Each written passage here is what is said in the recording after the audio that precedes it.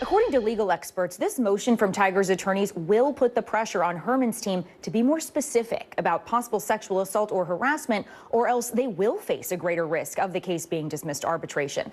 The original NDA was tightly worded, so the court would look at the context behind Herman originally signing the contract. It's likely a lot of this will play out behind closed doors. And we should also note that NBC News reached out to representatives of both Woods and Herman and did not receive a response. All right, Kaylee, thank you so much. Cloning your voice used to be unheard of, but not anymore. Now, a new groundbreaking AI technology is giving users the ability to replicate anyone's voice. NBC News Now anchor Gotti Schwartz has more on the technology you have to hear to believe and the concerns that also come with it. I'll have you know I graduated top of my class in the Navy SEALs. For the record, that's not really Prince Harry. It's just one example of what's sweeping the internet today. The latest deepfakes aren't so much about looks, but sound. See this speech by Leonardo DiCaprio? I stand before you not as an expert. Well, a voice replication company used AI to generate the sound of podcaster Joe Rogan. One of the 400,000 people. Steve Jobs. And the billions of others around the world. Robert Downey Jr. As an actor, I pretend for a living. And others. The technology to quickly clone someone's voice is available to anyone with an internet connection, giving them the ability to make manufactured content like this. I'm hungry. Hey, boy, give me some chicken nuggets. To see how the tech works, we headed to Silicon Valley's Resemble AI, a company that recently teamed up with the filmmakers behind the Andy Warhol Diaries, recreating Warhol's voice for some of the narration. I went down to the office because they were making a robot of me. Resemble AI says, unlike other voice cloning platforms, they require a person's consent before uploading samples of their voice, which we gave. So we uploaded a few examples of my own voice in Cadence, and soon I could type in anything and have it come out sounding freakishly close. This is what my voice sounds like when I clone it.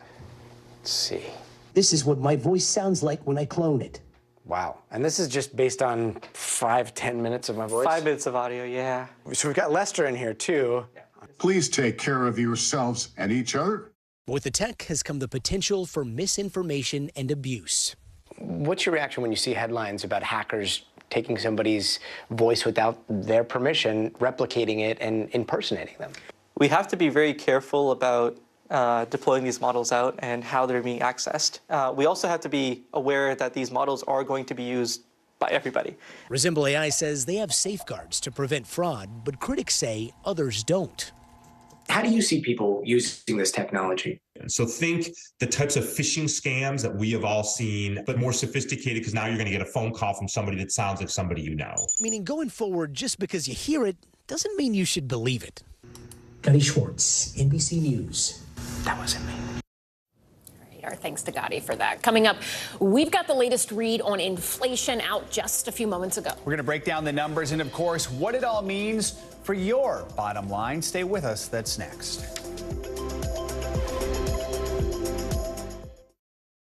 This is what it looks and feels From the like. storm zone. The bigger piece to the puzzle, new numbers just out this morning. We begin with breaking news just coming in. Russia has launched another round of attacks. What was it like when you came back and saw your neighborhood like this? They say that in modern war, there aren't any front lines anymore. Here, there certainly are. And we begin with the breaking news. Hurricane Ian gaining in strength. We've had some of the strongest winds here. How many of you were up there? At least like 11. Now to the economy as Americans face the highest inflation rate in decades. How does this all impact your wallet? More fallout from Elon Musk's Twitter takeover. An urgent warning this hour about the flu. How does RSV specifically hit some kids so hard, and then it seems like it almost doesn't affect others? Can voters trust that you will be able to do this job? Why should voters believe you? This special election night. We love it. We live for this. We have a substantial team of NBC News correspondents fanned out. This is the first time we've not been able to call control of the House on election night. Tonight, we'll take an unflinching look at the resurgence of anti-Semitism in America. They're waiting until Title 42 is lifted before they decide whether to cross into the United States. What made you decide to go the medicinal healing route for what you're growing here? Who should be accountable? The city points the finger at the state, state at the city. Making news right now. We are live on the ground there. I want to show you an up-close look at what we're talking about here. The news continues right now. We begin top story with that breaking news. This is just in, a lot of stories to get to. What do people need most right now? Did the state and or law enforcement drop the ball anywhere? Are we headed for a recession or a recovery? Migrant families now stranded in Mexico. What's the World Cup experience been like? The civilian effort is not just about fighting, it's also about helping. Every night, it's your news playlist. Top Story with Tom Llamas. Streaming weeknights at 7 on NBC News Now. This is what it looks and feels. With the latest, the bigger piece to the puzzle. We begin tonight with breaking news. How much water ultimately will be forced inland? Whenever it happens, wherever you are, NBC News, streaming free now. Hey, I'm Hallie. It's good to be with you tonight. There's another legal filing today, and I want to cut through some of the weedsy stuff. And let's just get to the point. They have started to vote on the PACT Act. If you're like, Hallie, stop speaking Washingtonese. This bill would basically give health care to veterans who have exposed to these toxic chemicals. So, Scott, I'm trying to make this as not DC as possible. The increased sort of anger that we've seen now in politics. I saw you searching for, I think, your microphone, Dan. You are out. I was trying to do it on the slide. Live TV, man. It's okay. The day's biggest political stories with trusted insight and expert analysis. A daily look at the politics behind the headlines. Meet the Press Now, streaming weekdays at 4 p.m. on NBC News Now. We're back with some breaking economic data. Yeah, inflation rose by 6% year over year in February. That is down from 6.4% in January. Let's break it down. Investopedia's editor-in-chief Caleb Silver is back with us. We're also joined by NBC News business and data reporter Brian Chung. Good morning to both of you. Brian, let's look at these numbers, break them down. Where are we seeing the biggest increases, and how does this compare with the previous month? Yeah, Joe, as you mentioned, seems to be good that the pace of price increases is slowing, although just a bit, 6%, which is a slowdown from the prior month of 6.4%, but also much slower than the 9.1% we saw in the summer of last year. What contributed to the still high inflation, though, remains shelter, the cost of just putting a roof over your head. That cost went up by 0.8% between January and February, and there is some kind of positive indications that we're seeing from more high-frequency data compared to what the government puts out there, that maybe that number will go down soon. But by and large, it seems like prices are still high, although we're seeing some silver linings in the form of food prices actually going up at a slower pace. Eggs and lettuce prices actually were down between January and February. I'm sure welcome news to a lot of and eggs were the headline of a few months ago. They were. There we go. Yeah, really. Caleb, what's your takeaway from this one? Yeah, slowly coming down, but not fast enough. But this would have been the biggest story of the month had it not been for the bank failures. But there is a nice decline here. Food prices have been sticky high. Shelter prices have been sticky high. They remain pretty high. But meat, poultry, fish, eggs, all coming down slightly in price. That's a good sign. And energy prices and utilities also coming down. Those were sticky high a few months ago. So some of these key things that we pay for on the daily, they're coming down a little bit. We're just not feeling it yet. All right, so Caleb mentions the bank failures. So my question to you, Brian, is some wonder if these bank failures could hasten a recession. Where are we at when it comes to talk of a recession or fending off a recession? If we did have one or any sort of slowdown, what would that do to inflation? Yeah, well, I mean, as a business reporter, I almost forgot that the inflation numbers were coming out this morning because of all the fallout that we saw from Silicon Valley Bank. But, you know, that story, what's happening in the banking industry is very much the looming cloud when it comes to the economic outlook, because inflation was already the biggest story in terms of the uncertainty going forward. For the Federal Reserve, the nation's economic steward, it presents a very challenging situation. They were raising interest rates to try to take steam out of this hot economy, to take inflation down. But high interest rates were also one of the dominoes that led to the collapse of Silicon Valley Bank. Not the primary reason, but one of the factors that led ultimately to that. So maybe they take a step back from the aggressive pace of interest rate hikes to stop the contagion as well. We'll have to see. Because the Fed is supposed to meet soon, right? Next month. Yeah. How do you expect all of these factors to play into their meeting? Yeah, next week, in fact, March 21st and 22nd. And the thinking going into this next meeting was the Fed would continue these small raises of 1/4 point, but maybe they would do 1/2 point to really sort of knock the wind out of inflation. But the collapse of these banks, plus a softer number here, may cause the Fed to pause. There are some banks out there saying the Fed may not raise rates at all. In fact, they may start to lower rates. That would be a big shock. I say they still probably go ahead with 1/4 point just to be consistent and really stamp out inflation for good. So, Brian, if we see a smaller, like 1/4 point or no increase at all, what does that mean for the average consumer? Yeah, well, I mean, look, at the end of the day, interest rates are still high, and they've, been been high for a while. So if you're looking to buy a house, if the Federal Reserve slows the pace of interest rate hikes by maybe not moving at all, they're not cutting interest rates. So that means that mortgage rates, credit card rates, auto loan rates are still going to remain high. So they don't expect any sort of massive change in the story on the housing market, where it's still very expensive to borrow. All right, Brian and Caleb breaking it all down for us. Thank you. Appreciate having you both here. Let's take a look at what else is making financial headlines this morning. The Justice Department is now taking action against one of your corner drugstores. CNBC's Savannah Henao joins us with that and other money headlines. Savannah, good morning. Joe Ellison, good morning. Yes, so the Justice Department has joined a whistleblower lawsuit against Rite Aid. It accuses the drugstore chain of missing red flags as it illegally filled hundreds of thousands of prescriptions for controlled substances, including opioids. The suit alleges Rite Aid repeatedly filled prescriptions that were medically unnecessary or for off-label use. Pharmacists are accused of ignoring obvious signs of misuse, and Rite Aid intentionally deleted some internal warnings about suspicious prescriptions. Meta is ditching support for NFTs on Facebook and Instagram less than a year after jumping on the digital bandwagon. Meta's fintech head says the company will focus more on other ways to support content creators, people, and businesses. Meta rolled out support for users to share NFTs last year when the crypto asset was booming. But Bitcoin and other digital tokens spiraled in value late last year following the collapse of FTX. Sean Diddy Combs is throwing his hat into the ring for BET.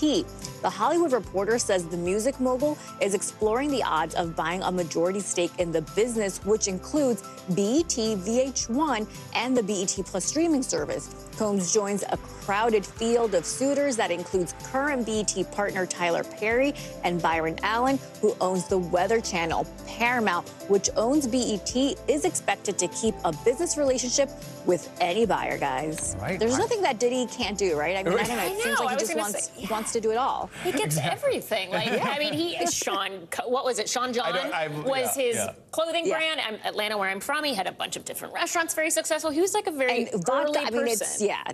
He's got a lot going on. He was like one of the early music artists to really branch out into other industries. He's a really interesting guy. All right, add one more thing to his portfolio. Yes. Savannah, thank you so much. You got it.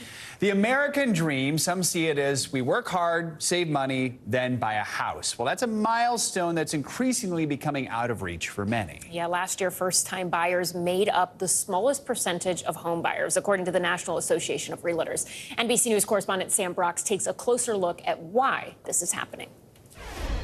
In housing markets all over the country, big and small, coastal and inland, there's a riddle that first-time homebuyers like Kevin Lederer of Orlando are trying to solve. When did your reality come crashing down on trying to buy a house? About 2 years ago when I started making offers and getting outbid nonstop.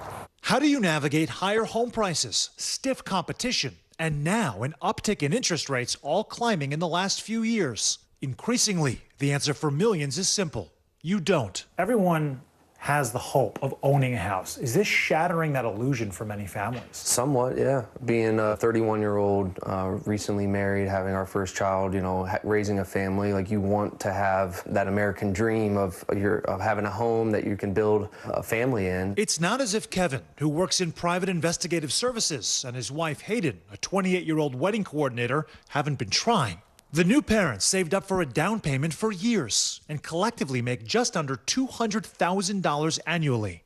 Still, it's not enough. The typical first-time home buyer, the share actually dropped to the lowest level we've ever recorded in our 41-year history of the report. We also saw that the age jumped to the highest we've ever seen before. To give you some better perspective, just over a quarter of homes sold between July of 2021 and the end of June 2022 were purchased by first-time buyers. That's a dramatic drop from the historic benchmark of 40%. And the average age, normally around Kevin and Hayden's, is now up to 36. Housing experts say part of the problem can be traced to rents soaring along with inflation, sapping savings, as well as the fact that first-time homebuyers aren't facing an even playing field. First-time homebuyers, they do not have home equity to begin with.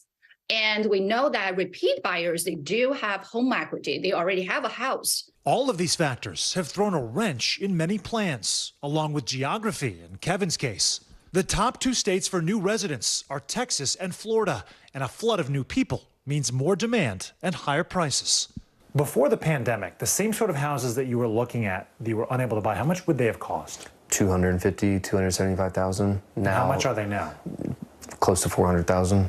And the younger generation needs more help than ever to get a down payment. The latest National Association of Realtor numbers show more than a quarter are staying with friends or family to save for a down payment. And the majority are making sacrifices, cutting back on luxury goods, clothes, and entertainment to save up. But it's unclear if first-time homebuyers might catch a break in the market as mortgage rates have fluctuated. But industry experts are predicting 30-year fixed mortgages are expected to drop by the beginning of next year. That allows for more buying power. Also, we see less competition in the marketplace. So those bidding wars and the lines out the door to see one home and timed entries, those are really ideas of last year. A tidal wave of obstacles could finally show signs of turning. I would have thought I would have bought a house by now. I would have already invested into that. But the hope is that we can get the house that I think that my family and I deserve. And that is a glimmer of optimism for this couple and so many like them who just started their search at the wrong time. Our thanks to Sam Brock for that reporting. And Kevin and Hayden told Sam that there was a reasonably priced house in Orlando that everyone seemed to want. It had more than 50 bids. The National Association of Realtors says last spring the average was about 5.5 bids per home listed. That's now come down to 2 or 3. All right, speaking of dreams growing up, the idea of getting your license and even buying a car was pretty exciting. Yeah, that's right. But according to NerdWallet's first ever car ownership report, the cost of hitting the road is starting to look more like a nightmare than a dream for some Americans. Yeah, joining us now for an exclusive first look at the findings is NerdWallet personal finance expert Sarah Rathner. Sarah, good morning. What were you setting out to do and find in this report? And from your perspective, what were some of the biggest surprises that came out of this research? We really wanted to find out what Americans are thinking when it comes to buying and leasing cars and what they're spending and what they're worried about. And we found that the average American is spending about 12% of their take-home pay on their car. And especially for younger consumers, Gen Z and millennials, that number goes way up to nearly $1,000 a month. That's over the average of just over $500 a month for all Americans of all ages. So it is a substantial amount of household budgets. All right, I want to repeat what you just said here when we break down the numbers. Focusing on Gen Z, you found they have the highest car costs out of any other generation, with about 1 in 5 spending $1,000 or more on their vehicle a month. $1,000 or more. I think I remember my first car payment some 20 years ago was $150 a month, and I felt like that was a lot. Why so much? Why do we think that is? Yeah, the days of your summer job paying for your car are long over. And that could be due to a lot of different factors. Namely, one, it's more expensive to finance a new car. When you're younger, you're first establishing yourself financially, you might not qualify for those lower interest rates compared to more established car buyers. And also, it's more expensive to insure a car when you're a younger driver. And so these costs are driving up those monthly car payments. So what's your recommendation here for people that are considering buying a car? Should they be looking at purchasing a used car? Should they be looking at leasing? Is it a good idea at all to be buying a car?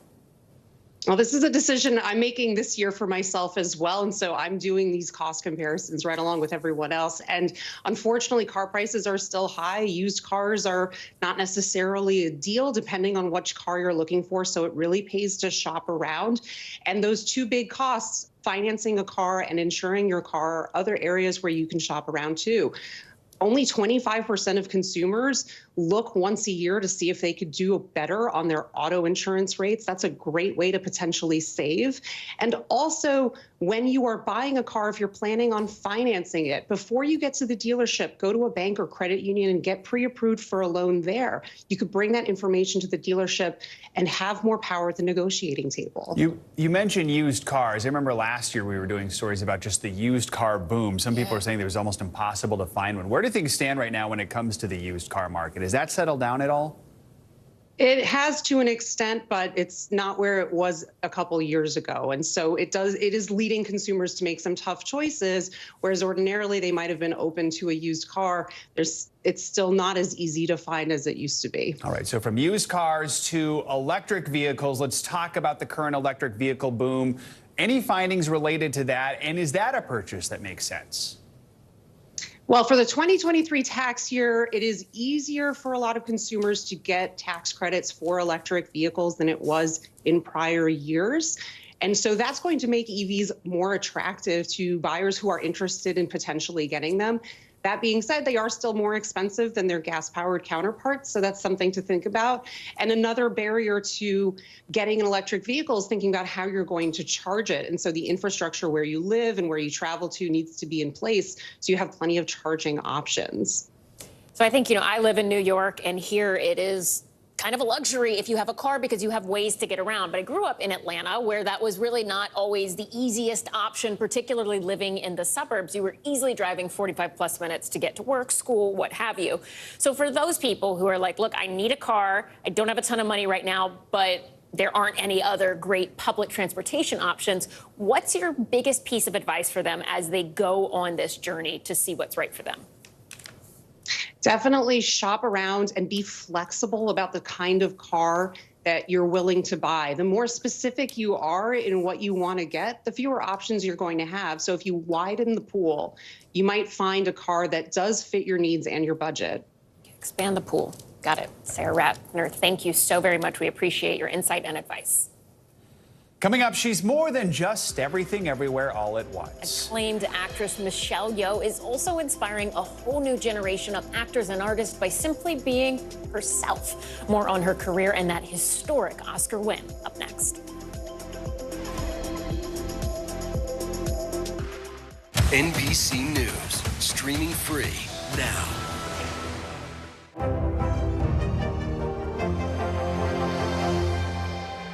We begin tonight with breaking news just coming in. Whenever it happens, wherever you are, NBC News, streaming free now.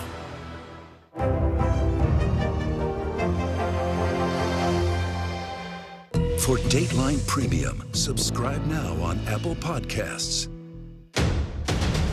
The day's biggest political stories with trusted insight and expert analysis. A daily look at the politics behind the headlines. Meet the Press Now, streaming weekdays at 4 p.m. on NBC News Now. This is what it looks and feels From the storm zone. The bigger piece of the puzzle comes. New numbers just out this morning. Good evening. We begin tonight with breaking news just coming in. We begin this hour with the latest developments. We're coming on the air with some shakeups big time on Capitol Hill. How much water ultimately will be forced inland?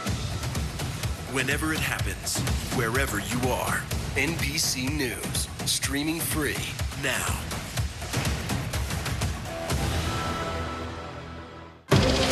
What do people need most right now? Did the state and/or law enforcement drop the ball? Migrant families now stranded in Mexico. What's the World Cup experience been like? It's your news playlist. Top story with Tom Yamas. Weeknights at 7 on NBC News Now. NBC News, streaming free now.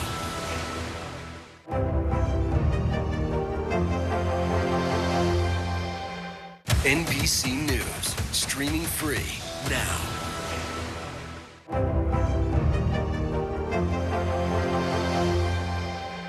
We begin tonight with breaking news just coming in. Whenever it happens, wherever you are, NBC News, streaming free now. Welcome back. It looks like there was actually another winner Sunday night at the Oscars. The show itself, the ratings are in, and this year viewership is up 12% higher compared to last year. According to Nielsen, 18.7 million people watched the Academy Awards this year. It's a bright spot for the awards show since the pandemic. Sunday's Oscars were actually the most watched awards program on any network since 2020. Are you surprised, Joe? I am a little bit surprised, but I'm also encouraged to hear that because it means, people were tuning in because they like the movies and it was just a feel-good show, I think, this year. So that's good to see. All right, cool. All right, let's keep this going. Everything, Everywhere, All at Once nearly swept at the Oscars. But there's one win in particular that was making history. NBC News correspondent Emily Aketa has that story. And the Oscar goes to Everything, Everywhere, All at Once. Like the name of the critically acclaimed film, Michelle Yeoh is everything and more. Michelle Yeoh. Now the first Asian woman to win an Oscar for Best Actress after her stunning performance as a laundromat owner sucked into the multiverse. Yo dedicating the historic moment to her 84-year-old mom and sharing these words of encouragement for the next generation. For all the little boys and girls who look like me watching tonight, this is a beacon of hope and possibilities. A message resonating around the world.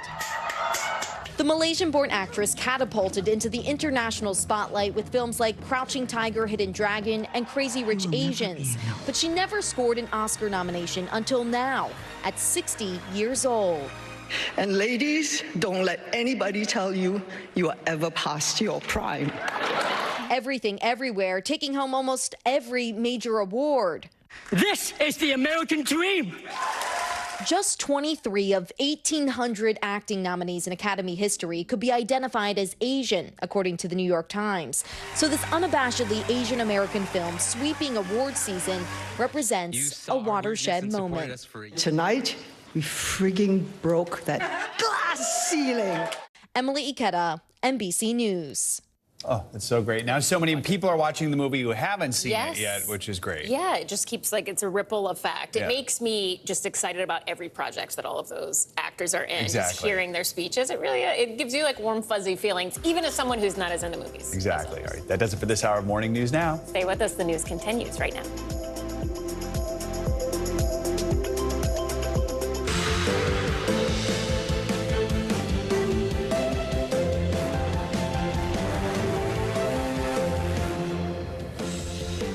Good morning. I'm Ellison Barber in for Savannah Sellers. And I'm Joe Fryer. Right now on Morning News Now, coastal crunch. We're watching some wicked weather this morning, hammering both the eastern and western seaboards. Out west, another severe system caused by an atmospheric river bringing driving rains, dangerous flooding, and multiple feet of snow to many parts of California. Well, here in the east, our first nor'easter of the season, also dumping inches upon inches of snow across multiple states. Our meteorologist Angie Lassman is covering it all for you as you head out the door. Fear and fallout on Wall Street. This morning, anxiety looms over America's financial system. The aftershocks from the collapse of Silicon Valley Bank slamming smaller, more regional banks. Their stocks sent tumbling yesterday. But as concern mounts over a wider economic crisis, President Biden offered this message yesterday. Americans can have confidence that the banking system is safe. So after these latest failures, should you be concerned about your money? We have expert analysis coming up.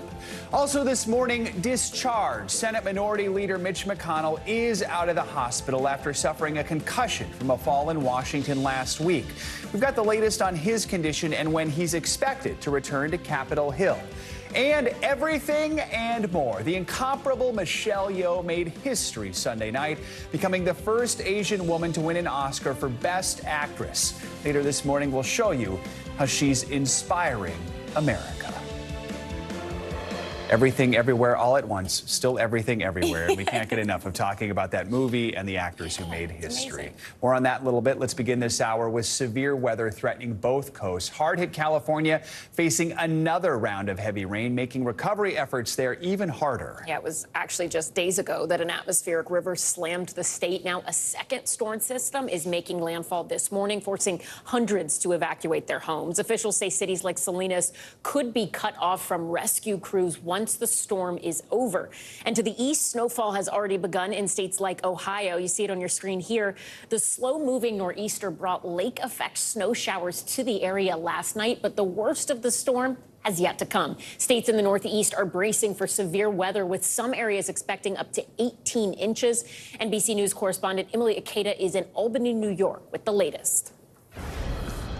Overnight, a major March nor'easter roaring across the Northeast, with heavy snow creating dangerous conditions on roads and causing this semi-truck to jackknife onto the side of the highway. The slow-moving storm bringing wet snow, rain, and blizzard-like winds. It's expected to impact more than a dozen states through Wednesday and already canceling hundreds of flights. Governors declaring states of emergency in parts of New Jersey and New York. We're cautioning people that this could be deadly. Governor Hochul deploying the National Guard and some 8,000 power crews to areas upstate expecting snowfall in the double digits. Heavy, dense snow means one thing. It's going to take down the wires. In neighboring Connecticut, a rush to stock up on forgotten winter necessities ahead of the storm. I think people thought that winter was going to be done and over with, and all of a sudden now we're getting hit. This is New England. You know, it's about time. In Massachusetts, waves churning on the coast, driven by wind gusts that could reach up to 60 miles an hour. Salt trucks loading up farther inland, preparing for difficult driving up and down the I-95 corridor. The storm prompting a rare snow day today for dozens of school districts statewide. It comes as California braces for more extreme weather and catastrophic flooding as the state still recovers from a deadly storm. Thousands under evacuation orders and warnings in communities along rivers due to rising floodwaters. Overnight, one person still missing after firefighters saved 6 people in the San Gabriel Valley. The individuals were stuck on an island surrounded by rivers swollen from recent storms.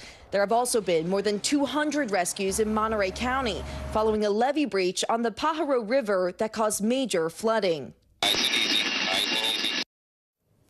Our thanks to Emily Aketa for that report. So let's bring in meteorologist Angie Laspin now for a check on the forecast. Good morning, Angie. Good morning, guys. Yeah, it's a busy couple of days for folks on the West Coast and on the East Coast. We've got lots to talk about. Let's just briefly look at that atmospheric river. Flooding, damaging winds, those are going to be things that people deal with for the next at least 24 hours. As far as the nor'easter is concerned, heavy snow, strong winds, and of course, the power outages will be problematic here going through the next day or so. Here's what the radar looks like. It took us till March for us to see a nor'easter.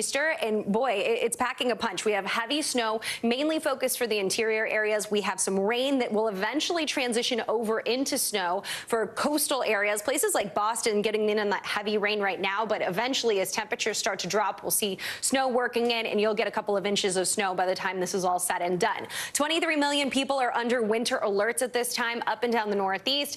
And it's not just the snow and the rain, it's also those really strong winds. That system continues to intensify offshore. And that means that the strong winds are going to be with us through the day today and even into tomorrow. When we're talking peak gusts, Albany up to 38 miles per hour, New York 43, a little closer to the coast, Atlantic City ends up at 48, along with Washington, D.C. So it's not just the precipitation that's going to be problematic and make travel difficult. This will be something that we watch through the day today. And when you accompany the wet snow with those strong winds, we're going to likely see some down power lines, some down trees, making it difficult, not just on the roads, but for folks that are even at home as well. Rain, heavy snowfall is going to come in the form of 2 to 3 inches of snow per hour, especially in those interior areas, the higher elevations where we're expecting some locations to receive multiple feet. Places like the Catskill Mountains could see up to 3 feet of snow by the time we get into early tomorrow morning. Some of those other totals, Boston, remember I said you're going to transition from rain to snow. Anywhere from 3 to 7 inches is possible. Albany, anywhere from 8 to 16 inches. So over a foot of snow. Again, the travel is going to be really difficult and near impossible in some locations through the day today. And again, this isn't just an early morning thing. This goes all the way into early tomorrow morning as well.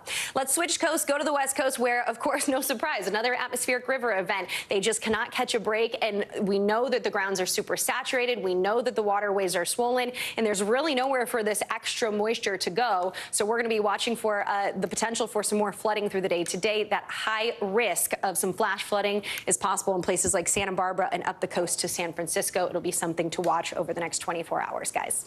All right, Angie, thank you so much. And this morning, the nation is bracing to see just how much of a ripple effect the historic collapse of Silicon Valley Bank and Signature Bank will have on the economy at large. Yesterday, regional bank stocks ended the trading day in the red amid fears that the failure of those two banks could spread to other companies in the banking sector. Still, President Biden is urging calm. He says his administration will find out how SVB collapsed in the first place to prevent a failure of this scale from happening again. He also reassured customers and taxpayers that they won't suffer from any of the bank's losses. Because of the actions that our regulators have already taken, every American should feel confident that their deposits will be there if and when they need them. For more on all this, let's get to NBC News correspondent Stephanie Gosk. This morning, concerns over a potentially growing banking crisis. Uncertainty sending stocks for medium-sized banks plunging on Monday, even forcing trading to be halted on several to slow the massive sell-off. First Republic Bank saw its share price fall a staggering 60%. Investors worried the collapse of two large banks, Silicon Valley Bank and New York's Signature Bank, could spread to the rest of the banking sector. All this despite President Biden's remarks yesterday attempting to restore faith. Americans can have confidence that the banking system is safe. But while the market was volatile, there was a collective sigh of relief from customers of both banks after the federal government quickly jumped in to guarantee all of their deposits, no matter the size. How does that feel to just get access? I mean, it feels like, Christmas has come early this year. Isa Watson's social media company Squad did all of its banking with SVB. I have a team of 7 very hardworking American employees. President Biden assuring Americans that the money will come from the banks themselves. No losses will be borne by the taxpayers. The federal government insures accounts up to $250,000, but because 87% of Silicon Valley Bank's customers have deposits greater than that, they went above that limit to cover their potential losses. The government is doing so by dipping into the Deposit Insurance Fund, which is money contributed by banks and has over $100 billion. What would have happened if the government didn't guarantee deposits for everybody? I think it truly would have been an economic near-term disaster. One of the factors was a classic run on the bank. And I think we need to take a look at what happened in the lead up. The collapse is also putting the spotlight on a 2018 law easing some bank regulations enacted during the Trump administration. Now some lawmakers are calling for those safeguards to be reinstated. The crisis has left many wondering if they should be concerned about their own banks. The average American has less than $50,000 in checking and savings accounts, and that remains safe as long as the money is kept in an FDIC-insured bank. Our thanks to Stephanie Gosk for that report. This morning, there is more fallout for SVB. The bank's parent company, along with 2 top executives, are being sued by shareholders in a class action lawsuit for fraud. Now let's bring in Investopedia editor-in-chief Caleb Silver for more on this. Caleb, good morning to you. If I can we go back for a minute? Because I feel like I hear so many people saying this isn't like 2008. Don't panic, don't panic. A lot of late 20s, early 30s, you were in high school in 2008. So explain to me the difference between 2008 and now and why people shouldn't be panicking. Yeah, well, in 2008, we had a real liquidity crisis. We had banks investing deeply in mortgage-backed securities. The housing market took a very steep downturn back then, as you remember, and those banks were kind of left with very, very depleted balance sheets. A lot of them couldn't survive. A lot of them went under, including Washington Mutual, including Lehman Brothers. So we had massive banks with trillions of dollars that just did not have solid assets on their balance sheet. Today, we have a few banks, regional banks, that don't look like they're in very good health. We've seen a few seized already. We might see a couple of more. Why? Because rising interest rates have hurt their balance sheets. The way we always say the Fed raises interest rates until something breaks. Something broke in the banking system. That's what happened to Silicon Valley Bank. That's what happened to Signature Bank. It could happen to a couple others. You know, the vast majority of Americans don't do any business with these 2 banks. So for the average American who has their money in another bank, should they be worried about this? And remind us what the FDIC's insurance limits are here to protect us. The FDIC insures up to $250,000 of your deposit. So if you have that much or less in the bank and the bank gets seized, you're going to get your money back from the government. Now, the government's also created this special fund, as the reporter just described. That's $100 billion in liquidity for banks to access if their balance sheets get depleted and their customers come to get their deposits out. So there is a backstop there. Call it a bailout. Don't call it a bailout. I don't know what LL Cool J would say here, but you can get your money out of your bank, even if it's above that limit, as long as this fund is still whole. So bank runs are when people panic and run to their financial institution and try and take their money out. It seems like, historically speaking, any financial crisis in the United States has had elements of a bank run. Are we seeing anything like that happen here? Not to that degree, but folks were getting concerned. Customers of Silicon Valley Bank were very concerned about the health of the bank. The bank tried to raise some money in a secondary offering. Their balance sheet was in trouble, so customers came to get their money, and some of them needed their money. A lot of these small businesses or tech companies in Silicon Silicon Valley to pay employees. When they took their money out, when the tide goes out, you see who's swimming naked. In this case, Silicon Valley's bank balance sheet was not healthy. They did not have enough assets to cover those depositors. But if you see this in other banks, you start to see that run on the bank, then you start to see the bank close and not let people get their money out until they can rectify what's happening within their balance sheet. I wouldn't think that this is going to spread across the country. Most people are safe as long as their banking institution is in good health. That tide metaphor, too, quite the image there. So let's talk about the fact. Yesterday on this show, we had on someone, a small business owner who banked with SVB, had 15 employees, obviously was worried about losing everything, relieved that she didn't. And I asked her, I go, what are the lessons you've learned from this? And she sort of paused and said, I think I need to take a moment to kind of think about that maybe in the next day or two. But in your mind, what are the lessons we can learn from the collapses of these two banks? Yeah, well, you have to make sure that your financial institution is in good health. Now, could she do that? She's running a business. She assumes that a bank that's been around for 40 years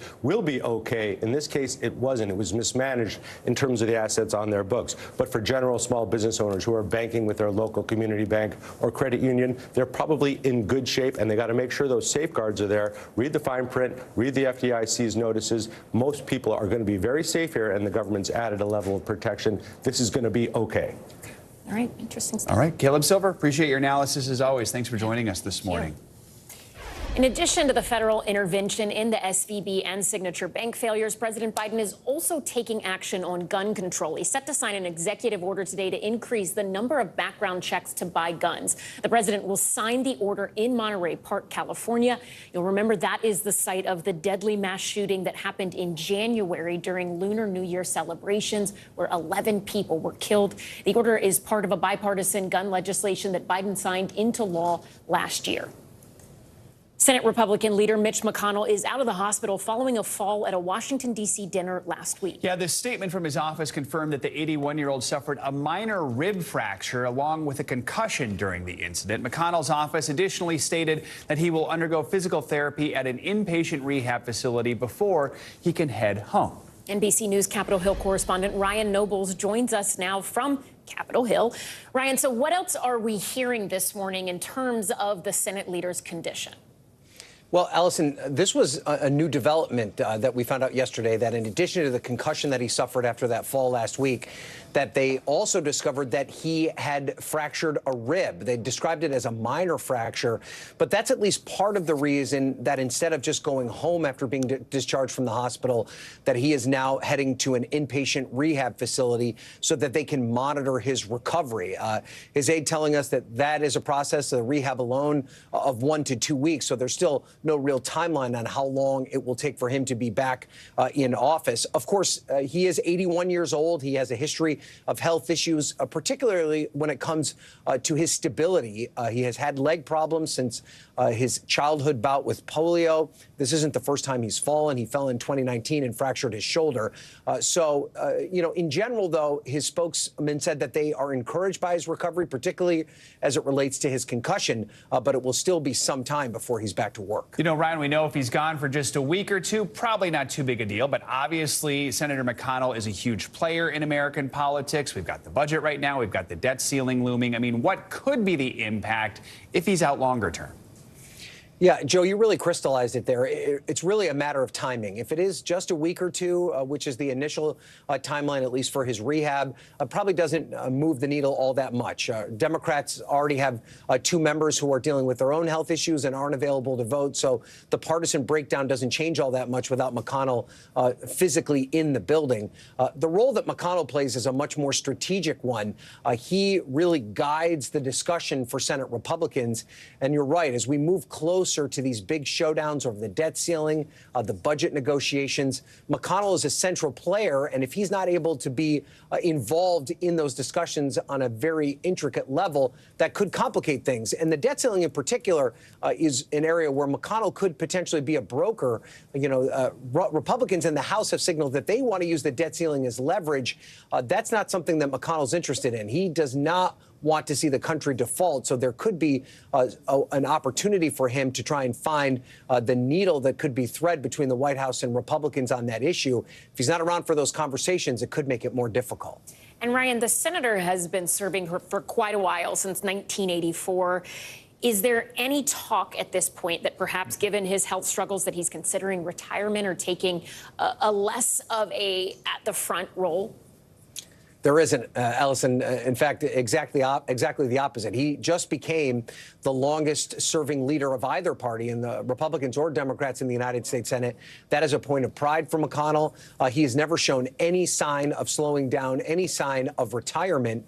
And this time around, his aides are not indicating that's even being considered. They believe that he'll make a full recovery and he will be back in charge of the Republican caucus in the Senate in the short term.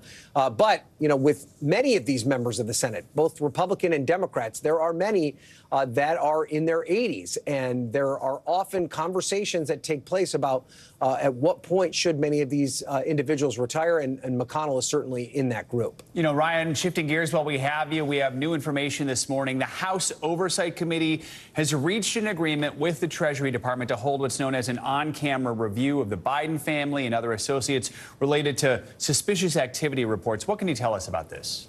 Well, this is something that James Comer, who's the new chairman of the House Oversight Committee, has been demanding since his time as the ranking member in the minority. And essentially, the Treasury Department ignored those requests when Republicans didn't have control. And now that he has the gavel and subpoena power, they've become more inclined to at least cooperate on some level. These suspicious activity reports, this is when the Treasury flags a significant deposit or transfer of money in and out of a bank account.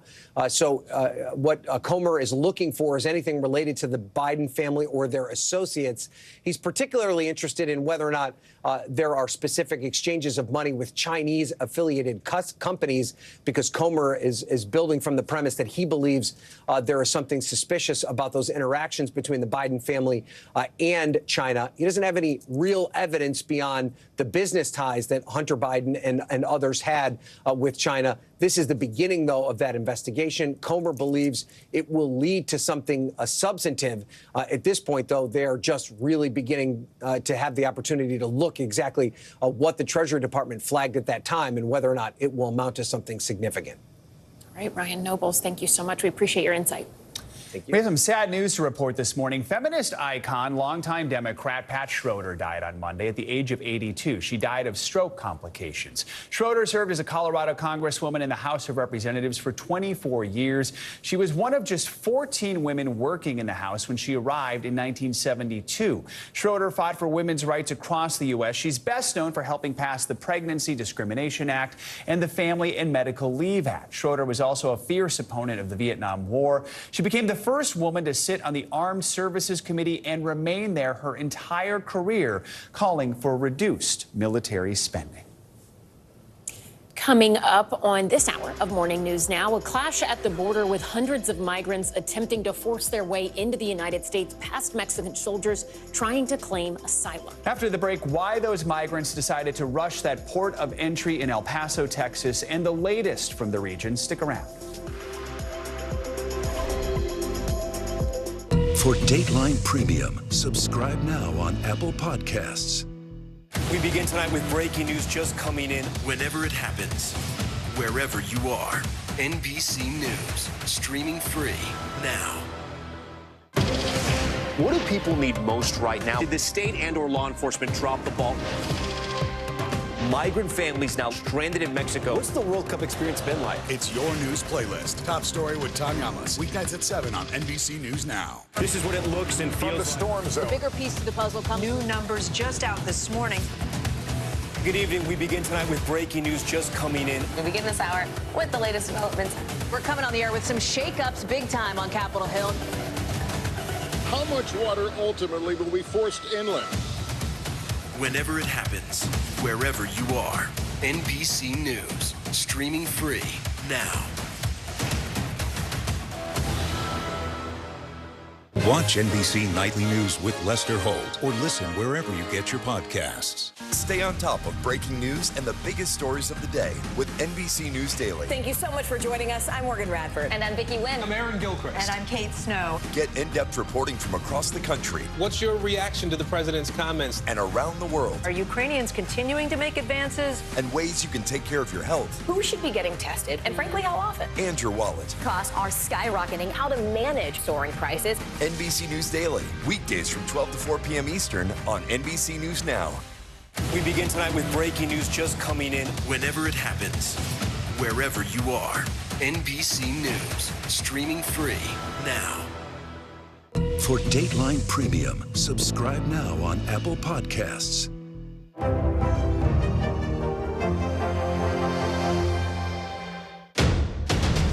The day's biggest political stories with trusted insight and expert analysis.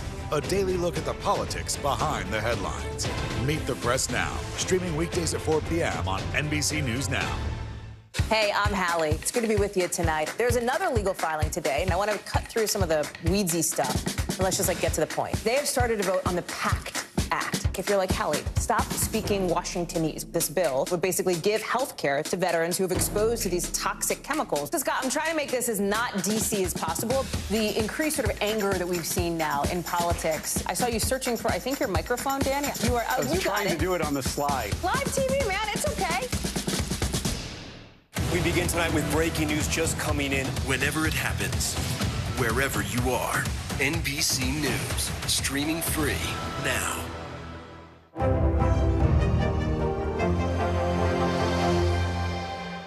For Dateline Premium, subscribe now on Apple Podcasts.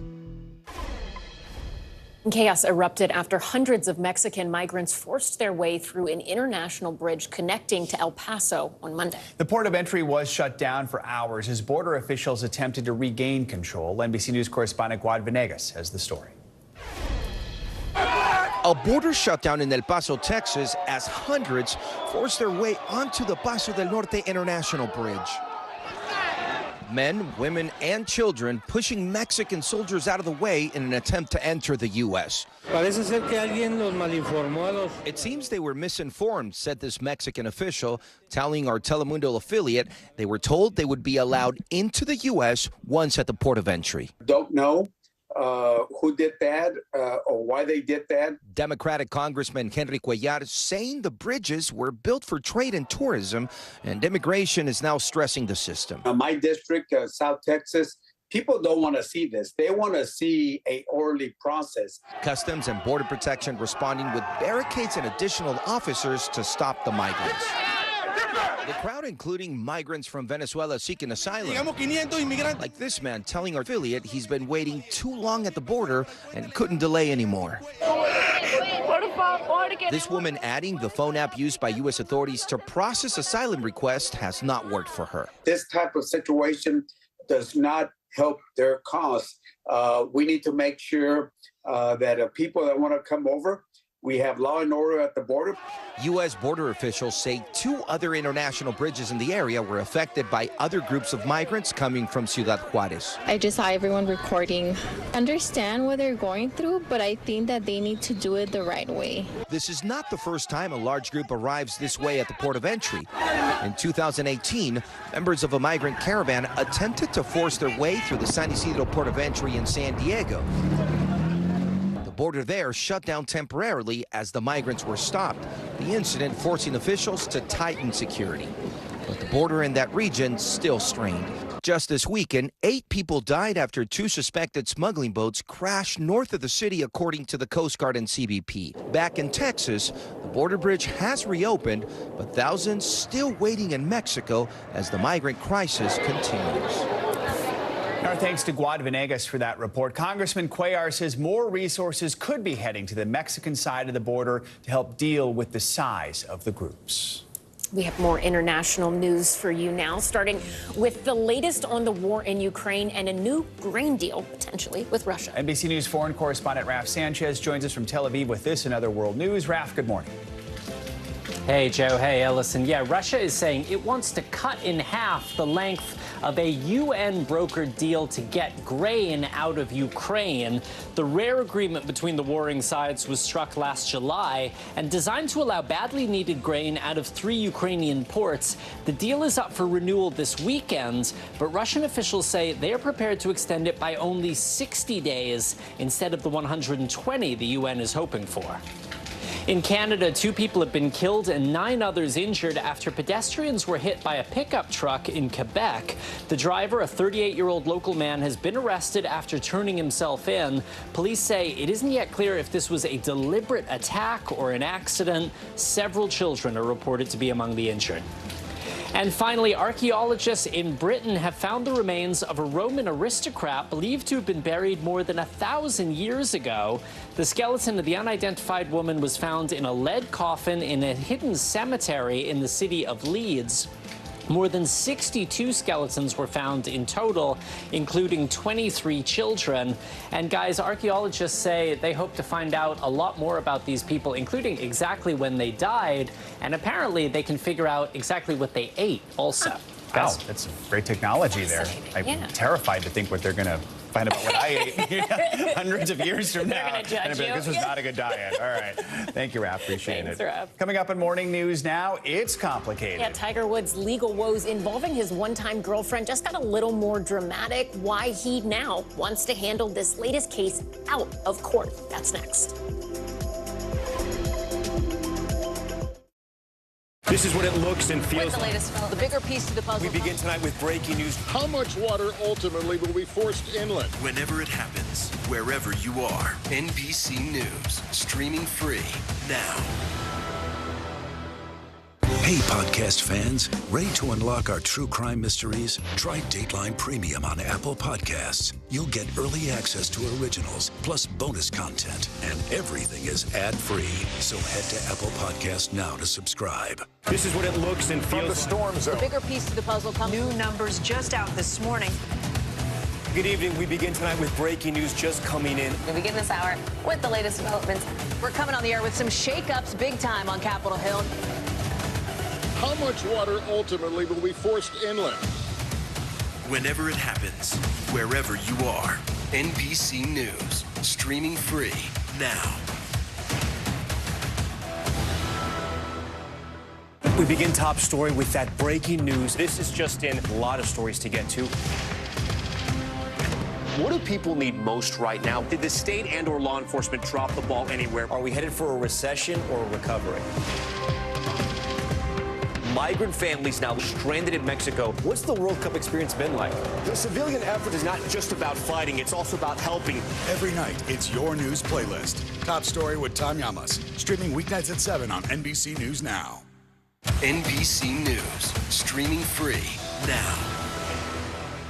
Hey, podcast fans, ready to unlock our true crime mysteries? Try Dateline Premium on Apple Podcasts. You'll get early access to originals, plus bonus content, and everything is ad-free. So head to Apple Podcasts now to subscribe. The day's biggest political stories with trusted insight and expert analysis. A daily look at the politics behind the headlines. Meet the Press Now, streaming weekdays at 4 p.m. on NBC News Now. NBC News, streaming free now. For Dateline Premium, subscribe now on Apple Podcasts. We begin top story with that breaking news. This is just in. A lot of stories to get to. What do people need most right now? Did the state and/or law enforcement drop the ball anywhere? Are we headed for a recession or a recovery? Migrant families now stranded in Mexico. What's the World Cup experience been like? The civilian effort is not just about fighting, it's also about helping. Every night, it's your news playlist. Top Story with Tom Llamas, streaming weeknights at 7 on NBC News Now. We're back with new developments this morning in the legal battle between Tiger Woods and his ex-girlfriend, Erica Herman. Woods' attorneys are responding to Herman's lawsuit to nullify her NDA, filing a motion to take the dispute out of court. NBC News contributing correspondent Kaylee Hartung has more on this. Hey there, it's a complicated legal battle, but essentially, Tiger Woods' attorneys are saying Erica Herman's NDA should be enforced. They say the federal law protecting victims of sexual harassment and assault should not apply here, pointing out that so far, Herman has not made those allegations against Tiger, let alone proven them. In a motion to enforce Erica Herman's non-disclosure agreement and resolve the dispute in arbitration, Woods' attorneys called Herman a jilted ex-girlfriend who wants to publicly litigate specious claims in court. It's pretty strong and inflammatory language, but they need to be careful depending on what exactly she has by way of evidence. Woods and Herman dated for nearly 6 years. I just want to say thank you to my mom, Sam, Erica, Charlie. But they're now on opposite sides of a $30 million civil suit filed by Herman in October. Following their breakup, Herman says Woods violated an oral tenancy agreement that should have allowed her to continue living at his Florida mansion. And under the federal Speak Out law, Herman wants to invalidate the non-disclosure agreement she signed in 2017 in order to share her own experiences, photographs, and recordings related to various legal claims she believes she has. But Woods' attorneys argue she has no right, their response saying she has never asserted any claims for sexual assault or sexual harassment against Mr. Woods, does not do so in this case, and cannot assert such claims truthfully. These are really uncharted waters. These laws are pretty recent. They were only passed last year, and we certainly haven't seen them tested in a case as high profile as this. The return to glory. Woods is considered by many to be the greatest golfer of all time, but his reputation off the course hasn't always been up to par, with personal scandals and a drunk driving arrest on his record. This morning, just 2 years after this near-fatal crash, Woods' legal battle with his most recent ex-girlfriend is now spilling into public view. According to legal experts, this motion from Tiger's attorneys will put the pressure on Herman's team to be more specific about possible sexual assault or harassment, or else they will face a greater risk of the case being dismissed to arbitration. The original NDA was tightly worded, so the court would look at the context behind Herman originally signing the contract. It's likely a lot of this will play out behind closed doors. And we should also note that NBC News reached out to representatives of both Woods and Herman and did not receive a response. All right, Kaylee, thank you so much. Cloning your voice used to be unheard of, but not anymore. Now, a new groundbreaking AI technology is giving users the ability to replicate anyone's voice. NBC News Now anchor Gotti Schwartz has more on the technology you have to hear to believe and the concerns that also come with it. I'll have you know I graduated top of my class in the Navy SEALs. For the record, that's not really Prince Harry. It's just one example of what's sweeping the internet today. The latest deepfakes aren't so much about looks, but sound. See this speech by Leonardo DiCaprio? I stand before you not as an expert. Well, a voice replication company used AI to generate the sound of podcaster Joe Rogan. One of the 400,000 people. Steve Jobs. And the billions of others around the world. Robert Downey Jr. As an actor, I pretend for a living. And others. The technology to quickly clone someone's voice is available to anyone with an internet connection, giving them the ability to make manufactured content like this. I'm hungry. Hey, boy, give me some chicken nuggets. To see how the tech works, we headed to Silicon Valley's Resemble AI, a company that recently teamed up with the filmmakers behind the Andy Warhol Diaries, recreating Warhol's voice for some of the narration. I went down to the office because they were making a robot of me. Resemble AI says, unlike other voice cloning platforms, they require a person's consent before uploading samples of their voice, which we gave. So we uploaded a few examples of my own voice in Cadence, and soon I could type in anything and have it come out sounding freakishly close. This is what my voice sounds like when I clone it. Let's see. This is what my voice sounds like when I clone it. Wow. And this is just based on 5-10 minutes of my voice? 5 minutes of audio, yeah. So we've got Lester in here, too. Please take care of yourselves and each other. With the tech has come the potential for misinformation and abuse. What's your reaction when you see headlines about hackers taking somebody's voice without their permission, replicating it, and impersonating them?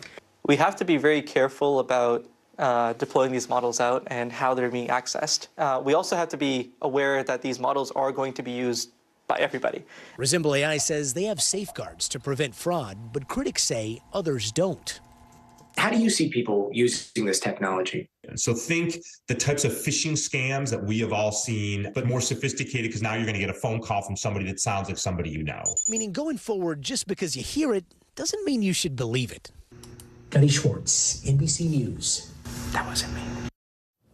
Our thanks to Gotti for that. Coming up, we've got the latest read on inflation out just a few moments ago. We're going to break down the numbers and, of course, what it all means for your bottom line. Stay with us. That's next. We begin tonight with breaking news just coming in whenever it happens, wherever you are. NBC News, streaming free now.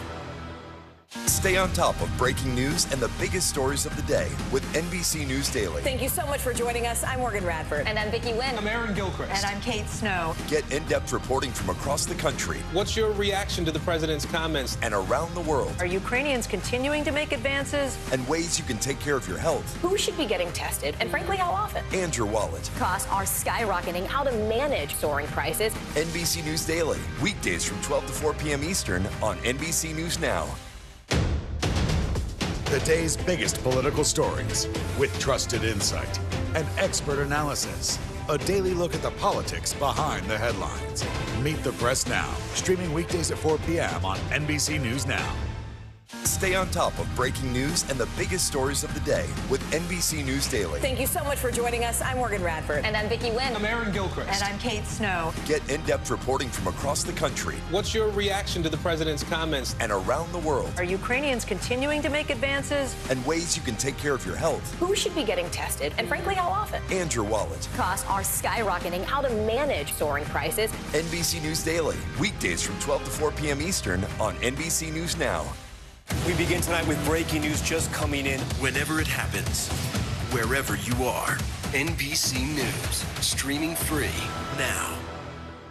Stay on top of breaking news and the biggest stories of the day with NBC News Daily. Thank you so much for joining us. I'm Morgan Radford. And I'm Vicki Wynn. I'm Aaron Gilchrist. And I'm Kate Snow. Get in-depth reporting from across the country. What's your reaction to the president's comments? And around the world. Are Ukrainians continuing to make advances? And ways you can take care of your health. Who should be getting tested? And frankly, how often? And your wallet. Costs are skyrocketing. How to manage soaring prices. NBC News Daily. Weekdays from 12 to 4 p.m. Eastern on NBC News Now.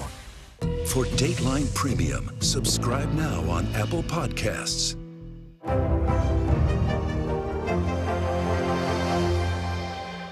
We begin tonight with breaking news just coming in whenever it happens, wherever you are. NBC News, streaming free now. The day's biggest political stories with trusted insight and expert analysis. A daily look at the politics behind the headlines. Meet the Press Now, streaming weekdays at 4 p.m. on NBC News Now.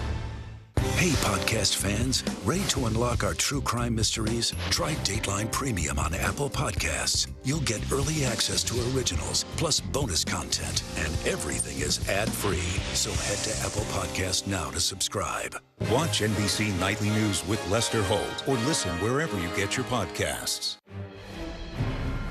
We're back with some breaking economic data. Yeah, inflation rose by 6% year over year in February. That is down from 6.4% in January. Let's break it down. Investopedia's editor-in-chief Caleb Silver is back with us. We're also joined by NBC News business and data reporter Brian Chung. Good morning to both of you. Brian, let's look at these numbers, break them down. Where are we seeing the biggest increases, and how does this compare with the previous month? Yeah, Joe, as you mentioned, seems to be good that the pace of price increases is slowing, although just a bit, 6%, which is a slowdown from the prior month of 6.4%, but also much slower than the 9.1% we saw in the summer of last year. What contributed to the still high inflation, though, remains shelter, the cost of just putting a roof over your head. That cost went up by 0.8% between January and February, and there is some kind of positive indications that we're seeing from more high-frequency data compared to what the government puts out there, that maybe that number will go down soon. But by and large, it seems like prices are still high, although we're seeing some silver linings in the form of food prices actually going up at a slower pace. Eggs and lettuce prices actually were down between January and February. I'm sure welcome news to a lot of and eggs were the headline of a few months ago. They were. There we go. Yeah, really. Caleb, what's your takeaway from this report? Yeah, slowly coming down, but not fast enough. But this would have been the biggest story of the month had it not been for the bank failures. But there is a nice decline here. Food prices have been sticky high. Shelter prices have been sticky high. They remain pretty high. But meat, poultry, fish, eggs, all coming down slightly in price. That's a good sign. And energy prices and utilities also coming down. Those were sticky high a few months ago. So some of these key things that we pay for on the daily, they're coming down a little bit. We're just not feeling it yet. All right, so Caleb mentions the bank failures. So my question to you, Brian, is some wonder if these bank failures could hasten a recession. Where are we at when it comes to talk of a recession or fending off a recession? If we did have one or any sort of slowdown, what would that do to inflation? Yeah, well, I mean, as a business reporter, I almost forgot that the inflation numbers were coming out this morning because of all the fallout that we saw from Silicon Valley Bank. But, you know, that story, what's happening in the banking industry is very much the looming cloud when it comes to the economic outlook, because inflation was already the biggest story in terms of the uncertainty going forward. For the Federal Reserve, the nation's economic steward, it presents a very challenging situation. They were raising interest rates to try to take steam out of this hot economy, to take inflation down. But high interest rates were also one of the dominoes that led to the collapse of Silicon Valley Bank. Not the primary reason, but one of the factors that led ultimately to that. So maybe they take a step back from the aggressive pace of interest rate hikes to stop the contagion as well. We'll have to see. Because the Fed is supposed to meet soon, right? Next month. Yeah. Well, how do you expect all of these factors to play into their meeting? Yeah, next week, in fact, March 21st and 22nd. And the thinking going into this next meeting was the Fed would continue these small raises of 1/4 of a point, but maybe they would do a 1/2 a point to really sort of knock the wind out of inflation. But the collapse of these banks, plus a softer number here, may cause the Fed to pause. There are some banks out there saying the Fed may not raise rates at all. In fact, they may start to lower rates. That would be a big shock. I say they still probably go ahead with a 1/4 point just to be consistent and really stamp out inflation for good. So, Brian, if we see a smaller, like a 1/4 point or no increase at all, what does that mean for the average consumer? Yeah, well, I mean, look, at the end of the day, interest rates are still high, and they've, been high for a while. So if you're looking to buy a house, if the Federal Reserve slows the pace of interest rate hikes by maybe not moving at all, they're not cutting interest rates. So that means that mortgage rates, credit card rates, auto loan rates are still going to remain high. So they don't expect any sort of massive change in the story on the housing market, where it's still very expensive to borrow. All right, Brian and Caleb breaking it all down for us. Thank you. Appreciate having you both here. Let's take a look at what else is making financial headlines this morning. The Justice Department is now taking action against one of your corner drugstores. CNBC's Silvana Henao joins us with that and other money headlines. Silvana, good morning. Joe Ellison, good morning. Yes, so the Justice Department has joined a whistleblower lawsuit against Rite Aid. It accuses the drugstore chain of missing red flags as it illegally filled hundreds of thousands of prescriptions for controlled substances, including opioids. The suit alleges Rite Aid repeatedly filled prescriptions that were medically unnecessary or for off-label use. Pharmacists are accused of ignoring obvious signs of misuse, and Rite Aid intentionally deleted some internal warnings about suspicious prescriptions. Meta is ditching support for NFTs on Facebook and Instagram less than a year after jumping on the digital bandwagon. Meta's fintech head says the company will focus more on other ways to support content creators, people, and businesses.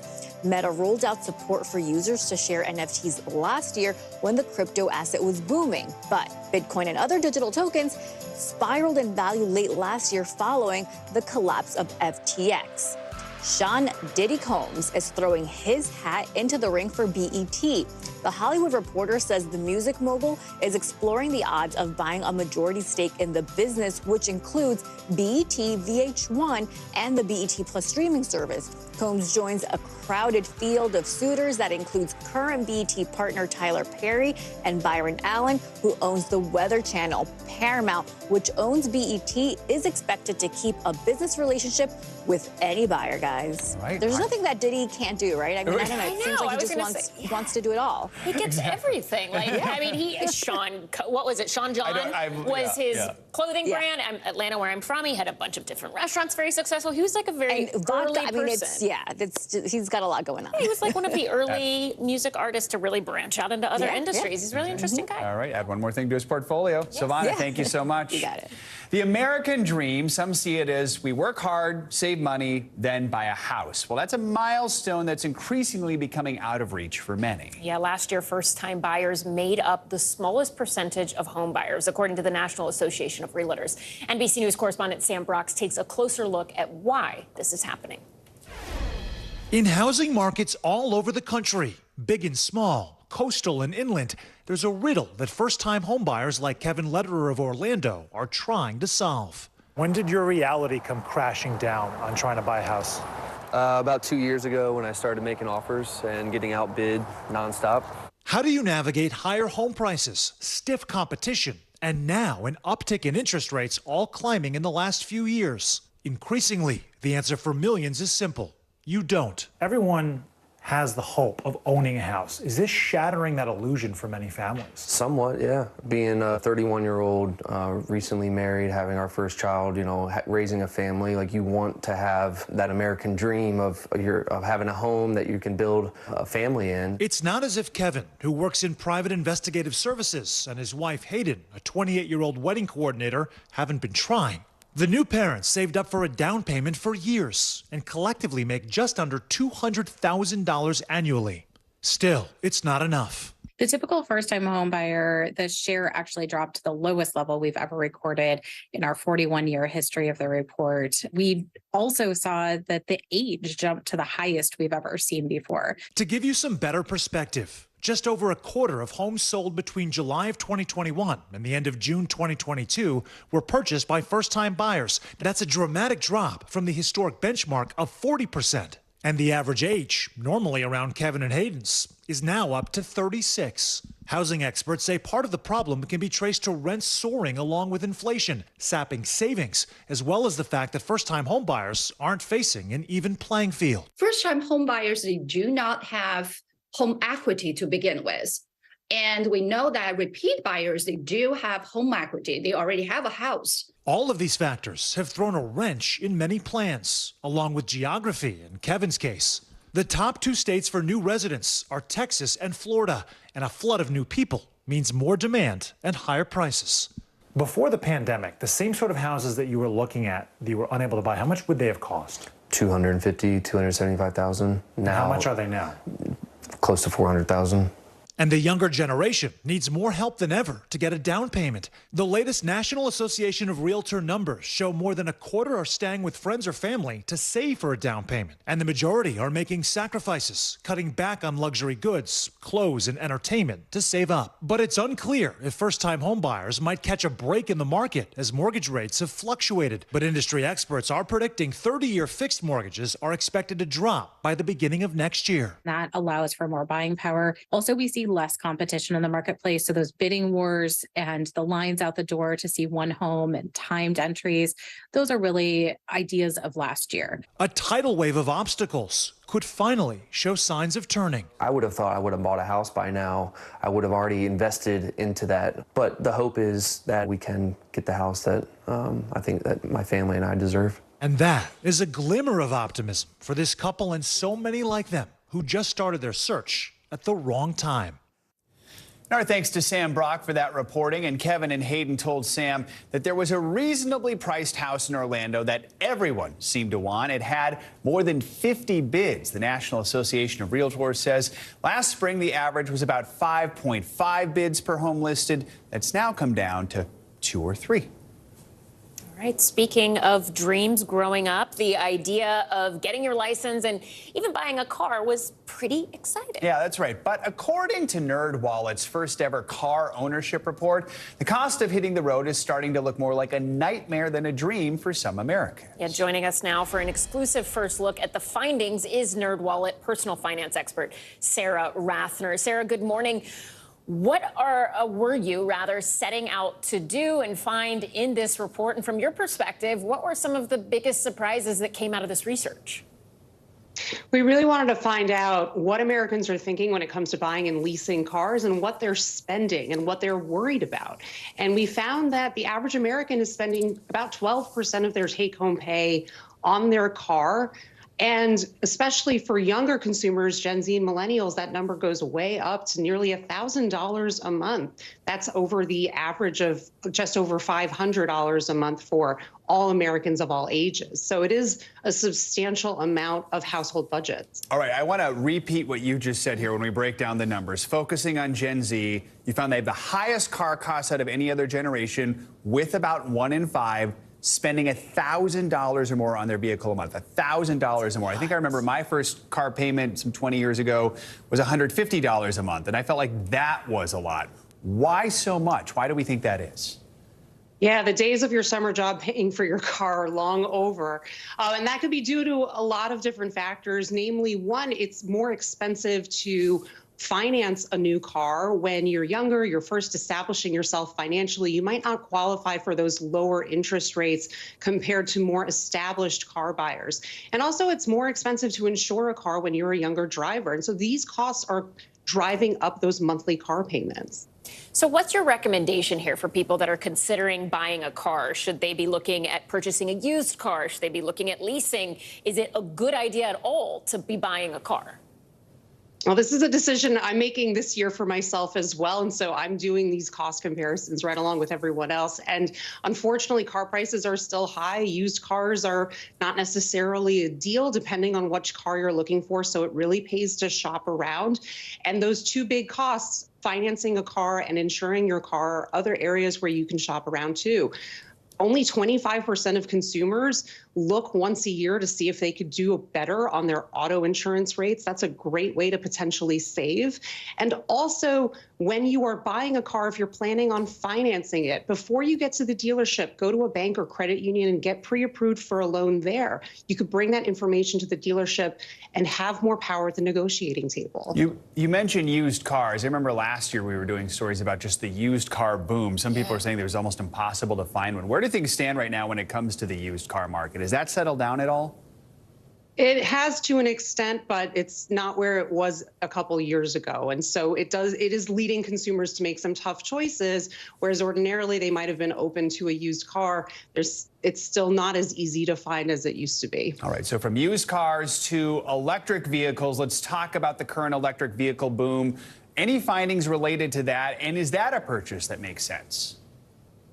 Well, for the 2023 tax year, it is easier for a lot of consumers to get tax credits for electric vehicles than it was in prior years. And so that's going to make EVs more attractive to buyers who are interested in potentially getting them. That being said, they are still more expensive than their gas-powered counterparts, so that's something to think about. And another barrier to getting an electric vehicle is thinking about how you're going to charge it. And so the infrastructure where you live and where you travel to needs to be in place so you have plenty of charging options. So I think, I live in New York, and here it is kind of a luxury if you have a car because you have ways to get around. But I grew up in Atlanta, where that was really not always the easiest option, particularly living in the suburbs. You were easily driving 45 plus minutes to get to work, school, what have you. So for those people who are like, look, I need a car, I don't have a ton of money right now, but there aren't any other great public transportation options, what's your biggest piece of advice for them as they go on this journey to see what's right for them? Definitely shop around and be flexible about the kind of car that you're willing to buy. The more specific you are in what you want to get, the fewer options you're going to have. So if you widen the pool, you might find a car that does fit your needs and your budget. Expand the pool. Got it. Sarah Ratner, thank you so very much. We appreciate your insight and advice. Coming up, she's more than just everything everywhere all at once. Acclaimed actress Michelle Yeoh is also inspiring a whole new generation of actors and artists by simply being herself. More on her career and that historic Oscar win up next. We begin top story with that breaking news. This is just in, a lot of stories to get to. What do people need most right now? Did the state and or law enforcement drop the ball anywhere? Are we headed for a recession or a recovery? Migrant families now stranded in Mexico. What's the World Cup experience been like? The civilian effort is not just about fighting, it's also about helping. Every night, it's your news playlist. Top Story with Tom Llamas, streaming weeknights at 7 on NBC News Now.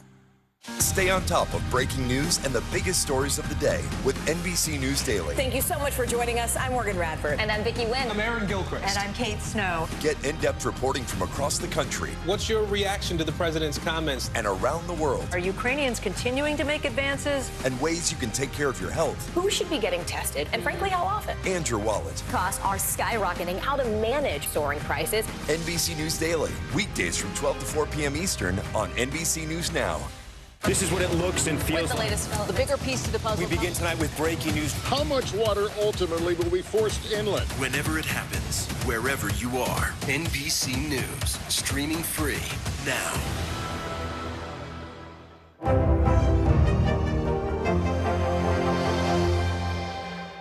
Stay on top of breaking news and the biggest stories of the day with NBC News Daily. Thank you so much for joining us. I'm Morgan Radford. And I'm Vicki Wynn. I'm Aaron Gilchrist. And I'm Kate Snow. Get in-depth reporting from across the country What's your reaction to the president's comments? and around the world, Are Ukrainians continuing to make advances? and ways you can take care of your health Who should be getting tested, and frankly, how often? and your wallet. Costs are skyrocketing. How to manage soaring prices. NBC News Daily, weekdays from 12 to 4 p.m. Eastern on NBC News Now. For Dateline Premium, subscribe now on Apple Podcasts.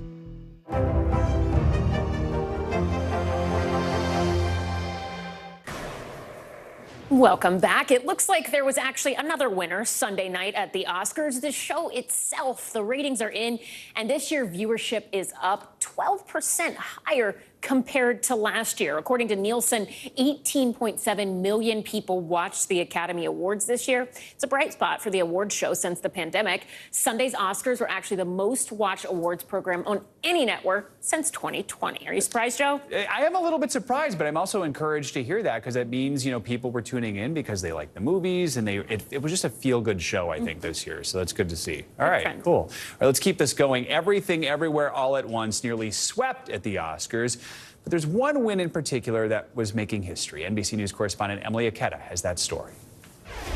And the Oscar goes to Everything, Everywhere, All at Once. Like the name of the critically acclaimed film, Michelle Yeoh is everything and more. Michelle Yeoh. Now the first Asian woman to win an Oscar for Best Actress after her stunning performance as a laundromat owner sucked into the multiverse. Yeoh dedicating the historic moment to her 84-year-old mom and sharing these words of encouragement for the next generation. For all the little boys and girls who look like me watching tonight, this is a beacon of hope and possibilities. A message resonating around the world. The Malaysian-born actress catapulted into the international spotlight with films like Crouching Tiger, Hidden Dragon, and Crazy Rich Asians. But she never scored an Oscar nomination until now, at 60 years old. And ladies, don't let anybody tell you you are ever past your prime. Everything, Everywhere, taking home almost every major award. This is the American dream. Just 23 of 1,800 acting nominees in Academy history could be identified as Asian, according to the New York Times. So this unabashedly Asian American film sweeping award season represents a watershed moment.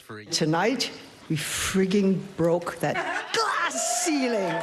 Emily Ikeda, NBC News. Oh, that's so great. Now, so many people are watching the movie who haven't seen it yet, which is great. Yeah, it just keeps it's a ripple effect. It Yeah. makes me just excited about every project that all of those actors are in. Just Exactly. hearing their speeches, it gives you warm, fuzzy feelings, even as someone who's not as into movies. Exactly. All right, that does it for this hour of Morning News Now. Stay with us. The news continues right now.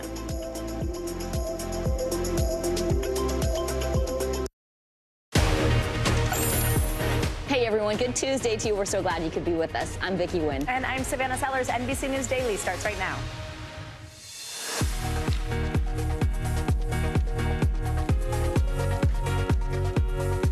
Today is Tuesday, March 14th. Banks on the brink. Americans are rattled after the high-profile collapse of Silicon Valley and Signature banks. What it all means for your money and the broader economy as inflation reportedly cools. New developments. Attorneys for Tiger Woods are trying to take his legal battle with his ex-girlfriend out of court and into closed-door arbitration. More on whether the golf legend's private affairs will remain out of the public eye. Relentless rain. Another atmospheric river is creeping into California, prompting fresh evacuation alerts for more than 30 million people. How rescue teams are navigating the storm-soaked state. Rebel without a cause. Teenagers can be tough, especially when they're, slamming doors, rolling their eyes, giving you the silent treatment. Well, we have a parenting expert here to guide us through those troubling teen years. I was not allowed to slam doors in my house growing up. That was a cause for extra trouble. Sometimes you door slammer? I can be. Occasionally? Yeah. All right, we're going to get to that. That's going to be good. Welcome to NBC News Daily. We're so glad you could be with us. We're going to start with the growing fears in the financial sector. That's right. There are concerns today over the health of smaller regional banks following the collapse of Silicon Valley Bank and Signature banks. A number of them are now coming under scrutiny from credit rating agencies. Yeah, the federal government is looking to shore up confidence and prevent more fallout, offering funds to banks that are facing outsized demand from their customers. NBC News correspondent Jake Ward joins us now. Hey, Jake, despite all of these concerns, it does look like bank stocks, after that horrible deep dive yesterday, they're rebounding today. So why are the markets reacting with confidence today? Hey, you guys, that's right. I mean, they did take a nosedive yesterday. These are, of course, the small regional banks, of which Silicon Valley Bank and Signature, are part of that category. And that's why regulators have been looking so closely at these other sort of mid-sized banks. The good news today is that the market seems to be feeling more confident about them. First Republic, which had been the subject of intense scrutiny yesterday, is back up by about 55% today. And so not that Wall Street is the way to evaluate the situation entirely, but at least as far as investors are concerned, there's a lot less panic on the market than there used to be. And Jake, there's now growing scrutiny over banking regulations that were actually rolled back by Congress several years ago. What are those? What are they looking at now? And could it prevent this from happening again? Well, after the 2008 financial crisis, banks were all required to basically have more money on hand to cover possible bank runs like the one we saw. And then in 2018, President Trump overturned some of those regulations for these mid-sized banks, ones like Silicon Valley Bank and Signature and First Republic. Now, Moody's, the credit rating agency, is saying today that it's looking closely at the credit ratings of about 6 banks, of which First Republic is one. And, the whole question here is whether the rules maybe need to be shifted back. We now know that Senator Warren is proposing overturning the 2018 change of rules that Trump put through and trying to perhaps, put them back under the same kind of scrutiny that big banks are under. Repealing the 2018 legislation must be an immediate priority for Congress. That's something she wrote in the New York Times. Quickly, Jake, we're seeing reports the Justice Department and the SEC are now investigating Silicon Valley Bank. What do you know about that? That's right. The Wall Street Journal is reporting that the SEC and DOJ are looking into what led to this collapse. We also know, thanks to great reporting from my colleague Brian Chung, that layoffs took place at Silicon Valley Bank before this. And so a lot of questions coming up today about how we got to the place we did on Friday for Silicon Valley Bank, you guys. All right, Jake Ward, as always, thank you very much. All right, well, inflation in this country is cooling as investors continue to process the fallout from SVB's collapse. That's right. Today's report from the Bureau of Labor Statistics was in line with expectations. It showed that inflation was up 6% from a year ago, but did continue the downward trajectory that began last July. And he was just name-checked. Brian Chung joins us now with more of his fabulous reporting. Hi, Brian. So tell us more about this report, what it says right now about the health of our economy. Yeah, well, it shows that prices are continuing to slow in terms of how high they're going, but it's still really high and uncomfortable for Americans. So 6%, that's how much more expensive things were in February of this year compared to February of last year. And that is indeed an improvement from the 9.1% we saw last year. And one big reason for that is because of declines that we saw in fuel oil, for example. We also did see commodity prices come down, food prices. For the first time in a while, we actually saw eggs and lettuce actually decline in price, which is welcome news to those at the grocery store. But again, 6% yearly rate, where economists say we really need to be is 2%. So still not necessarily mission accomplished. So we've got this report going, inflation slowing, but not to the point where the Fed wants it to be. Now we've got all these bank failures. You were just here yesterday telling us next week the Fed is scheduled to meet and decide whether to increase the rate once again. Do you think they might hold off? Yeah, well, this is a real challenge here, right? Because the reason why the Federal Reserve has been increasing interest rates is to deliberately slow this economy to make inflation come down. That's been the story. There's been nothing to complicate that up until you have 2 massive banks that failed over the weekend. And one problem with the failure of those banks is that one of the first dominoes to fall, it wasn't the only reason, but was partially a contributor to them failing, was higher interest rates, right? So the Federal Reserve is looking at this and saying, well, inflation is still high, right? 6%. We want to get that closer to 2%. But if we hike too much, maybe that's going to make other banks fall into trouble as well. So how do they string that? There's chatter on Wall Street that maybe they'll go by a small quarter percentage point of an increase just to show we're still on inflation, but we want to not go that aggressively. But on the other side of the coin, you have some Wall Street bets that are saying maybe they don't raise interest rates at all. We'll have to see next week. And Brian, also, what is, other than, just things being cheaper at the grocery store, more stable prices, what does inflation coming down or not mean for the consumer at home? Well, it means that if inflation can get back down to 2%, then at some point the Federal Reserve might not have to hike interest rates anymore. So if you're thinking about mortgage rates, for example, which have really done a number on the housing market, high credit card rates, high auto loan rates, well, they're all going to remain high. Don't expect that to go down anytime soon. But if inflation can come down faster, maybe that spells a little bit of an off-ramp for those rates to also come down a little bit as well. Gosh, 2% seems so far away. So far. Yeah, like how do we get back there if we ever do? All right, if we do buy homes again. I know it's 7% mortgage rates right now. I don't even want to talk about it. All right, NBC News business and data reporter Brian Chung, thank you so much, Brian. Thanks, Brian. Now, Tiger Woods is fighting to keep the details of a dispute with his ex-girlfriend from becoming public, though some of them already have. The golf icon filed a motion to enter arbitration and keep the conflict out of a Florida courtroom. Now, Woods' ex-girlfriend, Erica Herman, she is suing for damages and a release from her 2017 non-disclosure agreement with the golfer. NBC News correspondent Kaylee Hartung has the report. Hey there, it's a complicated legal battle, but essentially, Tiger Woods' attorneys are saying Erica Herman's NDA should be enforced. They say the federal law protecting victims of sexual harassment and assault should not apply here, pointing out that so far, Herman has not made those allegations against Tiger, let alone proven them. Tiger Woods is asking a Florida court to help him keep his private life private. In a motion to enforce Erica Herman's non-disclosure agreement and resolve the dispute in arbitration, Woods' attorneys called Herman a jilted ex-girlfriend who wants to publicly litigate specious claims in court. It's pretty strong and inflammatory language, but they need to be careful depending on what exactly she has by way of evidence. Woods and Herman dated for nearly 6 years. I just want to say thank you to my mom, Sam, Erica, Charlie. But they're now on opposite sides of a $30 million civil suit filed by Herman in October. Following their breakup, Herman says Woods violated an oral tenancy agreement that should have allowed her to continue living at his Florida mansion. And under the federal Speak Out law, Herman wants to invalidate the non-disclosure agreement she signed in 2017 in order to share her own experiences, photographs, and recordings related to various legal claims she believes she has. But Woods' attorneys argue she has no right. Their response saying she has never asserted any claims for sexual assault or sexual harassment against Mr. Woods, does not do so in this case, and cannot assert such claims truthfully. These are really uncharted waters. These laws are pretty recent. They were only passed last year, and we certainly haven't seen them tested in a case as high profile as this. The return to glory. Woods is considered by many to be the greatest golfer of all time, but his reputation off the course hasn't always been up to par, with personal scandals and a drunk driving arrest on his record. Just 2 years after this near-fatal crash, Woods' legal battle with his most recent ex-girlfriend is now spilling into public view.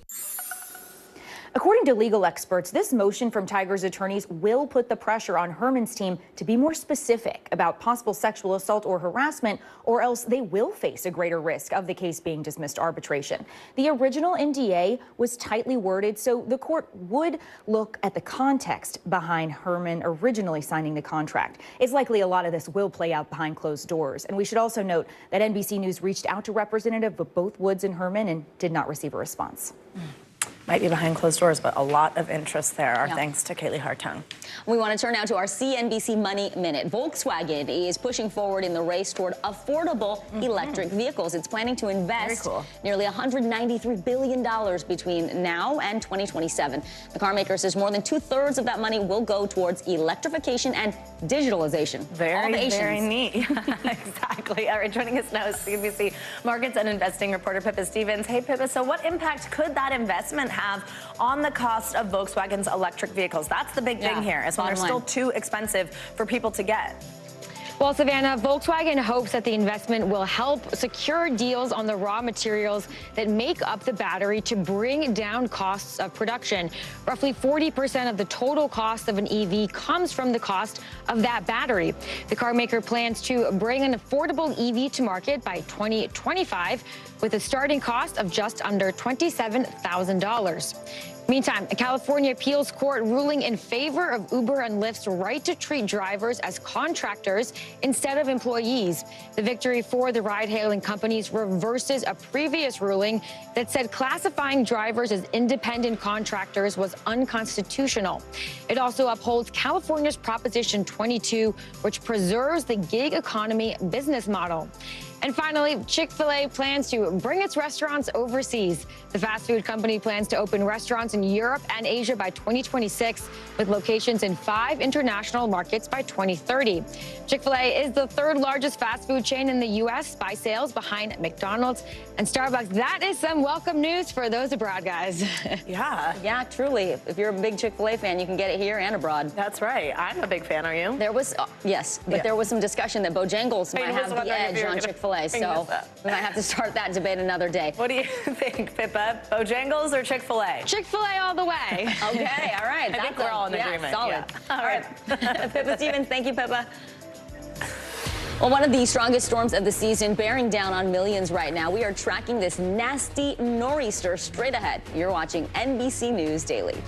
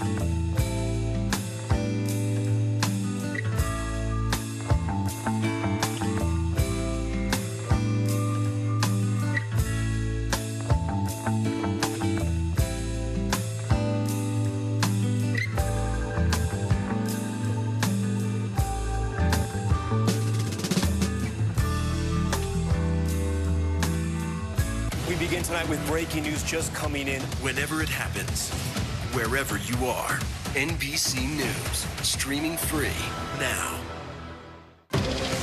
What do people need most right now? Did the state and/or law enforcement drop the ball?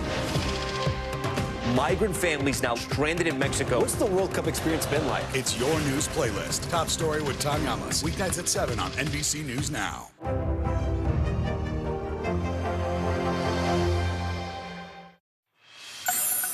Welcome back. Right now, 23 million people are under winter weather alerts across the Northeast and New England as a major storm is expected to bring heavy snow and rain through tomorrow. That's right. Snow could hit the ground at 2 inches per hour throughout today.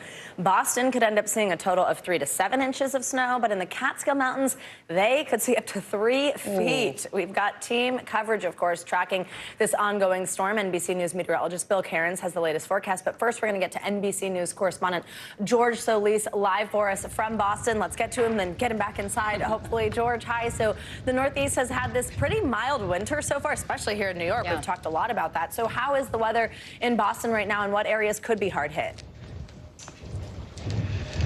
Hey, good afternoon, guys. It does not feel like spring is around the corner, right? Right now, we're seeing this wind and this rain that is here in Boston. We're expecting that switch over to snow within the next few hours, and that really could determine how much snow we end up seeing. We know in the western side of the state, some areas already reporting 24, 25 inches of snow. So in some ways, this is really just the start of the storm. Right now, the other concern, of course, being here by the water is some of that coastal flooding that may move in. We know the winds are going to be picking up. We're expecting wind gusts somewhere between 45, 50, maybe even 60 miles per hour. And we know our friends upstate in the New England, New York area are also seeing significant snowfall right now. And right now, the winds somewhat more mild, but they are picking up. We're actually seeing a little bit of that rain slow down, which makes me think that pretty soon we'll start seeing some of that snowfall. And of course, with that snow, the conditions on the road are a major concern. We know crews are out there ready on standby, ready to begin salting to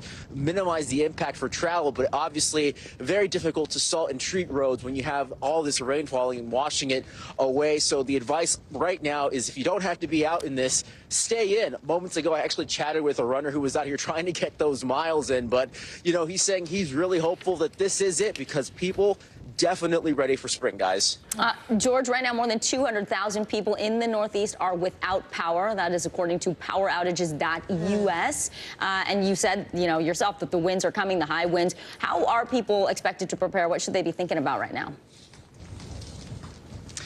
Yeah, and this comes with every storm, right? As those wind and the power outages become more rampant, some key things that people should definitely be considerate of if your power does go out. Of course, make sure that you're keeping your fridge closed, right? You want to keep those things in your fridge and freezer cool for as long as possible. Those with generators, please don't operate them indoors or near windows. Make sure they're outside. And if you have medicine, make sure you find alternate plans for those as well. For your electronics, make sure you don't keep them plugged in case there is a power surge.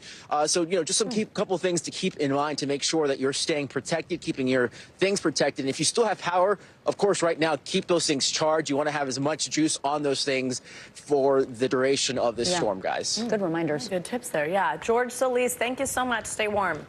And we have NBC News meteorologist Bill Cairns joining us live now. Hey, Bill, so talk to us about how this storm is going to continue to affect the East Coast for the next couple of days. Yeah, in case you're wondering why it's not windy where George is, he's almost in the center of the storm. It's almost like if you're in the eye of a hurricane. It's kind of similar. And he's right now almost in the center of the nor'easter. The higher winds are to the north of Boston right now. They'll crank later on today. So we have these two powerful storms on both coasts. The nor'easter, as we said, power outages up to now 280,000. You can see where Boston is located right here. The center of the storm is almost right over the top of Cape Cod. All the blue on this map is where it's snow. We've had reports of 28 inches in Windsor, Mass, 28 inches in Wilmington, Vermont. So that's a couple of the mountainous areas already over 2 feet. A lot of the heavy snow, it's being described as like cement, or it's being described as like white mud. It's just sticking to everything. It's very heavy, and that's why we have all the power outages that we're dealing with. It's what we also call heart attack snow. It's very difficult to shovel, very difficult to move. So 23 million people are in winter weather advisories or winter storm warnings of southern Maine all the way back towards almost Rochester and all the way down through the Hudson Valley. The large cities have not gotten a lot of snow. New York City, none. Boston's had very little, if any, at this point. They may only get another inch or two. Hartford, same for you. This is really an elevation event. You don't have to go up high in the hills, but just if you're in the valleys, you haven't seen much at all. So additional snowfall, a lot of the cities, not a lot, but you know, the White and the Green Mountains here could still pick up 6 to 12 inches. The Catskills will get another 3 to 6, but it's the winds now. So the snow is sticking to everything in the trees, and these winds are yet to come later on today, 50 to 40 miles per hour. That's why we will see the power outages continue to rise. Oh, all right, Bill Cairns, thank you so much for that look ahead.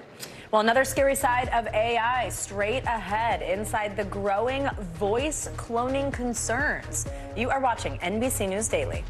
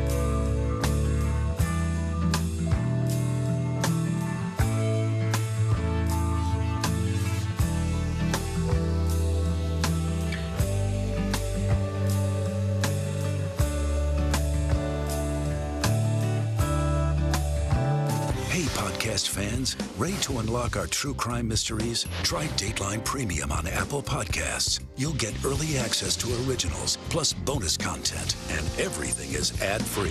So head to Apple Podcasts now to subscribe. What do people need most right now? Did the state and/or law enforcement drop the ball?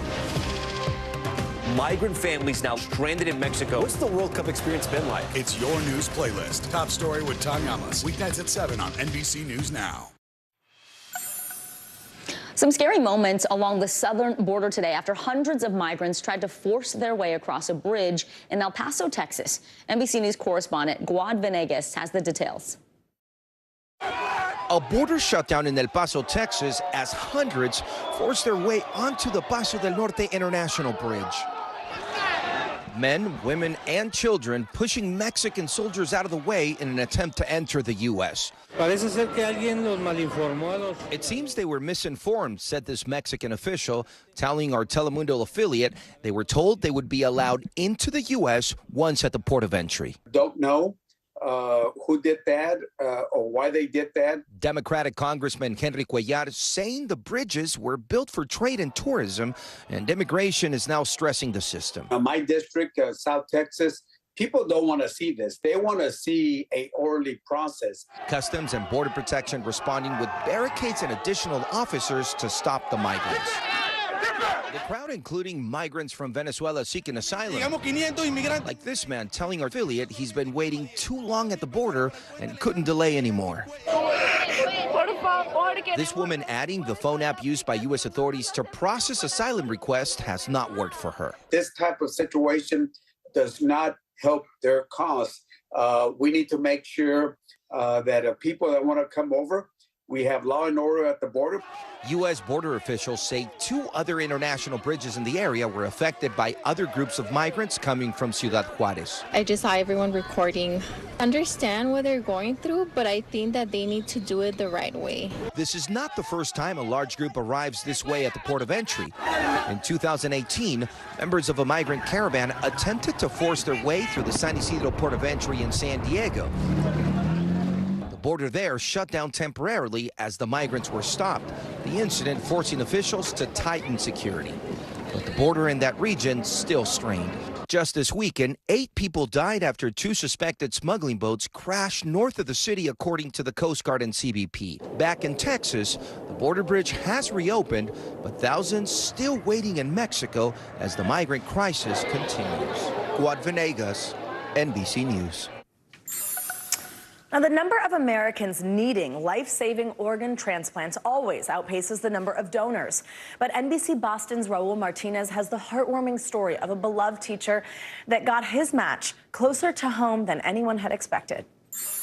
A year ago, Dave Collins was living a busy life, a husband, a father, teaching masonry at Essex Tech in Danvers. But on April 15th of 2022, everything came to a halt after a meeting with his doctor. She found that I was in end-stage renal failure. Collins immediately went on dialysis and, more importantly, needed a kidney transplant. Could be 6 to 7 years before you get a kidney donated. And would that have been enough time? No.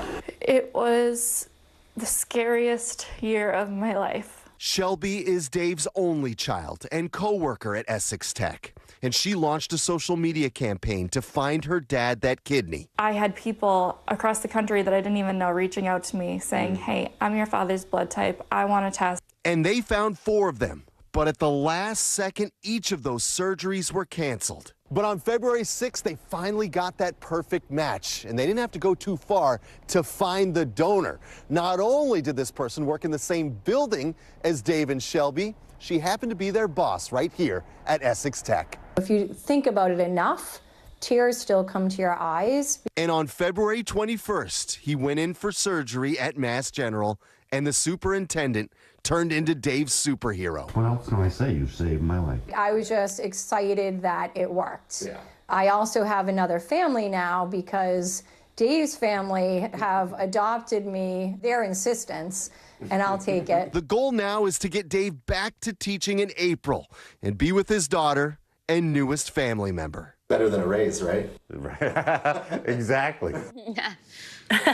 Certainly. Yeah. Wow, amazing. Sometimes they say the people you work with are like family, and that is such an example of that. Oh my gosh, an incredible story there. That was great. Our thanks to Raul Martinez from NBC Boston for that. Well, California just can't catch a break from the string of storms soaking the state. The widespread flooding fear straight ahead. You're watching NBC News Daily. You can watch us free 24/7 on our streaming network, NBC News Now, wherever you stream. All those places there on your screen. The news continues right after this.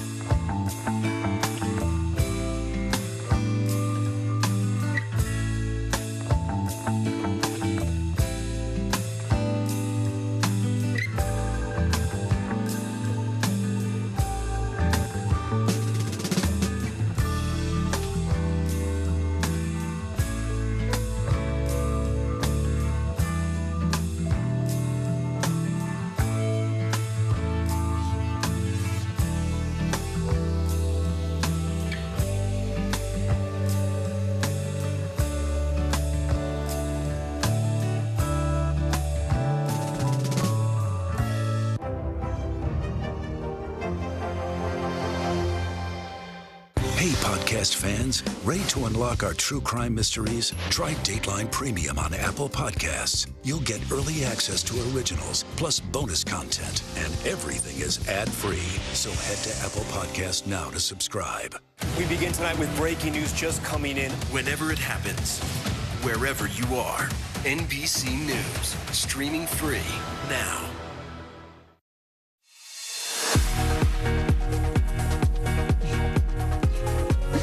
Welcome back on this Tuesday. I'm Vicki Wynn. And I'm Savannah Sellers. We're so happy you're here. Making news right now. North Korea has launched another ballistic missile test amid rising tensions in the region. Today's show of force comes as the U.S. and South Korea continue to hold joint military drills. The North could further escalate its weapons tests in the coming days as those joint military exercises between the U.S. and the South go on into next week. President Biden is signing an executive order today to increase the number of background checks for gun purchases. White House officials say the plan calls on the Attorney General to update the rules for federally licensed gun dealers and require background checks before dealers can get their license. Biden will sign the order in Monterey Park, California. That's where 11 people were killed in a mass shooting earlier this year. And an improvised submarine carrying 3 tons of cocaine and 2 dead bodies was seized near the Colombian coast on Sunday. Navy officials say 2 others were found aboard the vessel and were rescued. Officials say the submarine was heading for Central America, carrying more than $87 million worth of cocaine. That overhead shot. Well, California is bracing for more catastrophic flooding today as 2 massive storm systems batter the U.S. From coast to coast. 26 million people right now under flood alerts across the state, and multiple counties are expecting up to 8 inches of rain. Coastal areas and the Sierra foothills are at the highest risk for life-threatening floods. One small farm town has been particularly hard hit. Pajaro, which is about 90 miles south of San Francisco, was forced to evacuate after a levee broke, burying the town under several feet of water. NBC News correspondent Nayela Charles is there for us right now. Hey, Nayela. So As of last night, parts of this town were still underwater. What is it like there right now? Well, you can see here in Pajaro, water is still running through the town. All of them have been under an evacuation order since Friday when the first atmospheric river hit Savannah. And since then, they still haven't been able to return to their homes. With this latest atmospheric river, the issue is this. That same river is going through the areas that were already impacted on Fridays, though, although not as rain is expected this time as the last time around, the fact is that all of these areas were already flooded. So even a small amount of rain could make a huge difference here, especially given the levee breach here in Pajaro. We know officials are still working to fix that levee, and they say it could still be days before that happens. And north of us, with this latest storm, because of those high winds that came through the area, hundreds of people are now without power. Savannah, Vicki? Nyla, what's the word from officials right now for people in that area as they brace for this next round of storms? So it's an issue, right? Because the people here, we were with them yesterday. They're waiting outside of the area where to the bridge that was closed. They still can't get to their homes here, and officials still haven't told them when they can get here. And in the meantime, they're still seeking shelter and food, basic necessities that they still don't have, because when they were given that evacuation order on Friday, they had to leave very quickly. We're told many of them just left with the clothes on their back and their kids. Meanwhile, many cars still left here, medications. So although the county and the state have evacuation centers throughout the area, the people we spoke to say they are unable to get to those areas because they don't have the transportation to do so. The county says they're trying their best to connect people with resources and says the resources are there. But since these people, as of now, when we have spoken to them, are not getting those resources, it doesn't matter to them at this moment. They're just sad and frustrated. NBC's Nyla Charles in California for us. Nyla, stay safe, especially in those floodwaters. Thank you so much. All right, we bring back NBC News meteorologist Bill Cairns. We're getting our money's worth out of you today, sir. So first, you had the East Coast forecast. Take us through what's happening in California. Yeah, this afternoon, this evening is the area of greatest concern. That's when we're going to see the heaviest rain entering what we call our high-risk area. The storm itself is coming on shore right near San Francisco, but the atmospheric river part, that's the long connection, the tropical moisture, that is going to be coming into Santa Barbara and Los Angeles and Southern California through this afternoon, this evening, and then early into the overnight period. So rainfall totals. This storm is quicker than the last one. It's not going to last quite as long, but we're still most concerned with the mountainous areas here from Santa Barbara, just outside of Los Angeles. We could get up to 8 inches of rain. That's a lot of rain in areas that just had a big storm. And by the way, LA only had 1 inch of rain with the last one. This time they could get 3 to 4 inches of rain. So much more significant impacts in Southern California this time than in Central and Northern California. They still have got their good dose of rain, but areas of high risk, it's those areas just in the southern Sierra and the foothills outside of Fresno and just outside of Bakersfield. And then the other high-risk area is right along the coast where we had significant flooding with the last storm, and we're going to do it again with this one. We already have numerous areas with river flood warnings, and we do have some areas for flash flood potential, too, in Nevada and also in areas of central Arizona. So I think you get the idea, and on top of all that, windy, too. So I think the worst impacts tonight, be prepared in Southern California. This storm will be a lot worse than the last one. All right, NBC News meteorologist Bill Cairns. Bill, thank you. Thanks, Bill. Now, Senate Minority Leader Mitch McConnell is out of the hospital following a fall that left him with a concussion and a minor rib fracture last week. A spokesman for the senator said he'll spend time at an inpatient rehab facility before he returns back home. NBC News Capitol Hill correspondent Ryan Nobles joins us now from his post on Capitol Hill. Hey, Ryan, so how is the minority leader doing? What type of treatment is he receiving right now? Savannah, his aides tell us that they are encouraged by his progress after that concussion he suffered from a fall last week at a hotel here in Washington, D.C. But they do say that over the course of his treatment, they did discover that he fractured a rib as well. And that's at least part of the reason that he's been moved from the hospital setting into an inpatient rehab facility. They say that's not uncommon. Usually takes about a week or two for a patient to regain their strength so that they can then go home. So this is all part of the process right now. We're not getting a ton of information as to exactly what the treatment process is like and how long it could possibly take. We just know that right now it doesn't appear that McConnell will be back up here in the halls of Congress in the near term. Right now they're talking about this process in terms of weeks, not days. Savannah. Ryan, yeah, do we have any idea when he could actually be back to work? Yeah, it's a good question, and it really depends on how well this stage of his treatment goes, because at this point right now, they're just forecasting how long he could be in the inpatient rehab facility. That could be 1 to 2 weeks. There could also be a period of recovery that takes place while he's at home. Regardless, that doesn't mean he can't be connected to what's going on up here in Washington. He can get updates and briefings from his staff through the rehabilitation process if he goes home as well. But there is nothing quite like being here and being in the middle of the action on a day-to-day basis. Probably doesn't matter all that much. There are 2 Democrats that are also recovering from illness, so the partisan breakdown isn't really impacted all that much. The question is, if this goes from weeks to months, how does that impact the debate over the debt ceiling, the budget? McConnell, of course, the most important Republican player on the Senate side when it comes to all of those negotiations. Absolutely. Good long-term questions there. Ryan Nobles, thank you so much. Well, Savannah, the Federal Aviation Administration is facing scrutiny over safety after several terrifying incidents. We reported on many of them, from near collisions on runways to a passenger attacking a flight attendant. Tonight on NBC Nightly News, Lester Holt talks exclusively with the FAA's acting administrator ahead of the agency's safety summit that's happening tomorrow. Why is this summit so important right now?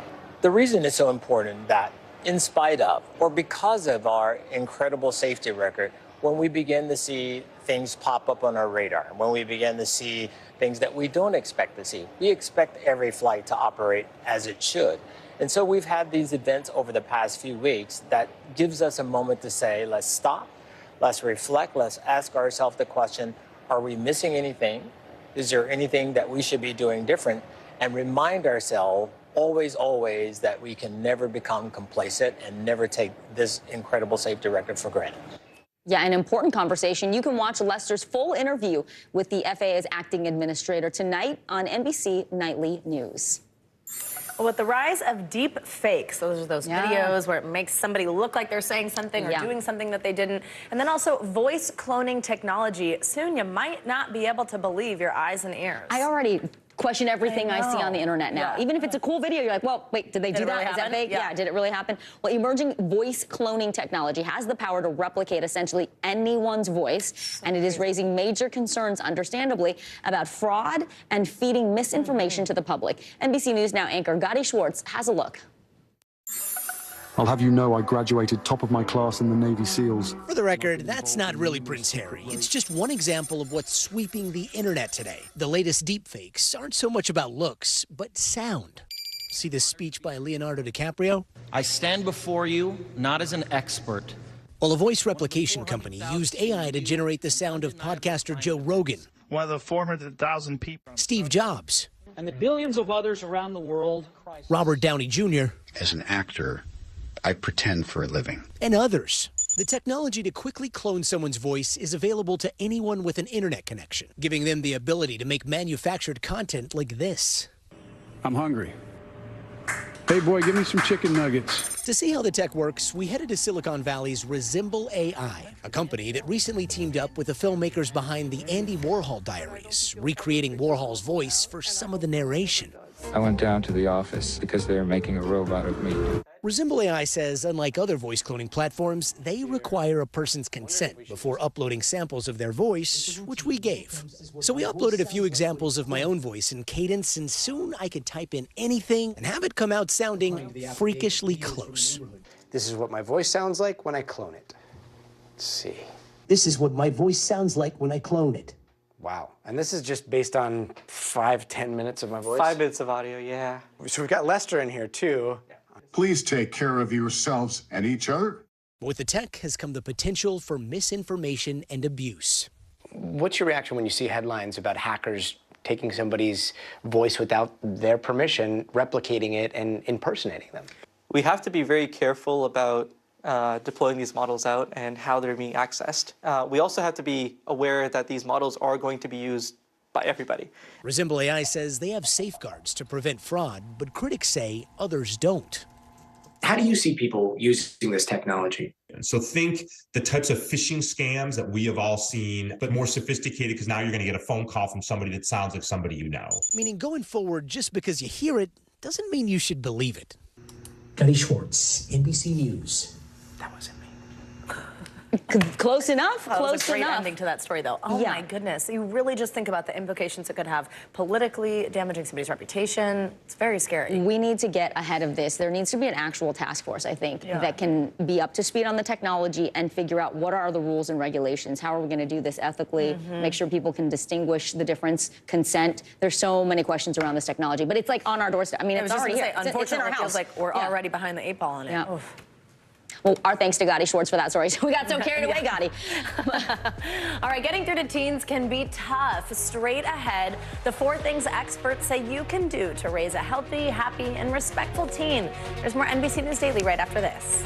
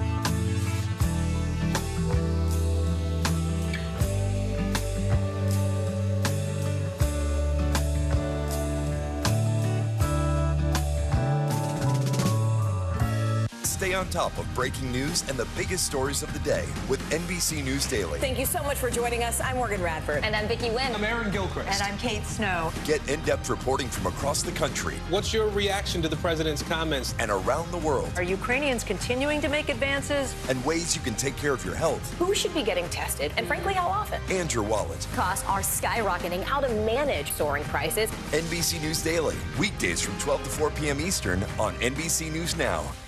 NBC News, streaming free now.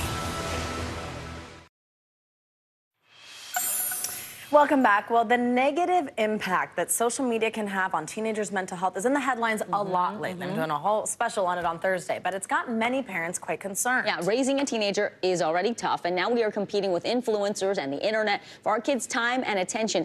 Even though it can be a challenge, experts say having a good relationship with your teen can help them have better mental well-being, fewer behavioral issues, and higher self-esteem. All those are good things. Yes. And here to help us with some advice on building those strong relationships, family therapist and author of Raising Healthy Teenagers, Tom Kirsting. Tom, we're so happy that you're with us. Thank you so much. It's my pleasure. Thanks for having me. Let's kick it off with what some of the most common challenges are for parents of teens, that you see, and what are ways that we can overcome those challenges? So one of the biggest concerns I have as a therapist that I see a trend in the last few years in particular is that teenagers, when they are at home, are literally spending almost all of their time by themselves in their bedrooms. Yes. That's because that's where their devices are and so forth.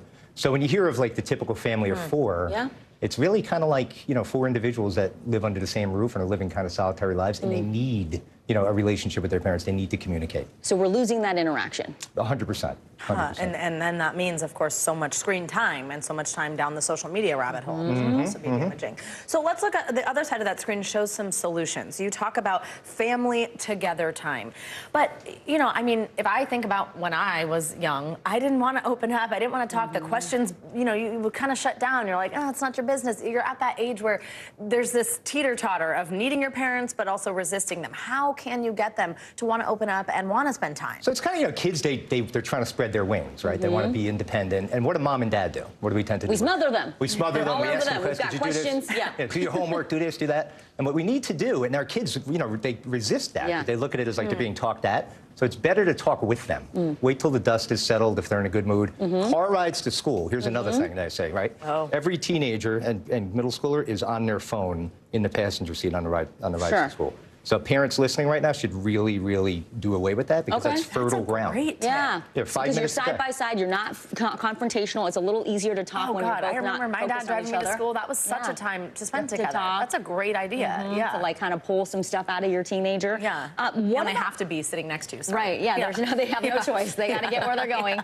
What about these mood changes? We know that that's normal. Hormones, puberty, all of that is raging. When should you step in? When are there red flags that are concerning? Yeah. You know, so every teenager is going to have some kind of a mood swing here and there, but if it becomes more pervasive, you know, when it's more regular, you know, then it's time to kind of address it and try to find out if there's something bothering them.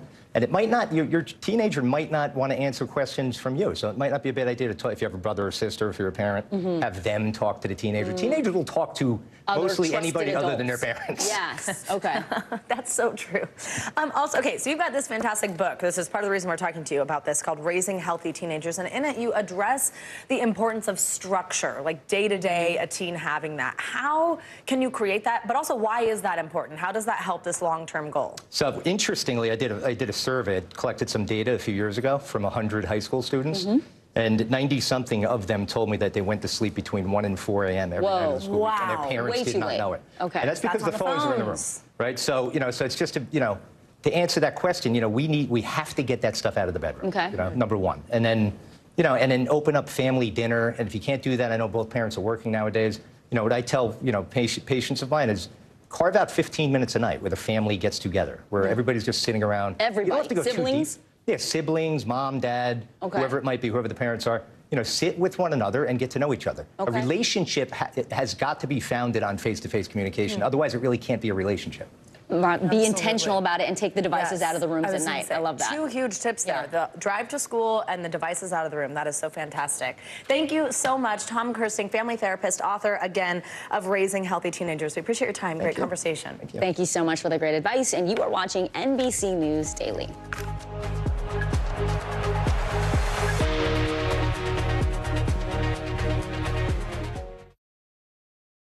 The bigger piece of the puzzle. We begin tonight with breaking news. How much water ultimately will be forced inland? Whenever it happens, wherever you are, NBC News, streaming free now.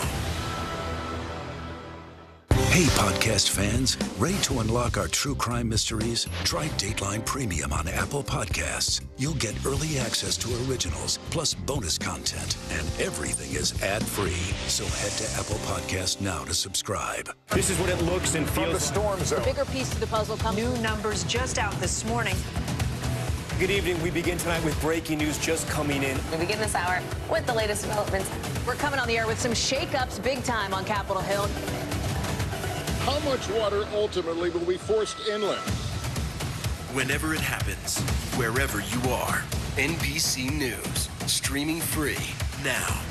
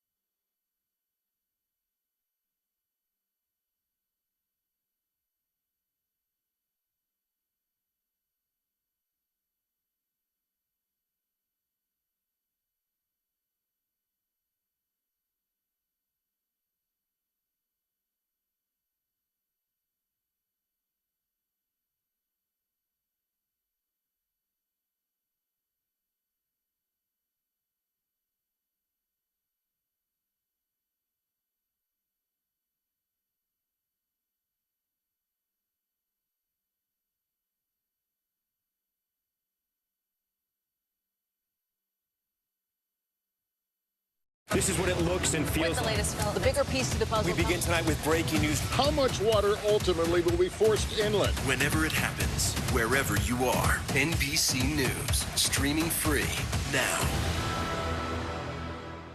Hey, podcast fans, ready to unlock our true crime mysteries? Try Dateline Premium on Apple Podcasts. You'll get early access to originals, plus bonus content, and everything is ad-free. So head to Apple Podcasts now to subscribe. This is what it looks and feels. From the storm zone. The bigger piece to the puzzle comes. New numbers just out this morning.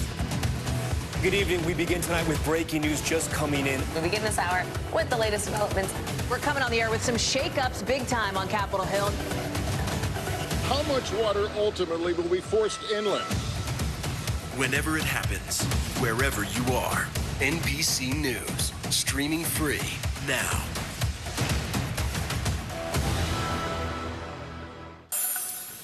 There's an historic undertaking in California. A state task force is studying the possibility of reparations for African Americans. A final report with recommendations is expected this summer. Today, co-host Craig Melvin spoke with one man whose family's legacy is at the center of this reparations discussion. When I come to this park, I have just a well of emotions. Les Robinson is 66 years old, but until 4 years ago, he had no idea who he really was. Ran this trail thousands of times, past that building thousands of times. Never once have knowing or thought that my DNA was in that building. That building is St. Andrew's African Methodist Episcopal Church. It was the first black church on the Pacific Coast and was started by Les Robinson's great-great-great-grandfather, Daniel Blue. Feel the legacy. I feel the power of this building, knowing what happened in this assembly. Born a slave in Kentucky in 1797, Daniel Blue won his freedom and in 1849 came to Sacramento during the gold rush. He made a small fortune and was instrumental in orchestrating California's first state convention for colored citizens, and also known for freeing California's last known slave. When you found out precisely how special he was, how did that change you? It gave me new purpose. I must tell this story. I must tell this story. That story has grown murkier with time. Blue amassed property and more than 60 acres of land. But at the site of Blue's former home is now this museum. On other land he owned sits now the county jail, the courthouse, the Amtrak station, and the Sacramento rail yard. I've heard and pieced together articles and pieces that he owned from here all the way to the river. But there's no definitive record of how that property changed hands.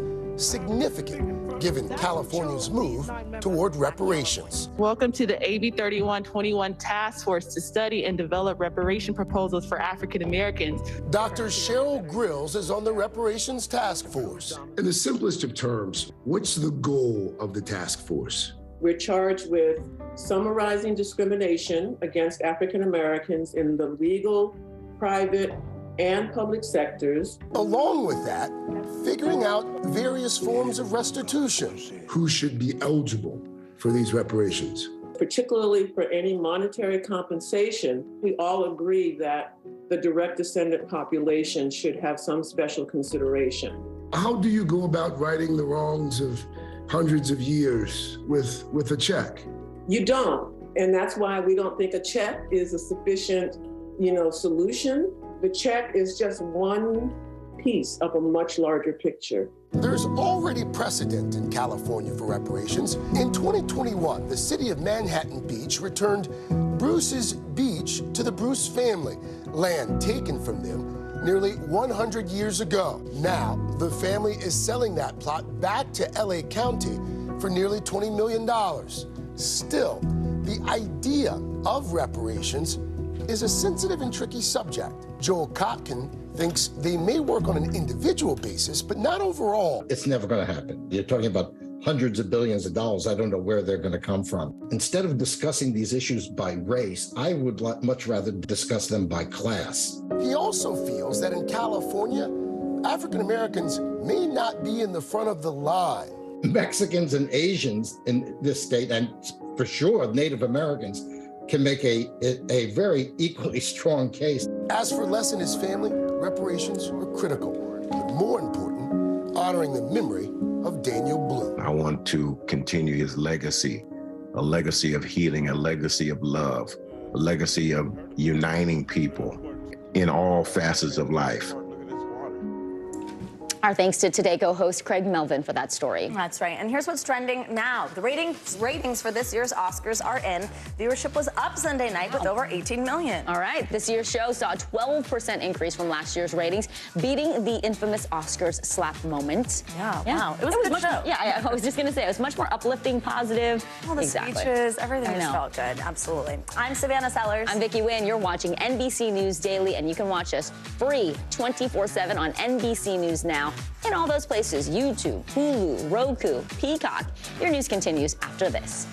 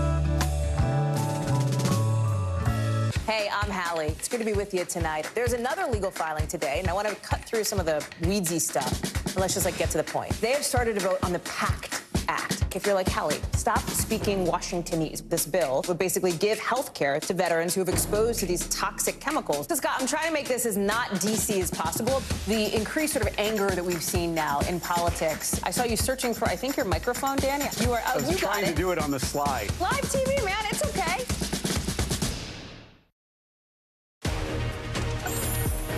Hey everyone, welcome. I'm Savannah Sellers. It is great to be with you. I'm Vicki Wynn. NBC News Daily starts right now.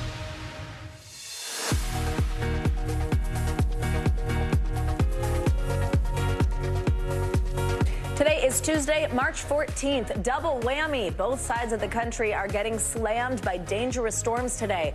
How the Northeast is preparing for snow, while California is facing more intense flooding. Banking crisis. The federal government is working to calm fears in the aftermath of two historic bank failures. We'll show you the ongoing impact on Wall Street. Brain food. A new study shows that eating a Mediterranean diet could reduce the risk of dementia. The benefits of focusing on plant-based cooking. Pipeline problem. Today is equal pay day, but women still only earn about 82 cents for every dollar a man earns. How some companies are working to close that wage gap. Such an important conversation absolutely. on Equal Pay Day. Yeah. Well, welcome to NBC News Daily. We're going to start with those dual storms slamming the east and west coast today. In California, a strong atmospheric river will bring heavy rain to most of the state. Areas from the San Francisco Bay Area down to Southern California are at risk for widespread flooding. And on the East Coast, a nor'easter set to bring heavy snow, rain, and high wind through tomorrow. In Boston alone, gusts could get up to 60 miles an hour. We have team coverage tracking these winter storms. NBC News correspondent Nayela Charles is in Pajaro, California. That is just south of Santa Cruz. But first, we head over to NBC News correspondent George Solis, who's live in Boston for us. And it's looking like the wind's starting to pick up just a little where you are, George. The Weather Service is warning that travel might be dangerous to impossible today. So talk to us about how the storm is already having some impact there. Yeah, Vicki and Savannah, as you could mention, the winds are starting to pick up, and we're starting to see that transition from the rain to the snow. We know that Massachusetts Department of Transportation already has some 900 pieces of equipment ready to go to begin treating those roads so that roads remain passable throughout this nor'easter. Impossible to do when the rain was falling because some of that salt immediately gets washed out. We know at Logan more than 50 flights have been canceled as a result of this storm. The message from officials is, of course, to stay off the roads because as conditions deteriorate, so do the roads become dangerous. When you're talking about the wetness, you're looking at possibilities of hydroplaning. And when the snow starts to fall, this thick, heavy snow, the concern, of course, is slick spots, freezing, really just a mess. So best to stay indoors until this storm is over. And here in the Boston area, as you mentioned, we are expecting to see anywhere between 3 and 7 inches. Now that the snow has started to fall, it'll really be only a matter of time before we really see those total accumulations. Out west in the state, we know that some 24 to 25 inches of snow have already fallen. Those totals could go up depending on how much more snow moves through the region before this is all said and done. So really, in many ways, we are just getting started with the system, guys. So, George, in a lot of ways, it's been a mild winter in certain places. But, I mean, this particular storm could bury some of those places, New England, upstate New York, with at least a foot of snow. Are people there prepared for this kind of extreme weather after a mild one so far? Yeah, and this is the irritation from a lot of people in the Northeast and the New England region, right? We were just this close to spring, and here we have this massive nor'easter dumping this much snow and really changing sort of the vibe of where we want weather to be. But people are taking the advice. We know hardware stores are, keeping the snow melt out. They're keeping the shovels out as they prepare for fertilizer and other things that we would ordinarily want for spring. A little bit ago, I talked to a guy who was out here running. He's like, you know what? I didn't think it was going to be so bad, but he quickly scurried off when the winds start to pick up, because as you guys know, we are expecting some pretty significant winds later this afternoon. Here's what he told me about his preparations. Take a listen. What prompted you to go for this run today? I don't know. I was planning to go for a run anyway, and it seemed like it wasn't too horrible, so I figured I can handle a little rain. Stay inside if you don't have to go out, or if you're not crazy like me. It may be a better day to take the run indoors, but again, the transition now from the rain to the snow, so we really will have to wait and see just how much snow falls when this is all said and done, guys. No weather can get in the way of those runners, man. They are out in force. And no weather would get me out there. Yeah, right, exactly. I'm with you. NBC News correspondent George Solis. George, thank you. Thanks, George. Now to NBC News correspondent Nayela Charles in Pajaro, California. Nayela, so this levee break caused this major flash flooding and emergency evacuations over the last couple of days right where you are. And we can see, of course, a little bit of that water around your ankles. What's it like there now?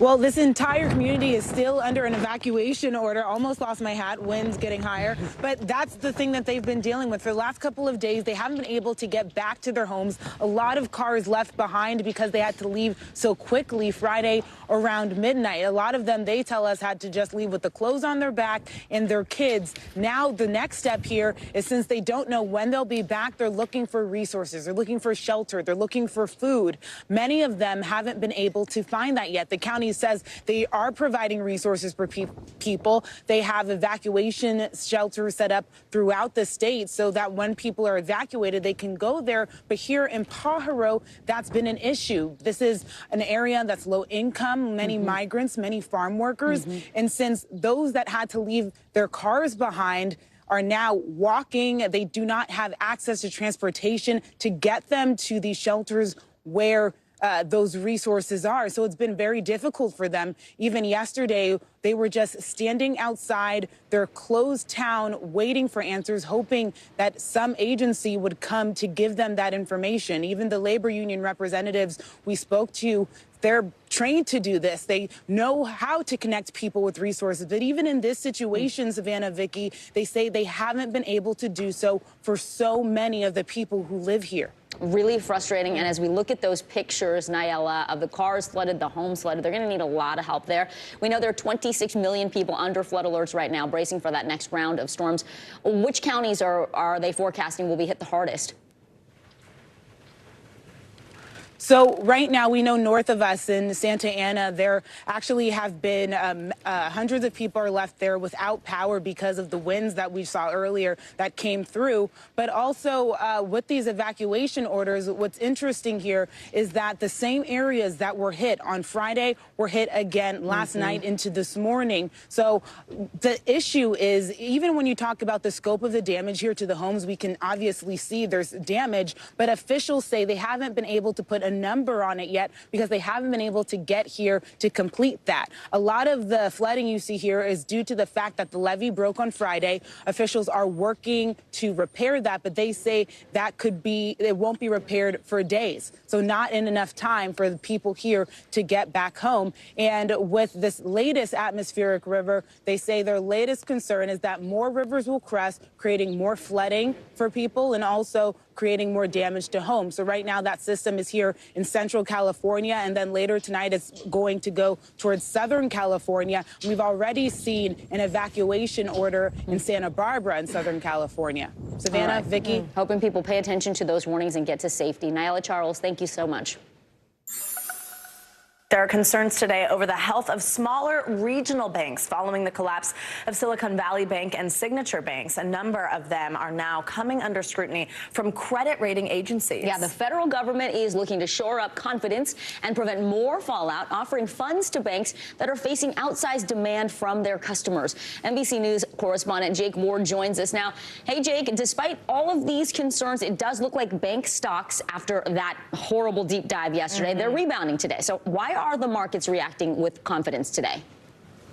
Hey, you guys, that's right. I mean, they did take a nosedive yesterday. These are, of course, the small regional banks, of which Silicon Valley Bank and Signature, are part of that category. And that's why regulators have been looking so closely at these other sort of mid-sized banks. The good news today is that the market seems to be feeling more confident about them. First Republic, which had been the subject of intense scrutiny yesterday, is back up by about 55% today. And so not that Wall Street is the way to evaluate the situation entirely, but at least as far as investors are concerned, there's a lot less panic on the market than there used to be. And Jake, there's now growing scrutiny over banking regulations that were actually rolled back by Congress several years ago. What are those? What are they looking at now? And could it prevent this from happening again?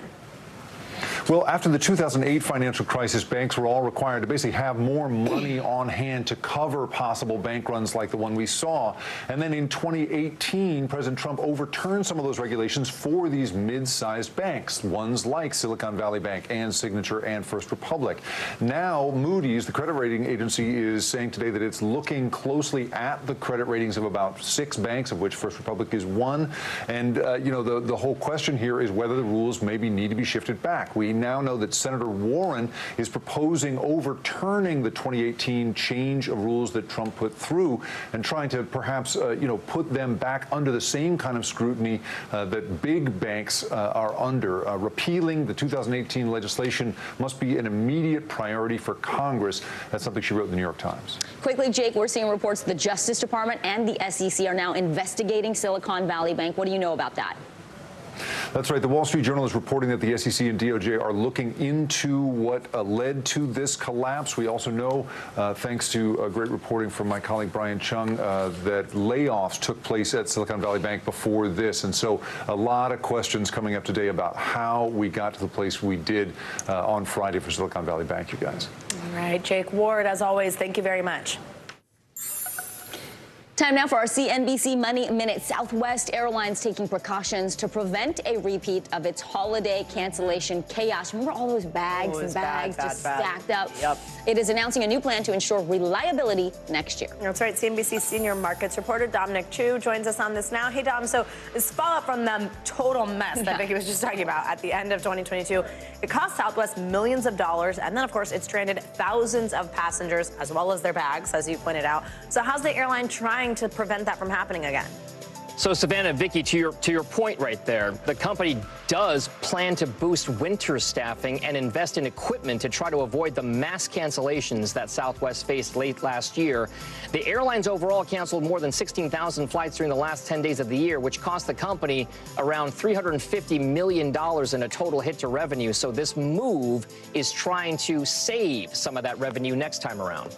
Meantime, Facebook parent company Meta Platforms announcing plans to lay off, sadly, more than 10,000 more workers. This is on top of the 11,000 employees cut back in November. The social media giant also said it plans to close 5,000 additional open job postings that have not yet been filled. And finally, on the food and beverage front, Kids Edition, 2 new Lunchables will be available in school lunchrooms this fall.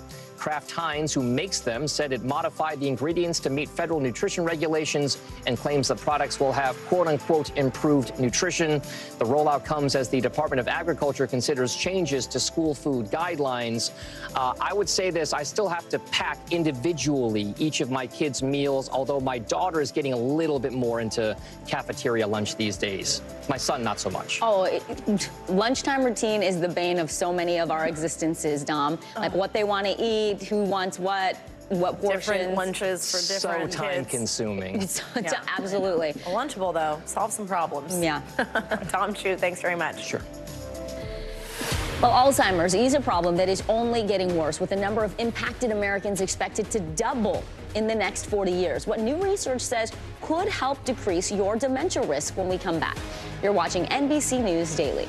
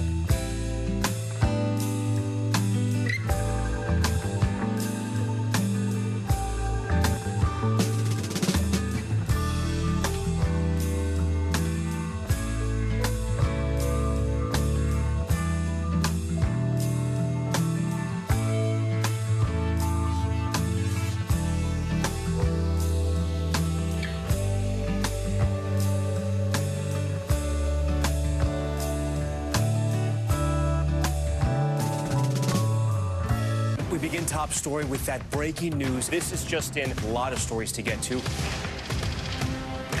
What do people need most right now? Did the state and or law enforcement drop the ball anywhere? Are we headed for a recession or a recovery?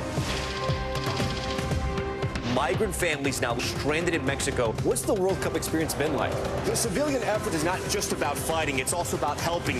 Every night, it's your news playlist. Top Story with Tom Llamas. Streaming weeknights at 7 on NBC News Now. Tonight on NBC Nightly News, Lester Holt talks exclusively with the acting head of the Federal Aviation Administration. The agency is under a lot of scrutiny after a series of emergency landings and near collisions on airplane runways. Now the FAA is holding a safety summit this week to address the growing concerns. Why is this summit so important right now? The reason it's so important that in spite of or because of our incredible safety record, when we begin to see things pop up on our radar, when we begin to see things that we don't expect to see, we expect every flight to operate as it should.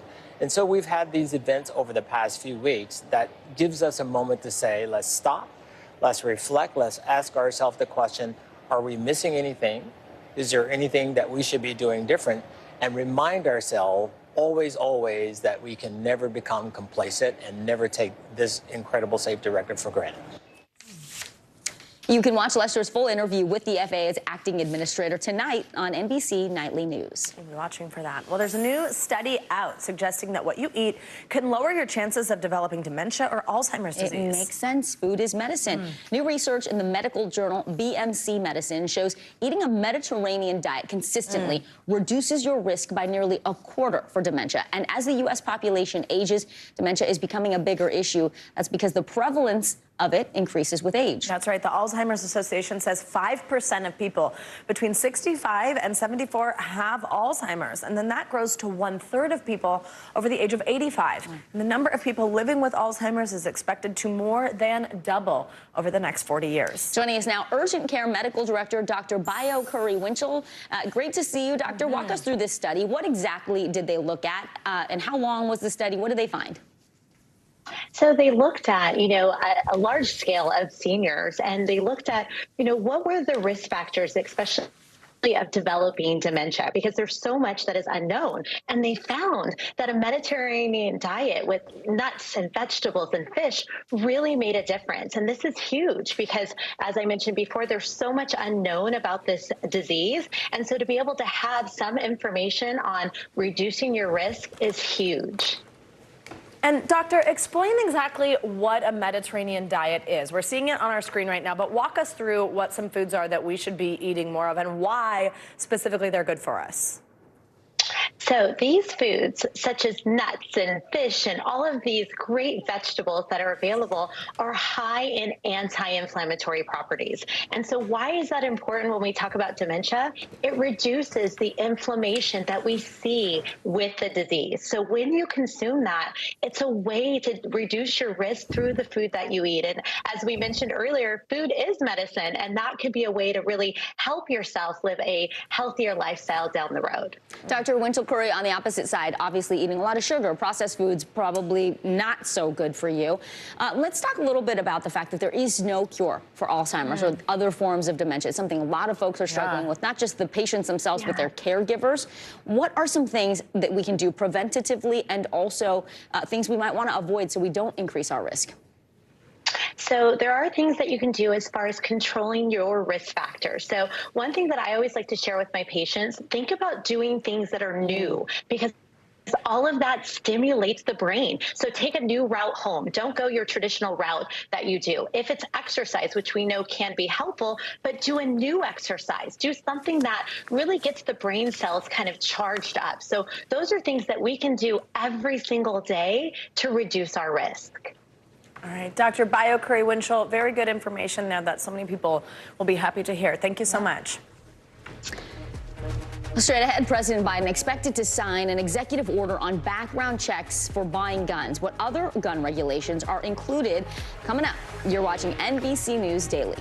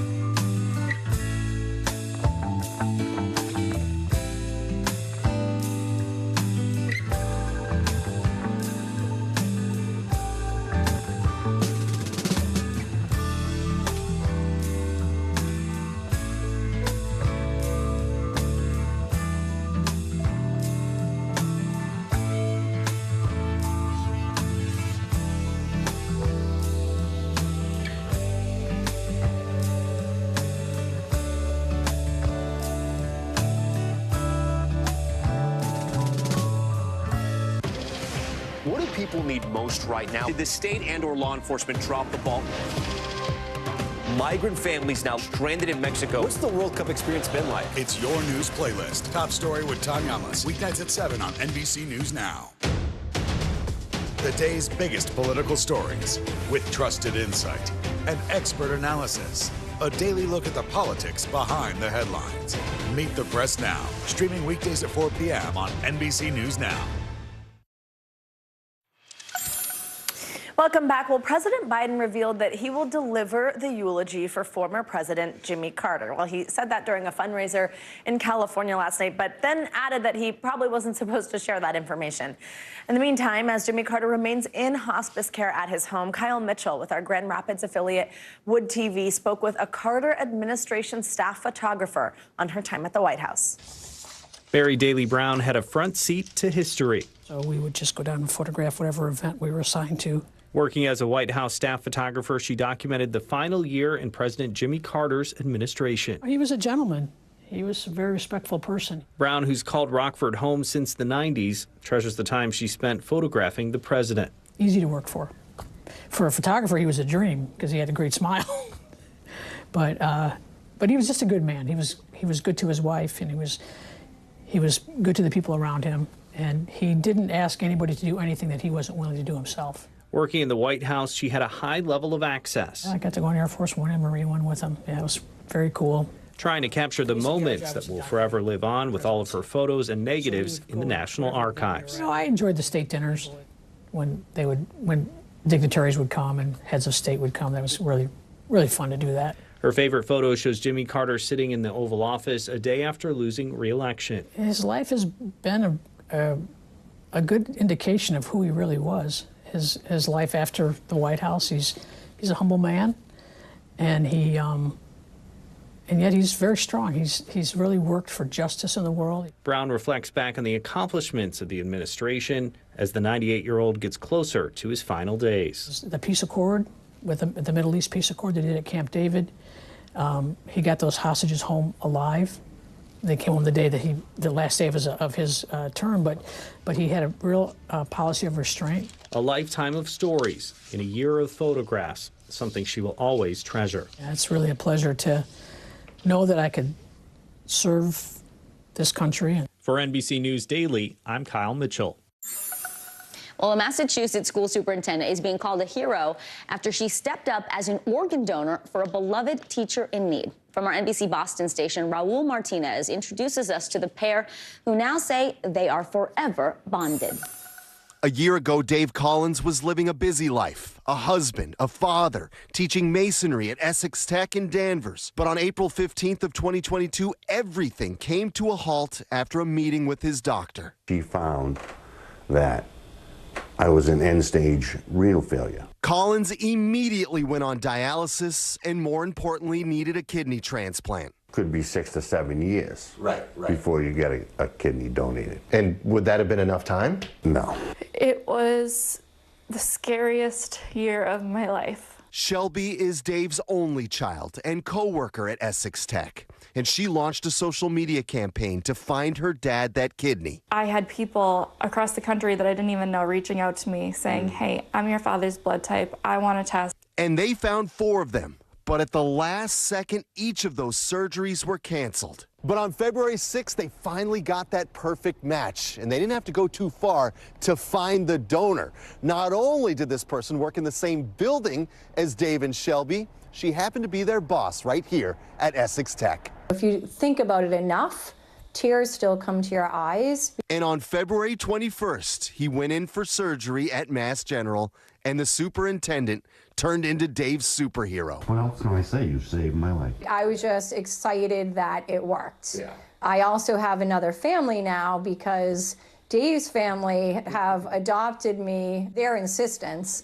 and I'll take it. The goal now is to get Dave back to teaching in April and be with his daughter and newest family member. Better than a raise, right?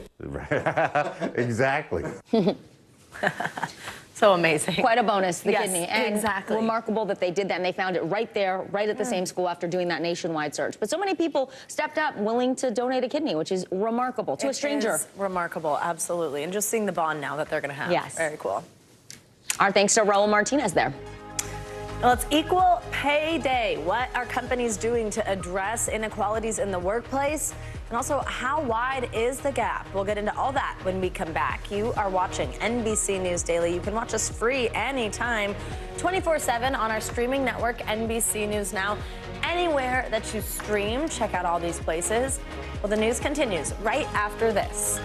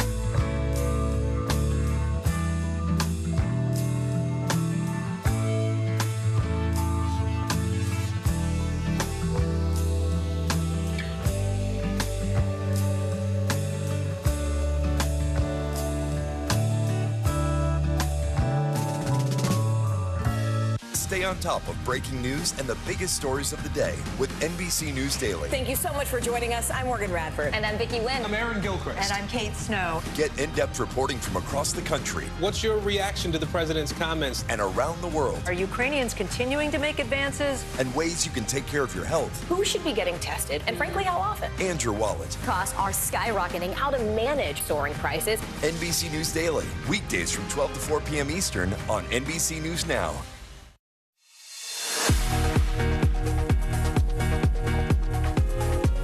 Welcome back, and thank you for joining us this Tuesday. I'm Savannah Sellers. I'm Vicki Wynn. Making news right now. Danish drug maker Novo Nordisk plans to lower pricing for some of its insulin products across the U.S. The company says its fast-acting insulin products will decrease by 75%. Long-acting insulin will be reduced by about 65%. The price change takes effect January 1st. Tomorrow, China plans to completely reopen its borders to tourists and continue issuing all visas. It's one of the last major countries to reopen as it tries to revive its economy and tourism after a 3-year delay due to the COVID-19 pandemic, of course. Former U.S. Representative and pioneer for women's and family rights, Pat Schroeder, passed away last night. She was elected to Congress in 1972, and she was reelected 11 times by her district in Denver, Colorado. She helped pass both the Family and Medical Leave Act, with guaranteed 18 weeks of unpaid leave to care for a family member. She also helped to pass the Pregnancy Discrimination Act, which prevented women from being fired or denied benefits over pregnancy or childbirth. Schroeder's former press secretary said the 82-year-old recently suffered a stroke. She died at a Florida hospital. What a legacy, though. Yes, absolutely. 11 re-elections. Wow. Well, now to California, where President Biden will sign an executive order this afternoon that aims to reduce gun violence. The order expands the definition of firearms dealer to include more people who sell guns. The new designation will force those new dealers to in-state background checks. NBC News White House correspondent Mike Memoli joins us now from Monterey Park, California. Mike, let's talk about what the order will actually accomplish. Walk us through that, and then also the significance of being there.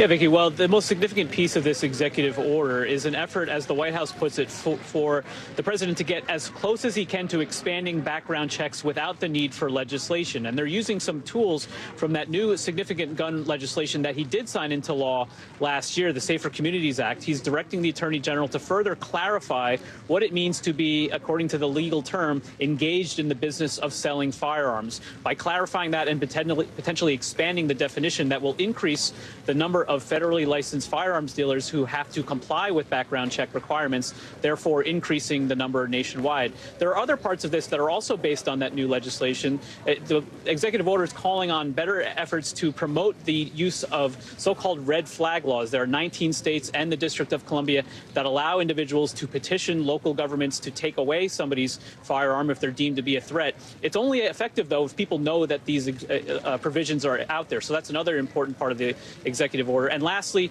they want to really accelerate the use of tracing of ballistics. It's a tool for law enforcement to better potentially identify when the same gun is being used in different crimes to try to prevent further crimes in the future, all part of what the president's going to be announcing today. And Memily, where this is taking place, where the president is setting the order, is not an accident. Talk to us about the significance of Monterey Park.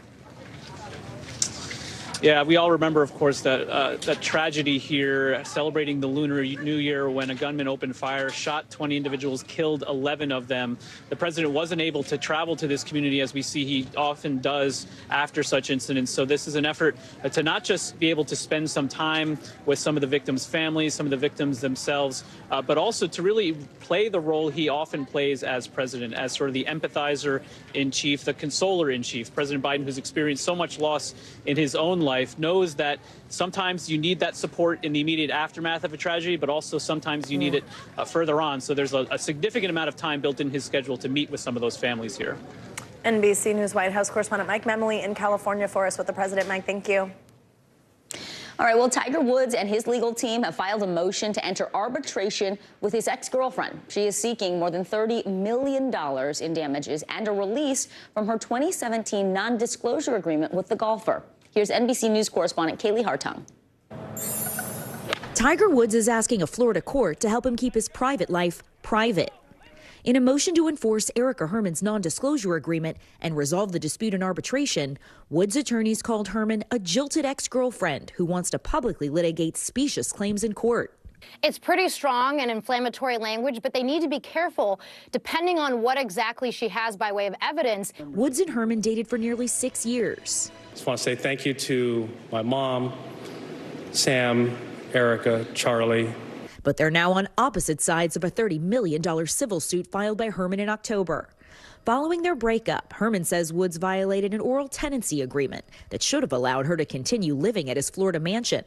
And under the federal Speak Out law, Herman wants to invalidate the non-disclosure agreement she signed in 2017 in order to share her own experiences, photographs, and recordings related to various legal claims she believes she has. But Woods' attorneys argue she has no right, their response saying she has never asserted any claims for sexual assault or sexual harassment against Mr. Woods, does not do so in this case, and cannot assert such claims truthfully. These are really uncharted waters. These laws are pretty recent. They were only passed last year, and we certainly haven't seen them tested in a case as high profile as this. The return to glory. Woods is considered by many to be the greatest golfer of all time, but his reputation off the course hasn't always been up to par, with personal scandals and a drunk driving arrest on his record. Just 2 years after this near-fatal crash, Woods' legal battle with his most recent ex-girlfriend is now spilling into public view. Kaylee Hartung, NBC News. Well, today it marks National Equal Pay Day. It's meant to raise awareness about the gender pay gap in the U.S. Get this, on average, women make just 84 cents for every dollar paid to a man. That's according to new data from the Labor Department. CNBC's senior media and tech correspondent Julia Borston joins us on this now. Julia, I'm not sure if you could hear Vicki booing over my shoulder, but I mean, come on, give us some more context on this gender pay gap and also what companies are doing to address it. Well, look, the bad news is that the pay gap is massive and it is persistent. There has not been a lot of progress in closing that pay gap over the last several years, despite very heightened awareness of it. And I also have to point out that the pay gap is larger for women of color. Women on average earn 84 cents to the dollar. But if you look at women of color, the pay gap is much, much larger. 67 cents to the dollar for black women, and Latinas and Native Americans women earn only 57 cents on the dollar. So it's really important to understand these pay gaps. The good news is that companies increasingly are understanding the potential to use tech tools in order to close those pay gaps. They can use technology to make sure they're being more equitable when it comes to hiring, promotion, and also things like simply paying people at the same level, the same amount. So there is a lot of optimism there. And we have also talked to a number of companies such as Uber, which is using a tech tool called Textio to make sure it's rooting out all the bias that could be leading to some of those pay gap issues. Wow, that is very, very good to hear, Julia. Also, though, many companies are struggling to attract and keep women in high-paying roles. I mean, when you hear this, I guess maybe it makes some sense because this is so frustrating. But there's all these other issues, childcare, things like that, especially after COVID, as we're reevaluating. Tell us why this career pipeline can be so challenging. There's so many issues at play here. It's a very complex situation that does require complex and nuanced solutions. But you're right, parental leave is a key piece of this. But also, if you look at what they call the pipeline, from the point when people enter the workforce to their chances of getting to the C-suite, at every level of promotion, women are getting fewer promotions than men. And this is across different sectors. But there are solutions. And one opportunity here is if you're in a sector that doesn't have applicants that are coming in for senior roles that are diverse, a lot of companies are saying, hey, let's foster that talent. Let's do what they call upskilling and train internal talent that is diverse to help fill some of these big roles. All right, CNBC's senior media and tech correspondent Julia Boorstin, thank you so much. Fantastic reporting on this. Such a great conversation. Yeah. We could talk about it all day. We sure could. Do a show Certainly devoted on to it. Equal Pay Day. Yeah, absolutely. Our thanks to Julia there. Well, in January, city leaders for Newark, New Jersey signed a sister city agreement, but it turns out they did it with a country that doesn't actually exist. Yeah, NBC News correspondent Valerie Castro has more on how a major U.S. city was duped. It had all the makings of a diplomatic ceremony. Newark Mayor Ras Baraka, alongside a representative from the United States of Kailasa, signing a cultural trade agreement to become sister cities in January. Actually, sister cities. Kailasa calling it a bilateral agreement with the United States of America. So you might be wondering, where is the United States of Kailasa? Turns out, it doesn't exist. It does, however, have an extensive website documenting its official flag and emblem and says it's ruled by Nithyananda Paramashivam. I'm as old as sun, as new as sunrise. The self-proclaimed supreme pontiff of Hinduism.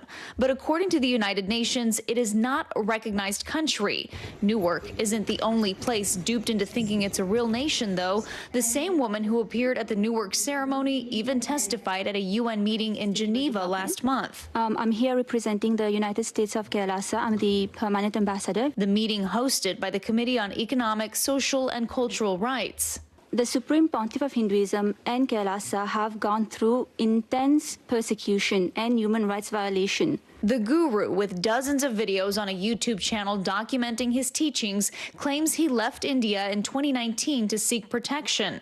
I have the immunity of non-prosecutable and immunity and protection as the head of the state. He was arrested there years earlier, accused of sexual assault charges by 5 women who say he abused them at a religious retreat. Local reports say he appealed the charges and eventually fled India. NBC News reached out to the United States of Kailasa for a statement on the allegations against its leader and the legitimacy of its partnership, but have not heard back. Back in New Jersey, a few days after this ceremony, the city says it realized it had been deceived, calling it, quote, a regrettable incident. Rescinding an established sister cities relationship.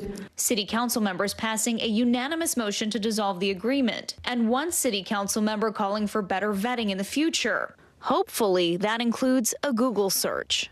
Valerie Castro, NBC News. A Google search. It was a burn, exactly. That was quite the talker, though. We couldn't shout. I'm sure you at home, hopefully. I'm glad they figured it out, Newark. Yeah. Better luck next time. Well, moving on, we actually do have some breaking news. A Russian fighter jet has collided with a U.S. drone over the Black Sea. This is the type of U.S. drone involved. It's U.S. Air Force General James Hecker says it's the Reaper reconnaissance drone, and it was conducting routine operations in international airspace when it was hit by the Russian aircraft. That drone destroyed. The general says what happened is an unsafe and unprofessional act by the Russians that nearly caused both aircraft to crash. Coming up, as new artificial intelligence tools come out, there are worries about how they could be used by scammers. We're diving into the world of voice cloning. Have you heard of it? That's when we come back. There's more NBC News Daily right after this.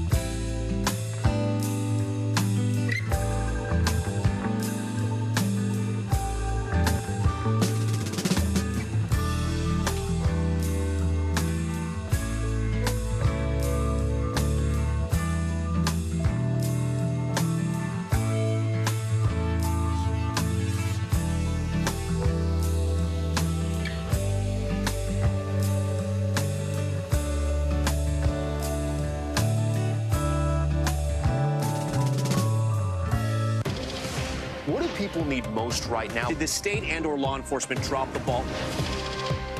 Migrant families now stranded in Mexico. What's the World Cup experience been like? It's your news playlist. Top Story with Tom Yamas. Weeknights at 7 on NBC News Now.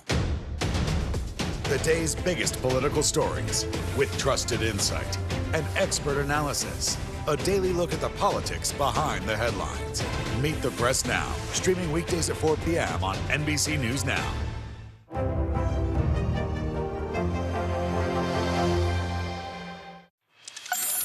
Welcome back. This is a fascinating one. AI voice cloning is a new technology that can almost identically replicate anyone's voice. If you don't believe it, you're going to hear it in just a second. Well, it's raising concerns about the tool that's being used to scam people. Here's NBC's Gotti Schwartz.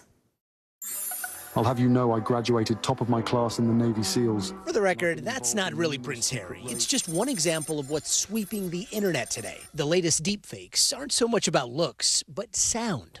See this speech by Leonardo DiCaprio? I stand before you not as an expert. Well, a voice replication company used AI to generate the sound of podcaster Joe Rogan. One of the 400,000 people. Steve Jobs. And the billions of others around the world. Robert Downey Jr. As an actor, I pretend for a living. And others. The technology to quickly clone someone's voice is available to anyone with an internet connection, giving them the ability to make manufactured content like this. I'm hungry. Hey, boy, give me some chicken nuggets. To see how the tech works, we headed to Silicon Valley's Resemble AI, a company that recently teamed up with the filmmakers behind the Andy Warhol Diaries, recreating Warhol's voice for some of the narration. I went down to the office because they were making a robot of me. Resemble AI says, unlike other voice cloning platforms, they require a person's consent before uploading samples of their voice, which we gave. So we uploaded a few examples of my own voice and cadence, and soon I could type in anything and have it come out sounding freakishly close. This is what my voice sounds like when I clone it. Let's see. This is what my voice sounds like when I clone it. Wow. And this is just based on 5-10 minutes of my voice? 5 minutes of audio, yeah. So we've got Lester in here, too. Please take care of yourselves and each other. With the tech has come the potential for misinformation and abuse. What's your reaction when you see headlines about hackers taking somebody's voice without their permission, replicating it, and impersonating them? We have to be very careful about deploying these models out and how they're being accessed. We also have to be aware that these models are going to be used by everybody. Resemble AI says they have safeguards to prevent fraud, but critics say others don't. How do you see people using this technology? So think the types of phishing scams that we have all seen, but more sophisticated, because now you're going to get a phone call from somebody that sounds like somebody you know. Meaning going forward, just because you hear it doesn't mean you should believe it. Gotti Schwartz, NBC News. That wasn't me. Hearing is not believing. Gotti, thank you so much. After 45 years in Hollywood, actress Jamie Lee Curtis scored her first Academy Award Sunday for her performance in Everything, Everywhere, All at Once. This morning, she was on Today talking about what this means for her to win this recognition, and she was also talking about maintaining her notoriously early bedtime. In my life, I never thought in a million years that I would have this couple days, and I'm very, very moved by the whole thing. The truth of the matter is the people I really wanted to thank, and I didn't, are my friends. My friends who wanted this for me more than I ever would have dreamt of wanting it.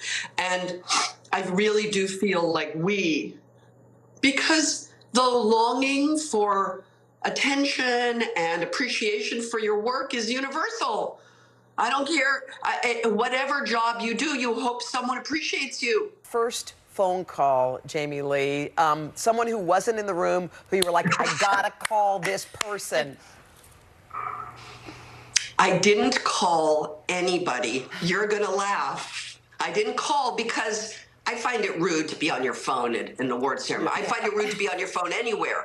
What I did is I realized that since we won, I wasn't going to be going home right away.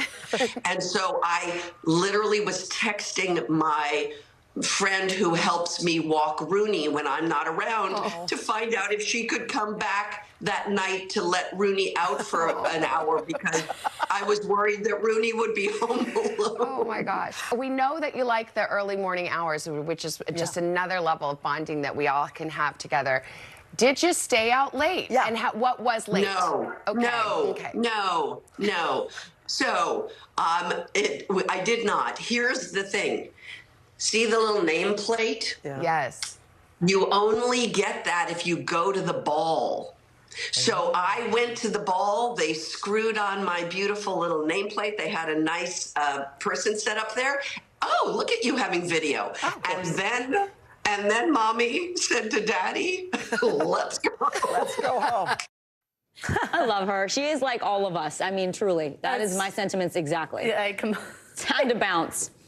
Too cute. All right. The actress went viral after saying no to last week's Oscar nominee dinner because of that early bedtime. And now she's starting a movement. That's right. You're watching NBC News Daily.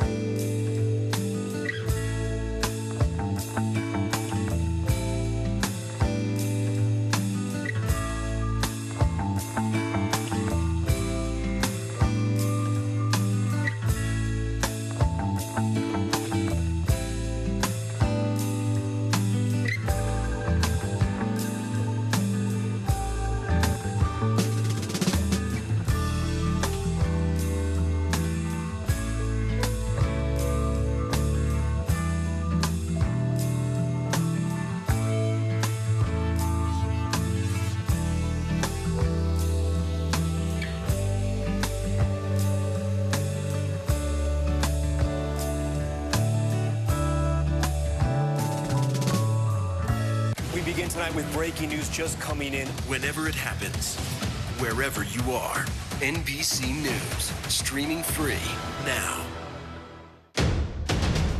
The day's biggest political stories with trusted insight and expert analysis. A daily look at the politics behind the headlines. Meet the Press Now, streaming weekdays at 4 p.m. on NBC News Now. Watch NBC Nightly News with Lester Holt or listen wherever you get your podcasts.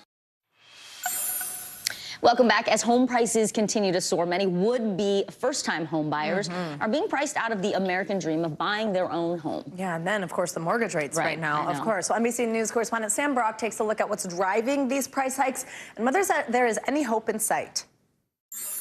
In housing markets all over the country, big and small, coastal and inland, there's a riddle that first-time homebuyers like Kevin Lederer of Orlando are trying to solve. When did your reality come crashing down on trying to buy a house? About 2 years ago when I started making offers and getting outbid nonstop. How do you navigate higher home prices, stiff competition, and now an uptick in interest rates all climbing in the last few years? Increasingly, the answer for millions is simple. You don't. Everyone has the hope of owning a house. Is this shattering that illusion for many families? Somewhat, yeah. Being a 31-year-old, recently married, having our first child, you know, raising a family, like you want to have that American dream of having a home that you can build a family in. It's not as if Kevin, who works in private investigative services, and his wife Hayden, a 28-year-old wedding coordinator, haven't been trying. The new parents saved up for a down payment for years and collectively make just under $200,000 annually. Still, it's not enough. The typical first-time home buyer, the share actually dropped to the lowest level we've ever recorded in our 41-year history of the report. We also saw that the age jumped to the highest we've ever seen before. To give you some better perspective, just over a quarter of homes sold between July of 2021 and the end of June 2022 were purchased by first-time buyers. That's a dramatic drop from the historic benchmark of 40%. And the average age, normally around Kevin and Hayden's, is now up to 36. Housing experts say part of the problem can be traced to rents soaring along with inflation, sapping savings, as well as the fact that first-time home buyers aren't facing an even playing field. First-time home buyers, they do not have home equity to begin with.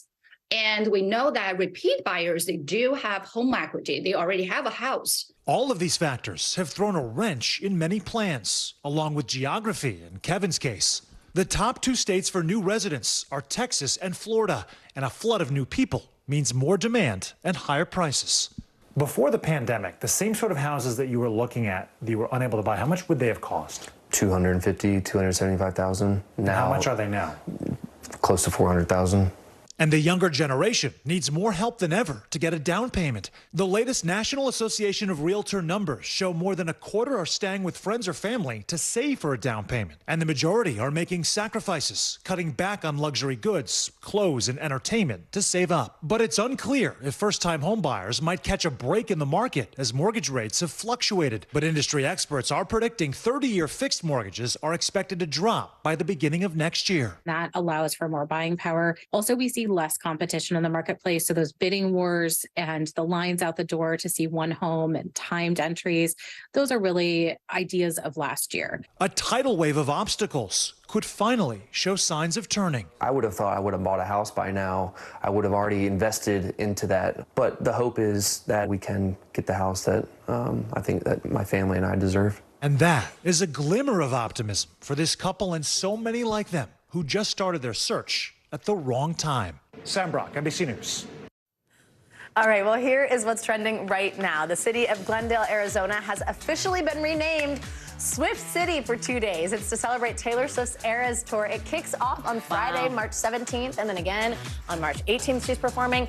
It's a ceremonial press conference Monday. That's where this happened. The mayor channeled his inner Taylor, saying all Swifties are encouraged to share their smiles that could light up this whole town. That's from Miss Chung. I love on this. All the social media platforms, because the best people in life are free. Let's go, Glendale, Arizona. New Romantics, and it's a fabulous song. Okay, all right. I was looking at tickets in New Jersey. Forget in the thousands. No, the thousands. There are many available, but they're totally priced out of reach on that secondary market. Yes. Don't get me started. All right, Paris Hilton, she is revealing the inspiration behind her famous catchphrase, "That's hot." In her new book, Paris the Memoir, she tells readers she actually first heard the phrase in middle school from her younger sister, Nikki. The 42-year-old says she found the saying to be a little positive affirmation, and we could all use those. Do you have any sayings from Riley? No, but I'm thinking about infusing "That's hot" now that I think about it that way. Bring it back. Let's do it. I'm Vicki Wynn. And I'm Savannah Sellers. You're watching NBC News Daily, and stream us anytime on NBC News Now. The news continues after this.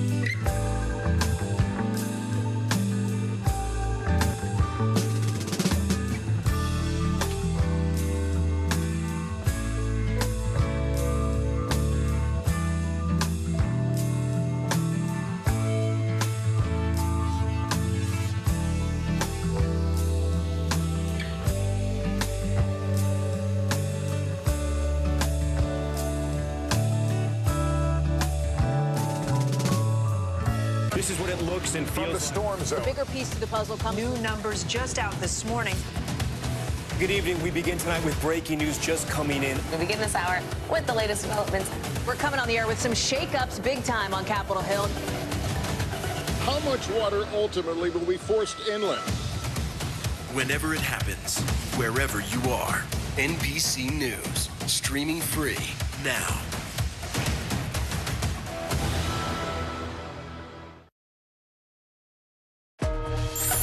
Hi, everyone. I'm Kate Snow. And I'm Savannah Sellers, in for Aaron Gilchrist. NBC News Daily starts right now.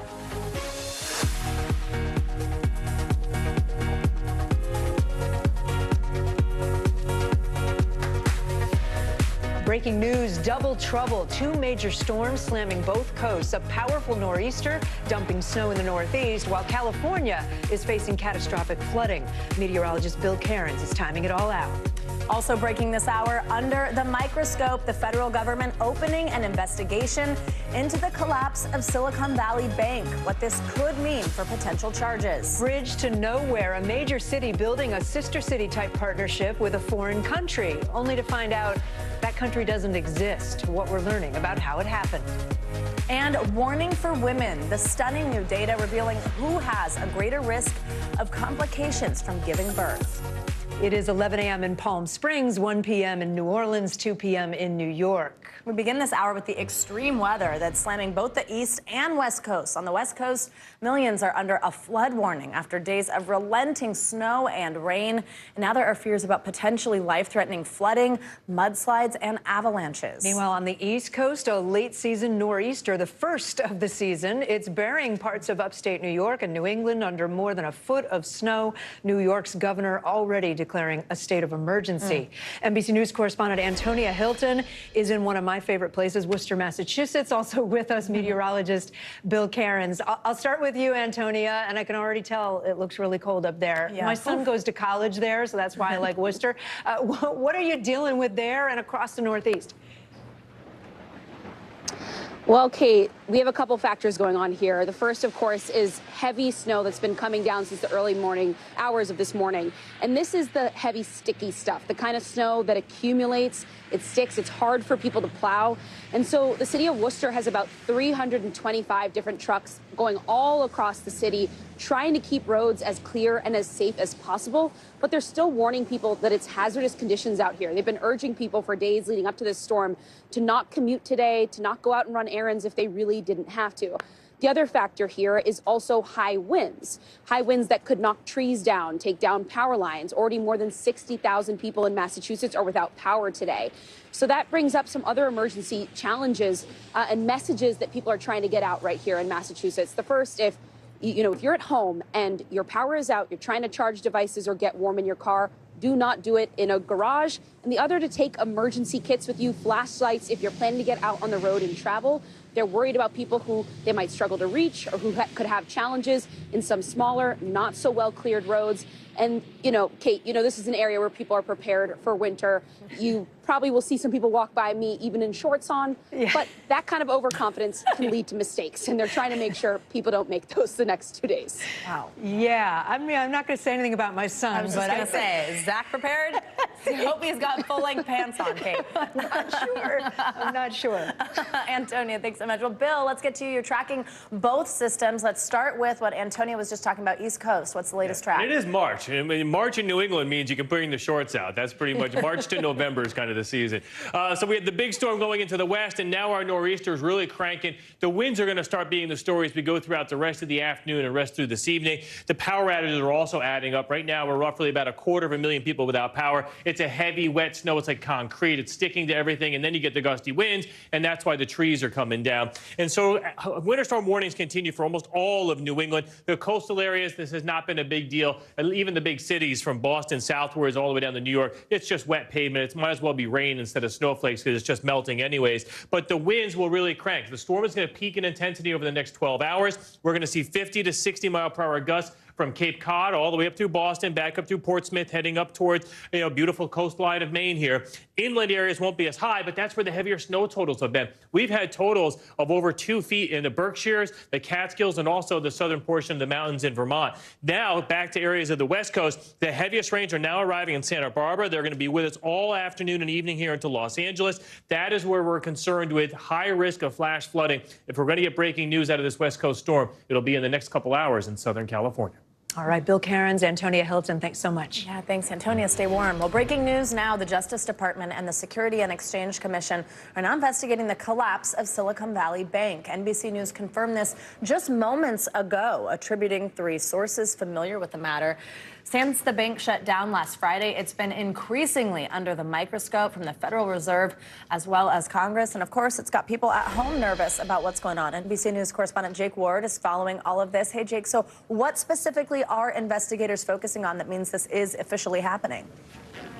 Well, investigators, according to the Washington Post, both in Washington, D.C. and here in San Francisco, are looking at a combination of factors at Silicon Valley Bank, including some allegations of insider trading. According to regulatory filings, we know that the CEO, just a couple of weeks before last week's collapse, sold about $3.6 million worth of stock. And so it seems that they'll be looking closely at that. Of course, this is just a probe. We don't know if any sort of charges, any specific charges of wrongdoing are going to be alleged here. But at this point, certainly a lot of heat coming down on the leadership of Silicon Valley Bank, which is, of course, under the control of the FDIC at this hour. Jake, we've also, of course, been talking about how the Biden administration is taking action, try to prevent these ripple effects from these bank closures. So then the next question, which is on a lot of people's minds at home, could regional banks be impacted by this? Smaller banks, less capital, is that a concern? Yeah, it is a concern, you guys. I mean, what we're talking about here is these sort of mid-sized banks, regional banks that, once upon a time before 1985 would have just been, the sort of one bank in the one building in your small town, and have since grown to this weird size in which they are a little too small to be the kind of a bank that's adequately diversified from the perspective of analysts, and also big enough to have this kind of problem that we saw with Silicon Valley Bank, where panic in one bank leads to another bank, Signature Bank being shut down. That's why, as of yesterday, Moody's announced that it was looking at 7 regional banks at possibly downgrading their credit rating. And this morning is talking about bringing down its outlook on the entire banking sector. So regional banks definitely under really serious focus today, you guys. All right, Jake Ward, we know you'll stay on that for us. Thank you so much.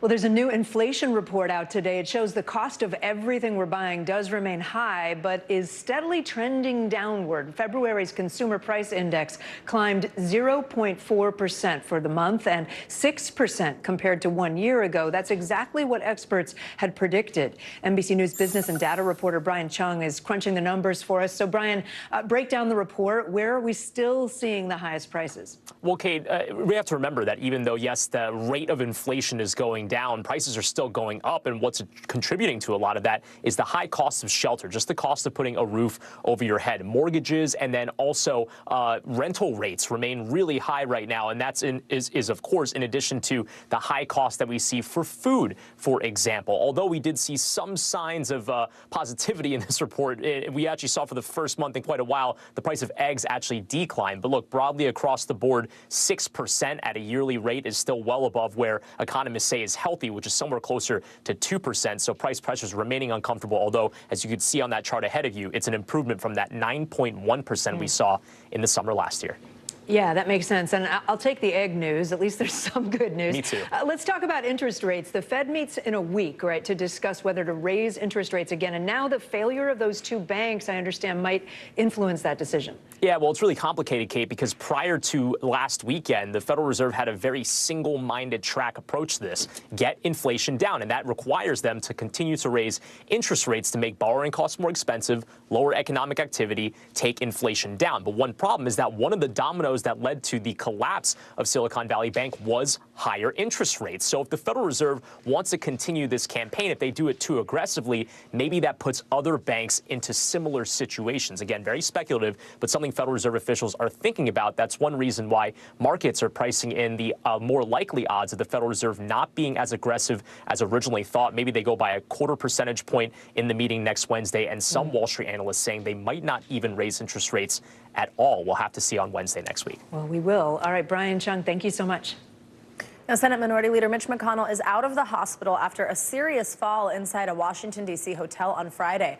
According to his office, the Republican leader will continue his recovery, though now at an inpatient rehab facility before he's able to return back home. NBC News Capitol Hill correspondent Ali Vitale is in Washington, where the Senate is back in session today. Ali Vitale, it's wonderful to see you. What more do we know at this point about McConnell's recovery, and could his absence impact work in the Senate at all? The fact that he's not physically going to be there for, we really don't know how long. Yeah, it's a great question, Savannah. Look, in the short term, it doesn't look like it's going to have a big impact, especially when you look at the other absences that are on the calendar because of health issues. You've got, for example, Pennsylvania Senator John Fetterman, who's out seeking mental health treatment right now. And then, of course, you've got Senator Dianne Feinstein at home in California recovering from shingles. McConnell is, of course, on the other side of the aisle, the Republican minority leader himself. But because of the numbers game here, it doesn't change anything substantially now that he's out of the hospital in inpatient rehab. And that probably is a process that will take weeks, not months. His office is not setting a specific timetable, but if it stays on that more of a short-term schedule, that means that it's not going to have any major impacts for his party and for the larger work of Senate and the Congress. But once you start looking down into late spring and early summer, that's where, if McConnell is still out and not part of the numbers game here in the Senate, that could be a problem, especially because we've all talked about this, the looming debt ceiling crisis. That's supposed to start revving up sometime in May or June. If McConnell is still out there as the leader of his party on the Senate side, he's going to be part of those negotiations. He's going to want to be in the building. At this point, again, that doesn't look like it's going to be a problem, but that's one of the things that we're eyeing down the calendar as he continues to thankfully get better from this. But again, not clear how long that's going to take. All right, Ali Vitale, thank you very much. Thanks, bye. And the makers of Fortnite are paying a hefty fine, and Disney is unveiling a real-life lightsaber.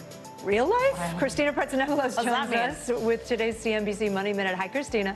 Hi, I'll get to that lifesaver in a second, but let's talk about the maker of Fortnite, because they're going to have to pay $245 million for tricking users into making unintended purchases. The Federal Trade Commission says Epic Games used a variety of design tricks to spur unwanted charges and also made it easy for children to rack up charges without parental consent. The FTC will use the money to pay back consumers. Boeing is selling dozens of 787 Dreamliners to two Saudi Arabia airlines. You got Saudi Arabian Airlines, that's number one, and then newcomer Riyadh Air. Each ordered about 39 planes with options for more. The White House puts the price tag at about $37 billion, and that doesn't account for discounts airlines usually get on big orders, and that's why you're seeing Boeing shares up about 2% today. And lastly, Disney Parks and Experiences Chairman Josh D'Amaro showed off some special effects at South by Southwest this weekend. That's a big conference. And he was holding a hilt, which is, I had to look it up, it's the handle of a sword or any type of weapon. He pressed a button and a lightsaber sprung out. The presentation about the art and science of Disney Park storytelling also featured Smart Hulk in his time-traveling suit.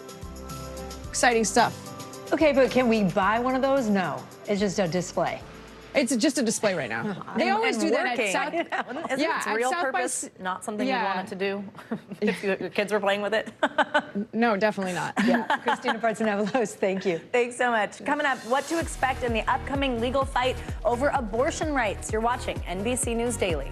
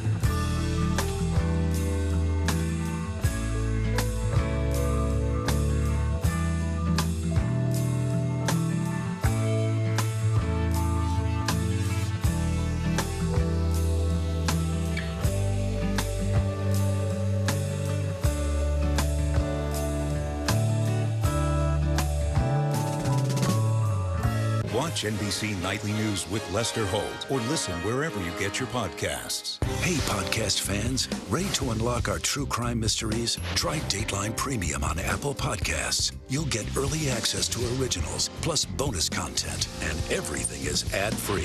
So head to Apple Podcasts now to subscribe. We begin tonight with breaking news just coming in. Whenever it happens, wherever you are, NBC News, streaming free now. Tomorrow, a Texas judge will hear arguments in a lawsuit that seeks to ban one of the most widely used pills in medication abortions. That's right. This case is being called one of the highest stakes legal battles over abortion rights right now. NBC News senior legal correspondent Laura Jarrett is following this story for us. Hi, Laura. So, I mean, we're talking Texas right now, but how could what implications could we see nationwide? Could we see anything? Yes, absolutely. This is the most important legal fight over abortion since Roe was struck down last year. And here's why. We know that more more than half of women get abortion these days via a pill. You think about a surgery or some type of medical procedure, most women actually, you can see the stats right there, use a pill called mifepristone. That is exactly what is at the heart of this case. This group, a coalition of anti-abortion groups, want to make sure that mifepristone is taken off the market. It's been on the market for over 20 years, and the FDA says it is perfectly safe if they get what they want. If the plaintiffs get what they want, the injunction, which means the actual drug will be taken off the market nationwide, not just in Texas, but in blue states like New York.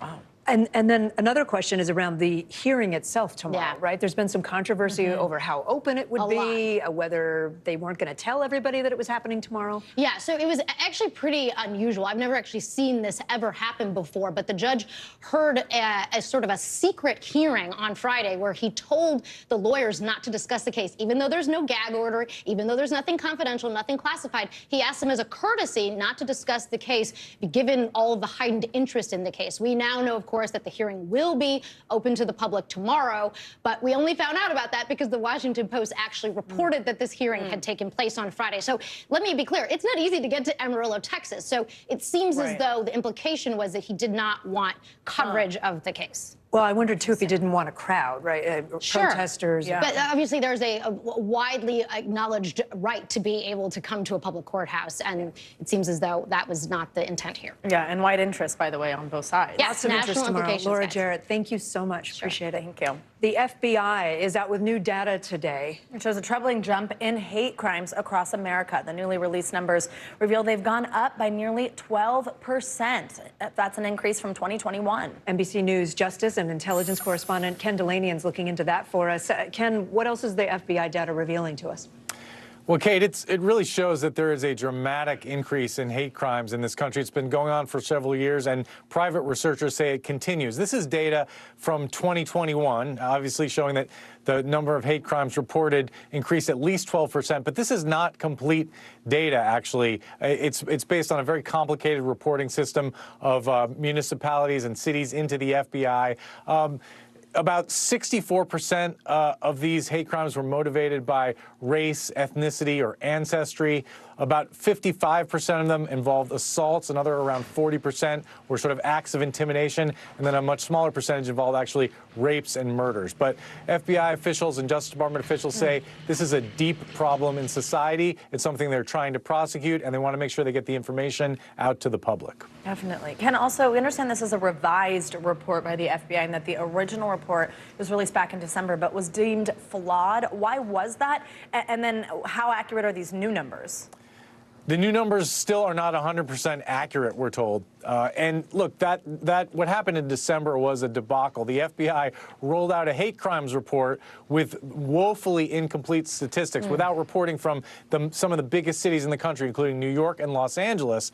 And it appears that that's what led to some dramatic revisions here and a scramble, because they normally don't put out data in March, but that's what they've done here to get a more accurate reporting out to the public, because we knew there had been an increase. That prior report in December said there had been no documented increase. Now they're saying it's at least 12%. And private researchers say that has continued throughout 2022. And it's probably actually more than 12%, guys. Wow. Ken Delanian, lots of nuance here. Thanks for walking us through it. You bet.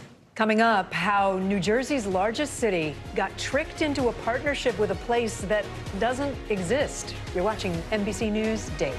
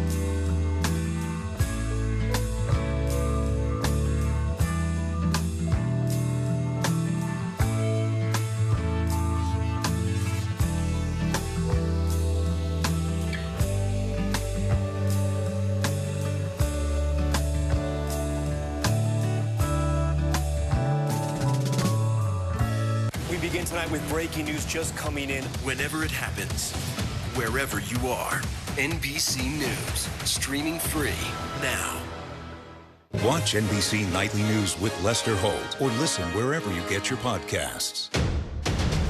The day's biggest political stories with trusted insight and expert analysis. A daily look at the politics behind the headlines. Meet the Press Now, streaming weekdays at 4 p.m. on NBC News Now. Welcome back. We've got some news here. The parent company of Facebook and Instagram has just announced another round of layoffs. That's Meta, and they say they'll be cutting 10,000 more jobs. That's about 13% of its workforce. In addition to those cuts, Meta says it will be closing about 5,000 open job posts that have yet to be filled. CEO Mark Zuckerberg has called 2023 a year of efficiency for Meta and is trimming down the company. At its peak, Meta had more than 80,000 employees. Well, right now, Savannah, I promise you, the words you're hearing are coming out of my mouth. I'm actually saying them. Yes, Kate's really here. I'm It's here, really her. but is that always going to be the case? Probably not. Unfortunately, it's kind of scary. Voice cloning technology is giving users the ability to make anything sound like anyone. It's got a lot of people very concerned. NBC News Now anchor Gotti Schwartz has more on this technology. I mean, you really have to hear to believe, Gotti. I love what you do in this report, showing us some examples of people we really know. Oh, yeah. And how we can hear how similar it is. Hey, Gotti.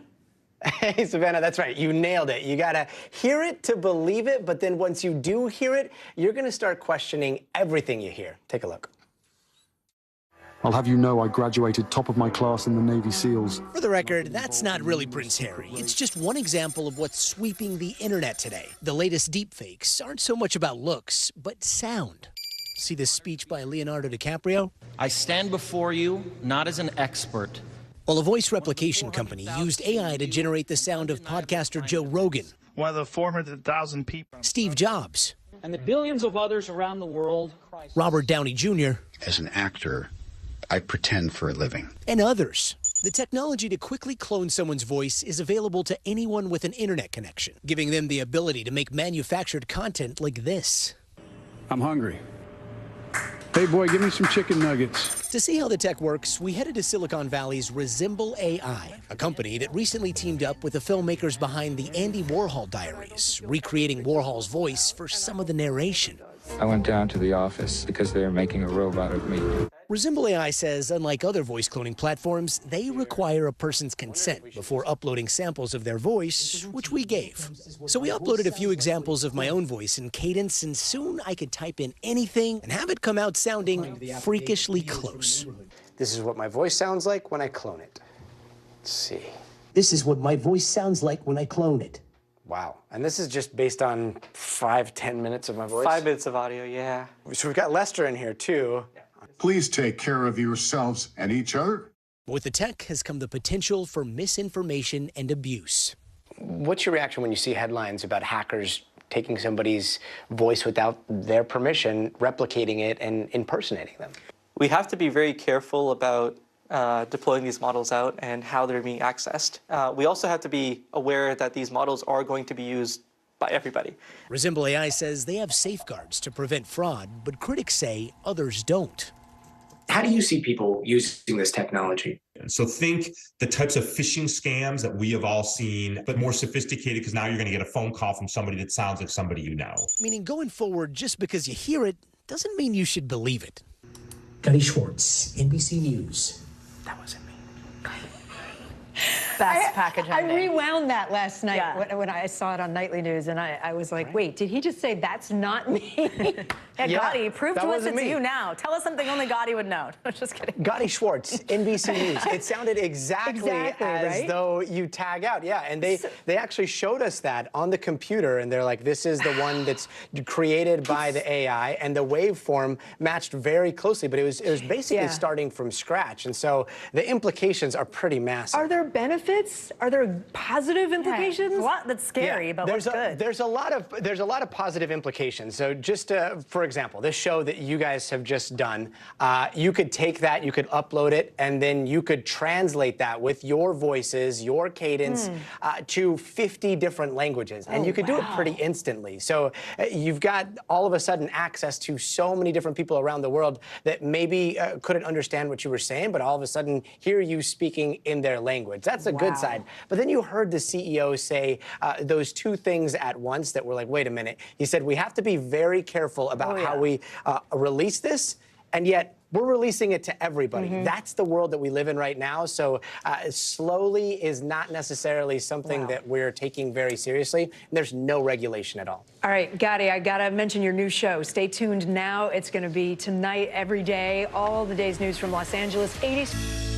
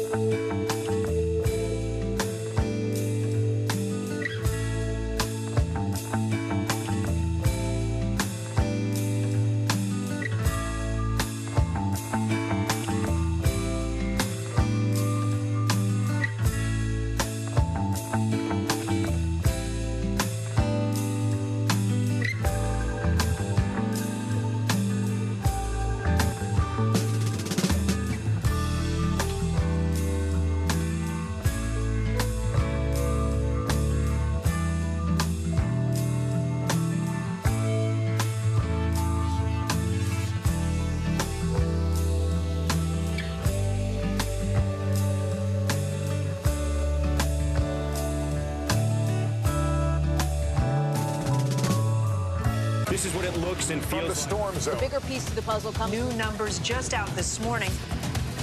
Good evening. We begin tonight with breaking news just coming in. We begin this hour with the latest developments. We're coming on the air with some shakeups big time on Capitol Hill.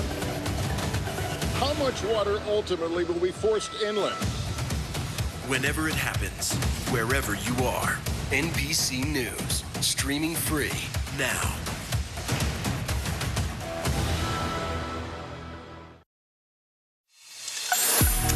Bottom of the hour now, and here are some of the stories making headlines on NBC News Daily. Breaking news, the U.S. military has confirmed a Russian fighter jet collided with an unmanned U.S. drone over international waters in the Black Sea. The drone, similar to the model that you see on your screen, is an MQ-9 Reaper drone. U.S. European Command says the Russian jet was harassing the drone, emptying jet fuel on it, then hit the propeller of the U.S. aircraft, forcing the U.S. to bring the drone down in international waters.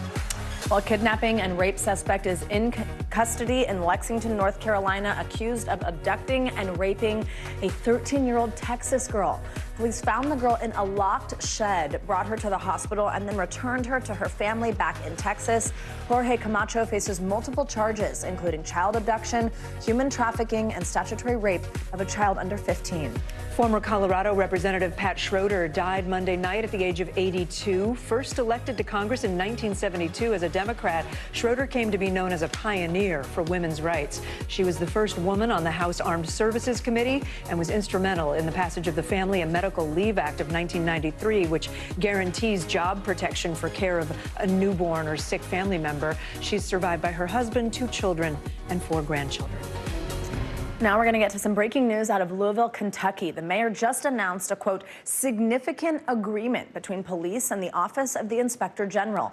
It comes nearly 1 week after the DOJ's scathing report about the Louisville Police Department and 3 years after the death of Breonna Taylor.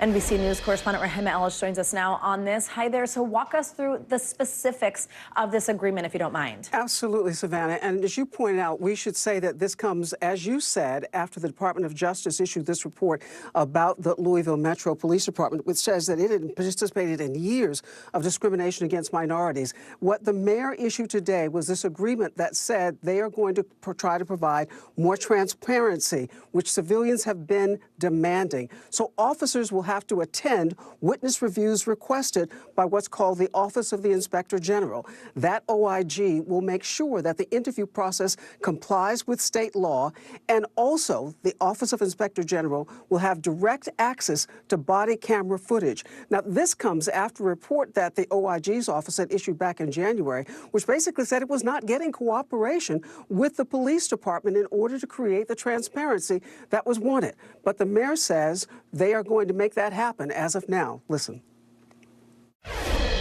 We will not make excuses for the mistakes of the past.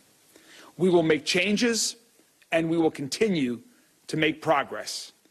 Our goal is to make LMPD the most trained, trusted, and transparent police department in America. There is a new team, and the police chief, in fact, said it is a new day in Louisville. New team, new mayor, new head of Office of Inspector General, and new chief of police. Savannah?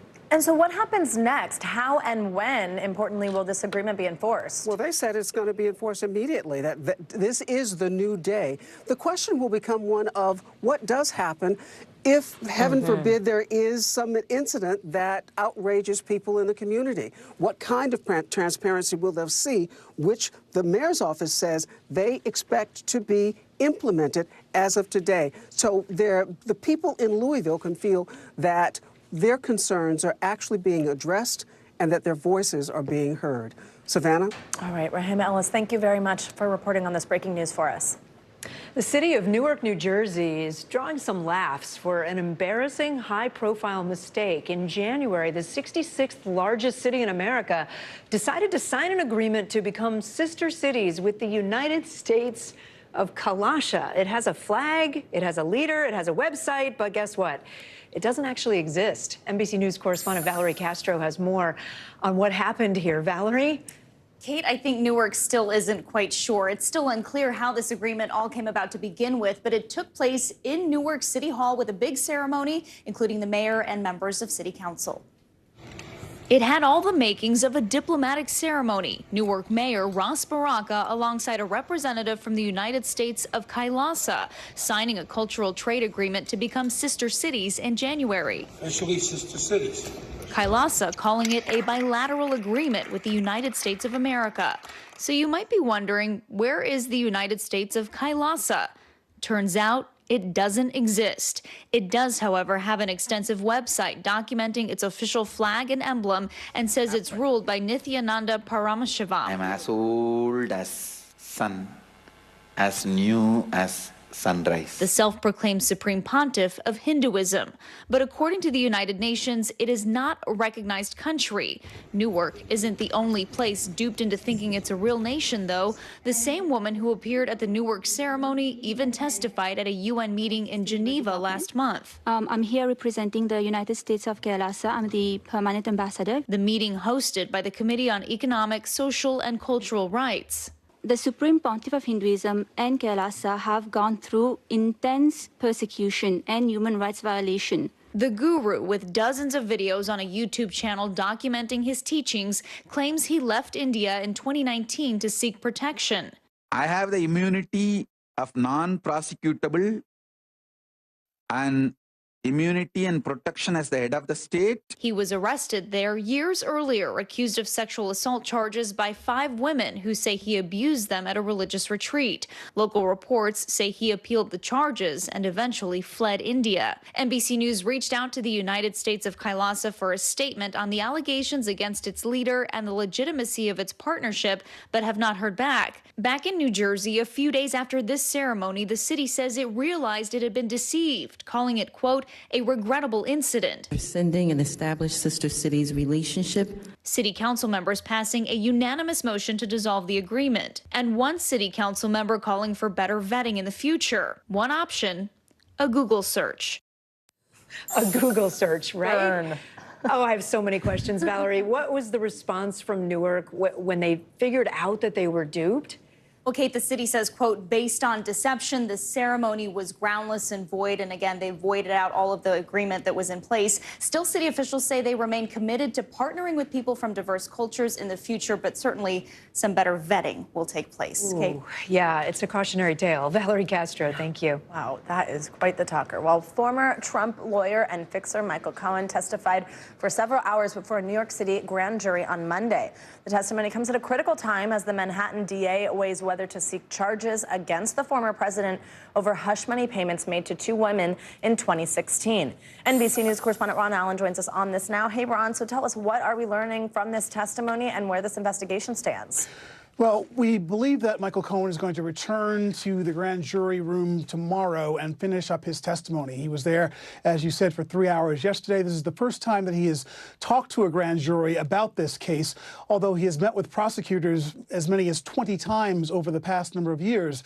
Remember, this case dates back to 2016, the campaign during 2016, and the alleged hush money payment to Stormy Daniels, the adult film star, that Cohen has said repeatedly and consistently over the last number of years that then candidate Donald Trump instructed him to make and was aware of, and then falsified business records to try and cover up this so-called hush money payment. We don't know exactly what Cohen has said to the grand jury. We don't know what he has said that's different from what he has been saying over the past 7 years. And that's a big question because for all this time, previous prosecutors have chosen not to indict Donald Trump on any of these charges, any charges related to this. So what's different now? Well, the Manhattan DA is a new DA, new district attorney, Alan Bragg, who was elected about a year or so ago. He had said that he wanted time to review the case. The DA's office has obtained convictions of a key Trump financial officer, Alan Weisselberg, on tax evasion, financial fraud issues. He's also obtained convictions of 2 entities of the Trump Corporation on similar matters. So there's that, which is different. And of course, now President Trump is no longer President Trump, although he is a candidate for office again. So there is a lot of expectation that Cohen will complete his testimony tomorrow. The grand jury is expected to meet again on Thursday. Their regular business is that they meet on Mondays and Thursdays. And it's unclear. We understand that there have been as many as 6 or 7 witnesses, including Cohen. So it's been a tightly focused process, we believe. Of course, it's a secretive process, so we're not sure exactly who has said what. But a lot of speculation that this could be the moment when the DA does or does not bring a case against Donald Trump. Yeah, absolutely, which would be big news either way. Ron Allen, thank you very much. Now, Tiger Woods is fighting to keep the details of a dispute with his ex-girlfriend from becoming public. You probably heard a little bit about this already, though. The golf icon filed a motion to enter arbitration and keep the conflict out of a Florida courtroom. Woods' ex-girlfriend, Erica Herman, is suing for damages and a release from her 2017 non-disclosure agreement with the golfer. Here's NBC News correspondent Kaylee Hartung. Tiger Woods is asking a Florida court to help him keep his private life private. In a motion to enforce Erica Herman's non-disclosure agreement and resolve the dispute in arbitration, Woods' attorneys called Herman a jilted ex-girlfriend who wants to publicly litigate specious claims in court. It's pretty strong and inflammatory language, but they need to be careful depending on what exactly she has by way of evidence. Woods and Herman dated for nearly 6 years. I just want to say thank you to my mom, Sam, Erica, Charlie. But they're now on opposite sides of a $30 million civil suit filed by Herman in October. Following their breakup, Herman says Woods violated an oral tenancy agreement that should have allowed her to continue living at his Florida mansion. And under the federal Speak Out law, Herman wants to invalidate the non-disclosure agreement she signed in 2017 in order to share her own experiences, photographs, and recordings related to various legal claims she believes she has. But Woods' attorneys argue she has no right, their response saying she has never asserted any claims for sexual assault or sexual harassment against Mr. Woods, does not do so in this case, and cannot assert such claims truthfully. These are really uncharted waters. These laws are pretty recent. They were only passed last year, and we certainly haven't seen them tested in a case as high profile as this. The return to glory. Woods is considered by many to be the greatest golfer of all time, but his reputation off the course hasn't always been up to par, with personal scandals and a drunk driving arrest on his record. Just 2 years after this near-fatal crash, Woods' legal battle with his most recent ex-girlfriend is now spilling into public view. Kaylee Hartung, NBC News.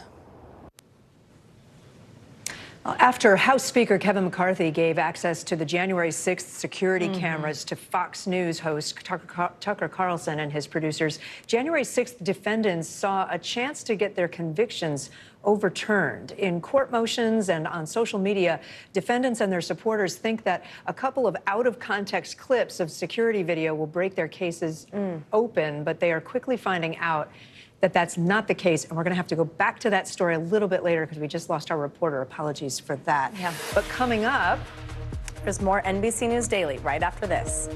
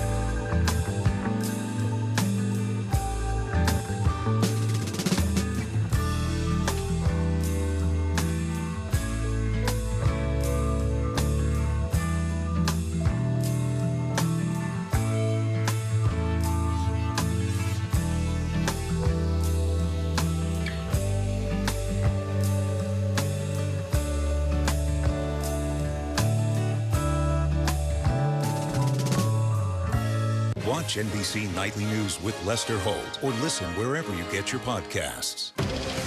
What do people need most right now? Did the state and/or law enforcement drop the ball? Migrant families now stranded in Mexico. What's the World Cup experience been like? It's your news playlist. Top story with Tom Yamas. Weeknights at 7 on NBC News Now. Hey, podcast fans. Ready to unlock our true crime mysteries? Try Dateline Premium on Apple Podcasts. You'll get early access to originals, plus bonus content, and everything is ad-free. So head to Apple Podcasts now to subscribe. In today's Daily Health, an Illinois woman is sharing her story after she was treated for a condition that is often misdiagnosed. That's right. She told doctors she was experiencing shortness of breath. A year later, they made an unexpected diagnosis. Reporter Lauren Petty with our station in Chicago has more. It was in 2020 when Patty Tasca was walking her dog, Mac. And after 100 steps, I had to stop because my heart was racing and I couldn't catch my breath. Tasca soon went to doctor after doctor. They ran all kinds of tests, lots of tests, over about a 1-year period. but each one would say, well, it's not the heart, it's not the lungs. Then a CT scan found a mass in her lung, and Patty was told, cancer stage 3. And for a week, I had to wait for biopsy results to come in. It scared the death out of me. But it wasn't a tumor. This was her clot that is occluding the blood flow. Doctors at Northwestern Medicine determined it was a blood clot. They break off, they travel up into the heart, and they get pumped into the lung, and they lodge in the blood vessels in the lungs, and that's when it becomes a pulmonary embolism or a blood clot in the lung. The condition is called CTEPH, which is an acronym for chronic thromboembolic pulmonary hypertension. Patty opted to have the clots removed, which involved open heart surgery. The entrance point is right next to the heart. So we're going to have to use what's called a heart-lung machine, which is cardiopulmonary bypass, in order to do the procedure. She went all the way around. Patty admits that surgery was tough. I remember the day after, I said, oh God, I wish I had rethought this, but second, third day, and afterward now, I'm so glad I had it. This photo shows the clots that were removed. With them gone, Patty can truly breathe easier now. I can walk. I walk 2.5 miles 3 times a week. Patty's message? Persistence. You have to say, there is something wrong with me and I need to get to the bottom of it. She hopes sharing her story may lead others to this under-recognized condition. A lot of patients get misdiagnosed, but if you look into their medical history, a lot of patients will tell you that they had a clot in the past. Lauren Petty, NBC 5 News. Important information there, certainly. Well, a major change is coming to America's drinking water. For the first time, the Environmental Protection Agency says it will limit certain so-called forever chemicals in tap water. Yeah, these toxic man-made compounds are so common. They're found in everything from clothing to dental floss, even toilet paper. But scientists say exposure to PFAs may cause serious health issues, including cancer, liver damage, and asthma. Yeah, think about it. Even in things like your floss. Wow. Yeah. Well, in today's Modern Parenting, we're taking a look at dangers during pregnancy. About 700 American women die every year of pregnancy-related complications, giving the United States the highest maternal death rate of any developed country. Yeah, think about that for a second. The highest maternal death rate. And for Black women, that rate is rising. According to the CDC, they are nearly 3 times more likely to die from pregnancy and birth-related complications than white women are. Joining us now is Today Parents reporter Danielle Campamore. Danielle, this story, I actually first reported on this. You and I often report on similar things 13 years ago, and it was equally bad then. Why is it not getting better, and why are maternal mortality rates so high? Right, absolutely, Kate. It's not getting better. And in fact, studies are showing that in a post-Roe America, it is bound to get even worse. The CDC cites a couple of reasons for the high maternal mortality rate, especially among Black people with the capacity to get pregnant, including inequality in access to health care, underlying chronic conditions, structural racism, and implicit bias, such as some doctors believing that Black people have a higher pain tolerance than white people. Wow. Danielle, I know you also actually spoke to somebody who's really been impacted by this, a dad whose partner died after giving birth to their second child. Tell us about this heartbreaking story and what he's doing now to raise awareness. I did. I spoke to Amari about his partner who had died a couple days after giving birth to their second child. As you mentioned, she had gone back to the hospital complaining of chest pain, shortness of breath. They turned her away multiple times, at one point even asking her if she was on drugs. And unfortunately, she did pass away. So now Amari is really in the fight to end maternal mortality in the country. He paints portraits of women who have died because of the maternal mortality crisis, highlighting Black and brown women in particular. I urge everybody to read your story, Danielle. It is incredibly moving. Thank you so much for being with us. Absolutely, and get some information on what you can do. Well, there is more news ahead. You're watching NBC News Daily.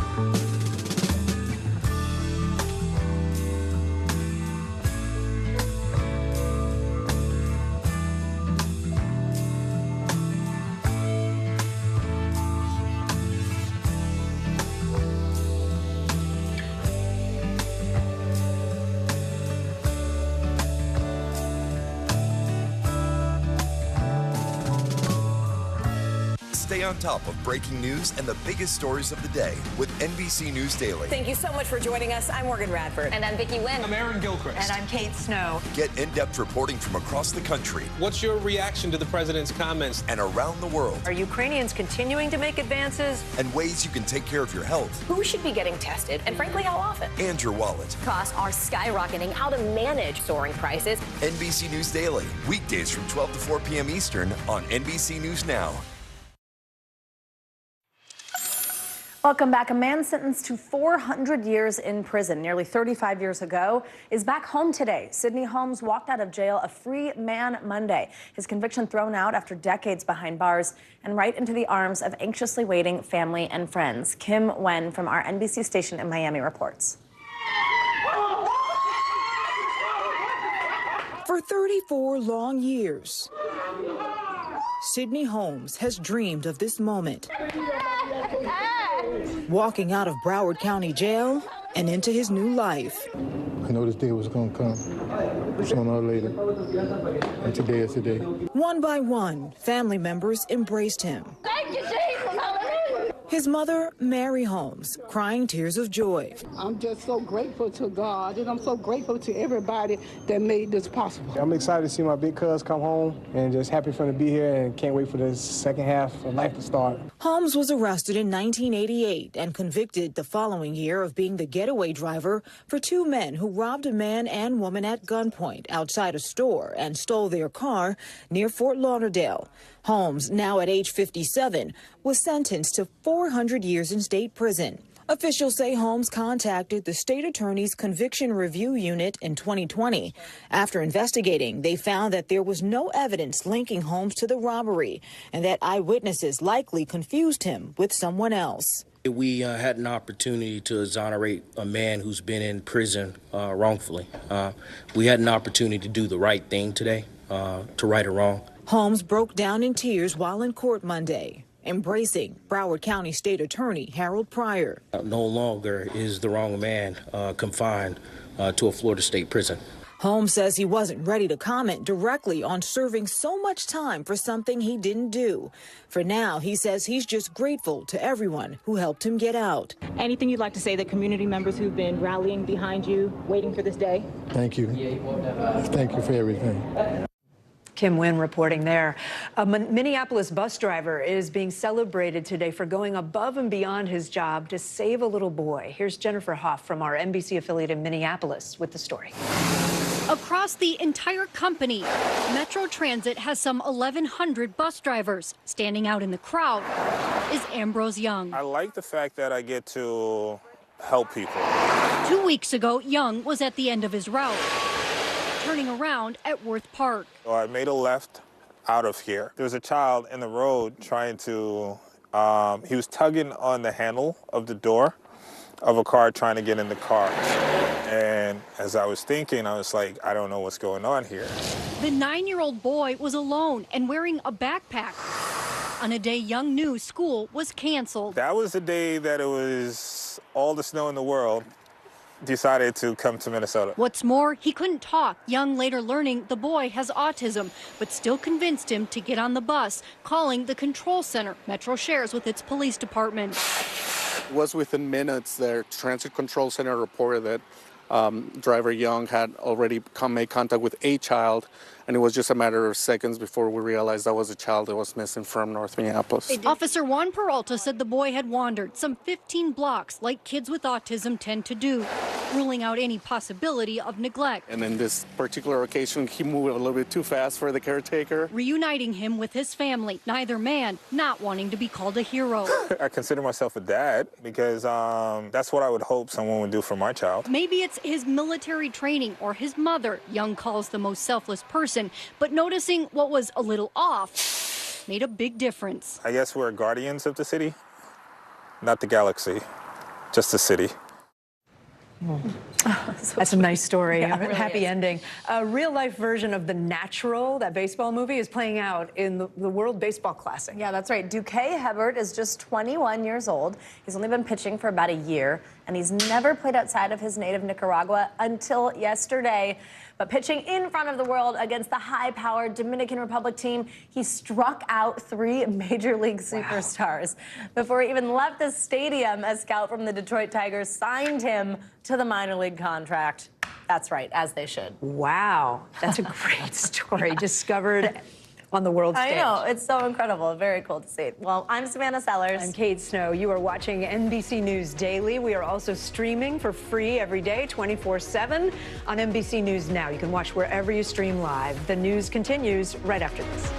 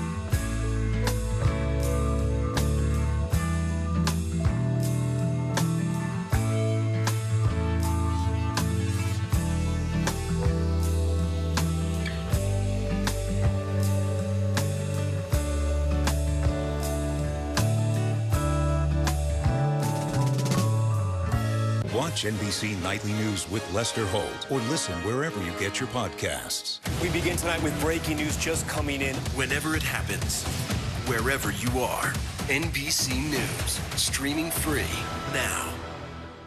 Hey, podcast fans, ready to unlock our true crime mysteries? Try Dateline Premium on Apple Podcasts. You'll get early access to originals, plus bonus content, and everything is ad-free. So head to Apple Podcasts now to subscribe. Hi, everybody. I'm Kate Snow. And I'm Savannah Sellers, in for Aaron Gilchrist. Thanks for joining us. NBC News Daily starts right now.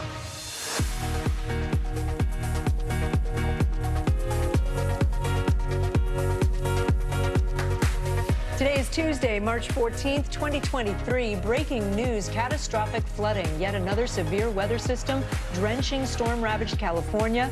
The damage millions could be facing and where the powerful storm is headed next. Breaking the bank. The federal government investigating now the collapse of Silicon Valley Bank. But this could mean for potential charges. Swinging back, new details in Tiger Woods' legal battle with his ex-girlfriend, why he's now trying to keep this latest scandal out of court. And Club Med, doctors say a Mediterranean diet could lower your chances of developing dementia. We'll share the recipe. We begin this hour with that extreme weather slamming both the East and the West Coast today. That's right. On the East Coast, a late season nor'easter, actually also the first of the season. It's burying parts of New England under more than a foot of snow. New York's governor is already declaring a state of emergency. On the West Coast, meantime, millions are under a flood warning after days of unrelenting snow and rain out there. Now there are fears about potentially life-threatening flooding, mudslides, and avalanches. NBC News correspondent Nayela Charles is in Pajaro, California. Also with us is meteorologist Bill Cairns. Nayela, we'll start with you. There was so much flooding we saw yesterday there. What's the concern now? Well, right now, the people who live here in Pajaro, about 1,700 residents that have been under an evacuation order for days, want to know when they will be able to return to their homes. And at this point, officials say they still don't know when. The issue, Savannah, Kate, is that in these last couple of days, they have struggled to find shelter and food and other basic necessities. Because they had to leave so quickly in the middle of the night on Friday, many of them have struggled to get to those resources that the county and state do have. But because they had to leave so quickly because of the flooding here, many of them had to leave their cars behind. So that means they can't get to the shelters where they can get those resources. And people tell me they don't know how long they can hold on like this. Now, that immediate need, the necessities they left at their homes, like medication, clothes, food, bottled water that they need because the water here is contaminated. They also don't know when they will be able to return to work because the strawberry fields here are flooded and many of them work on those fields. This community is largely made up of migrants. It's a low-income community. A lot of them are farm workers. So they're really just in deep desperation here. Savannah, Kate? Are they, just to clarify, are they like living with friends, or where are people who evacuated? There's a mixture. There's some people who are living with friends. There's some people who have been living in their cars for the last couple of days. Some have been able to live in hotels, but as you can imagine, that's very expensive. So those that were lucky enough to do that don't know how long they will be able to do so. So it's a mix of the circumstances here, none of them ideal. Savannah, Kate? Oh, yeah, absolutely. And Bill, let's quickly get to you. You're tracking both systems, impacting both coasts. Let's start in the west. What's the latest? Well, the storm system is moving on shore, and now we're going to see just how bad the flooding is going to be, especially in Southern California. That's where we're seeing the highest impacts currently. Notice the rain has tapered off around San Francisco, Monterey. Still getting it pretty good, though, in the Sierra. But this bulk of heavy rain is what we've been concerned with going to the coastal areas from Santa Barbara all the way towards Los Angeles. And once it gets up there in the mountains, that's where we're very concerned. Remember, all the people were stuck because of the heavy snow? Well, those areas are going to get 4 to 5 inches of rain in the next 12 to 24 hours with that snow melt. And then what happens with that runoff? So that's why we have the high risk of flash flooding here. All coastal areas south of Monterey. Los Angeles is in the moderate risk. And I was mentioning those rainfall potentials. Here's some of the possibilities. L.A. could get 3 inches of rain. Everyone's been in Los Angeles with just an inch of rain. That's a huge deal. 3 inches is like a lot of significant urban and street flooding. And then Lake Arrowhead was one of those spots that people were stranded. 5 inches of rain potentially on top of that snow that's melting. That's where we could have significant issues, and that's why we have 26 million people at risk there. And then in the Northeast, guys, I just saw in Massachusetts, we had our first town, Row, 30 inches of snow. Oh, wow. Okay. Bill Cairns, Nyla Charles, keep him busy. Thank you. Thanks. And also breaking right now, the Justice Department and the Security and Exchange Commission are now officially investigating the collapse of Silicon Valley Bank. NBC News is attributing 3 sources familiar with the matter. We've reached out to both agencies, but have not yet gotten an official response from either. Part of what investigators are looking into, though, involves executives' sales of stocks that happened right before the collapse. Since the bank shut down last Friday, it's been increasingly under the microscope from the Federal Reserve as well as from Congress. NBC News correspondent Jake Ward is following all the latest on this. Hey, Jake, so tell us specifically what investigators are focusing on. I mentioned that stock sale. What is it that's sort of raising eyebrows? Well, Savannah, obviously the question here is, what did the executives at that company know when they made that stock sale? Now, reports in the past have shown that those were pre-scheduled sales, the kind of thing that a company like this one is required to report, and supposedly it was reported. But investigators taking the lead here in Northern California are going to be looking into that, not to mention at layoffs that took place just before this. So a lot of scrutiny for Silicon Valley Bank on top of its misfortune last week, Savannah. Jake, we spoke also yesterday, of course, about the administration that the action the Biden administration has been taking. I mean, to try and prevent these ripple effects, try and stop people from panicking. But look, I mean, this is scary. These are big headlines. So for somebody who's got their money in a regional bank, in a credit union, should they be worried? Well, the fundamental thing to remember for anybody watching this is that if you have less than $250,000 in the bank, then you are safe under FDIC insurance. And the average American has no more than $50,000 in the bank at any one time. So for the vast majority of people, that is not a problem. The difficulty, of course, is this question of the larger deposits. And regional banks, these smaller banks, tend to be the ones that tend to have big corporate deposits on hand. Those are in excess of $250,000, and that puts them into a whole other category. And that's why all these regulations that were overturned in 2018, which exempted small banks like Silicon Valley Bank from the Dodd-Frank regulations, are under scrutiny today, Savannah. All right, Jake Ward unpacking a big one for us morning, noon, and night. Thanks, Jake. There's a new inflation report out today. It shows the cost of everything we're buying remains high, but the rate of inflation is steadily trending downward. February's consumer price index climbed 0.4% for the month and 6% compared to 1 year ago. That's exactly what experts had predicted. NBC News business and data reporter Brian Chung is here to crunch the numbers for us, break it down. So where are we seeing good news, bad news? What are we seeing? Yeah, Kate, well, the good news is that 6% annual figure is a lot lower than the 9.1% that we saw in the summer of last year. The bad news is that's still well above the 2% that economists say is healthy when it comes to price pressures and price increases. Now, what categories led to high inflation still? Well, it's the cost of putting a roof over your head, shelter. All housing remains 8.1% more expensive this time of the year than it was this time last year. Now, there's some signs based off of more high-frequency data from the likes of Zillow and Redfin, for example, that maybe that's alleviated, but it hasn't bled through to the government data yet. Food prices also remain high, although we did see price declines in lettuce and also eggs. But interestingly, the Federal Reserve, which is the nation's economic steward, still has a lot of work to do to get those price pressures, again, back closer to 2%, because 6%, even though it's an improvement, not quite at the goal. All right, let's talk about interest rates, can we? The Fed meets next week again to discuss whether to raise them again. And now the failure of those two banks that Jake Ward was just talking about, does that influence the decision? It does, and it's a really complicated situation because prior to the weekend, it was a one-track-minded approach for the Federal Reserve, hike interest rates to get inflation down, deliberately slow this economy to take down those price pressures. But one challenge, one of the dominoes that led these banks to fail was higher interest rates. So if the Federal Reserve gets too aggressive on that front, that could trigger maybe further bank closures. Again, not necessarily a prediction, but just a possibility that I'm sure Fed policymakers are thinking about. Expectations are now that the Fed might not hike as aggressively as originally thought, perhaps a 0.25 percentage point next Wednesday, with some Wall Street firms actually perhaps predicting no interest rate hike at all. We'll have to see next Wednesday. All right, Brian Chung for us. Thank you.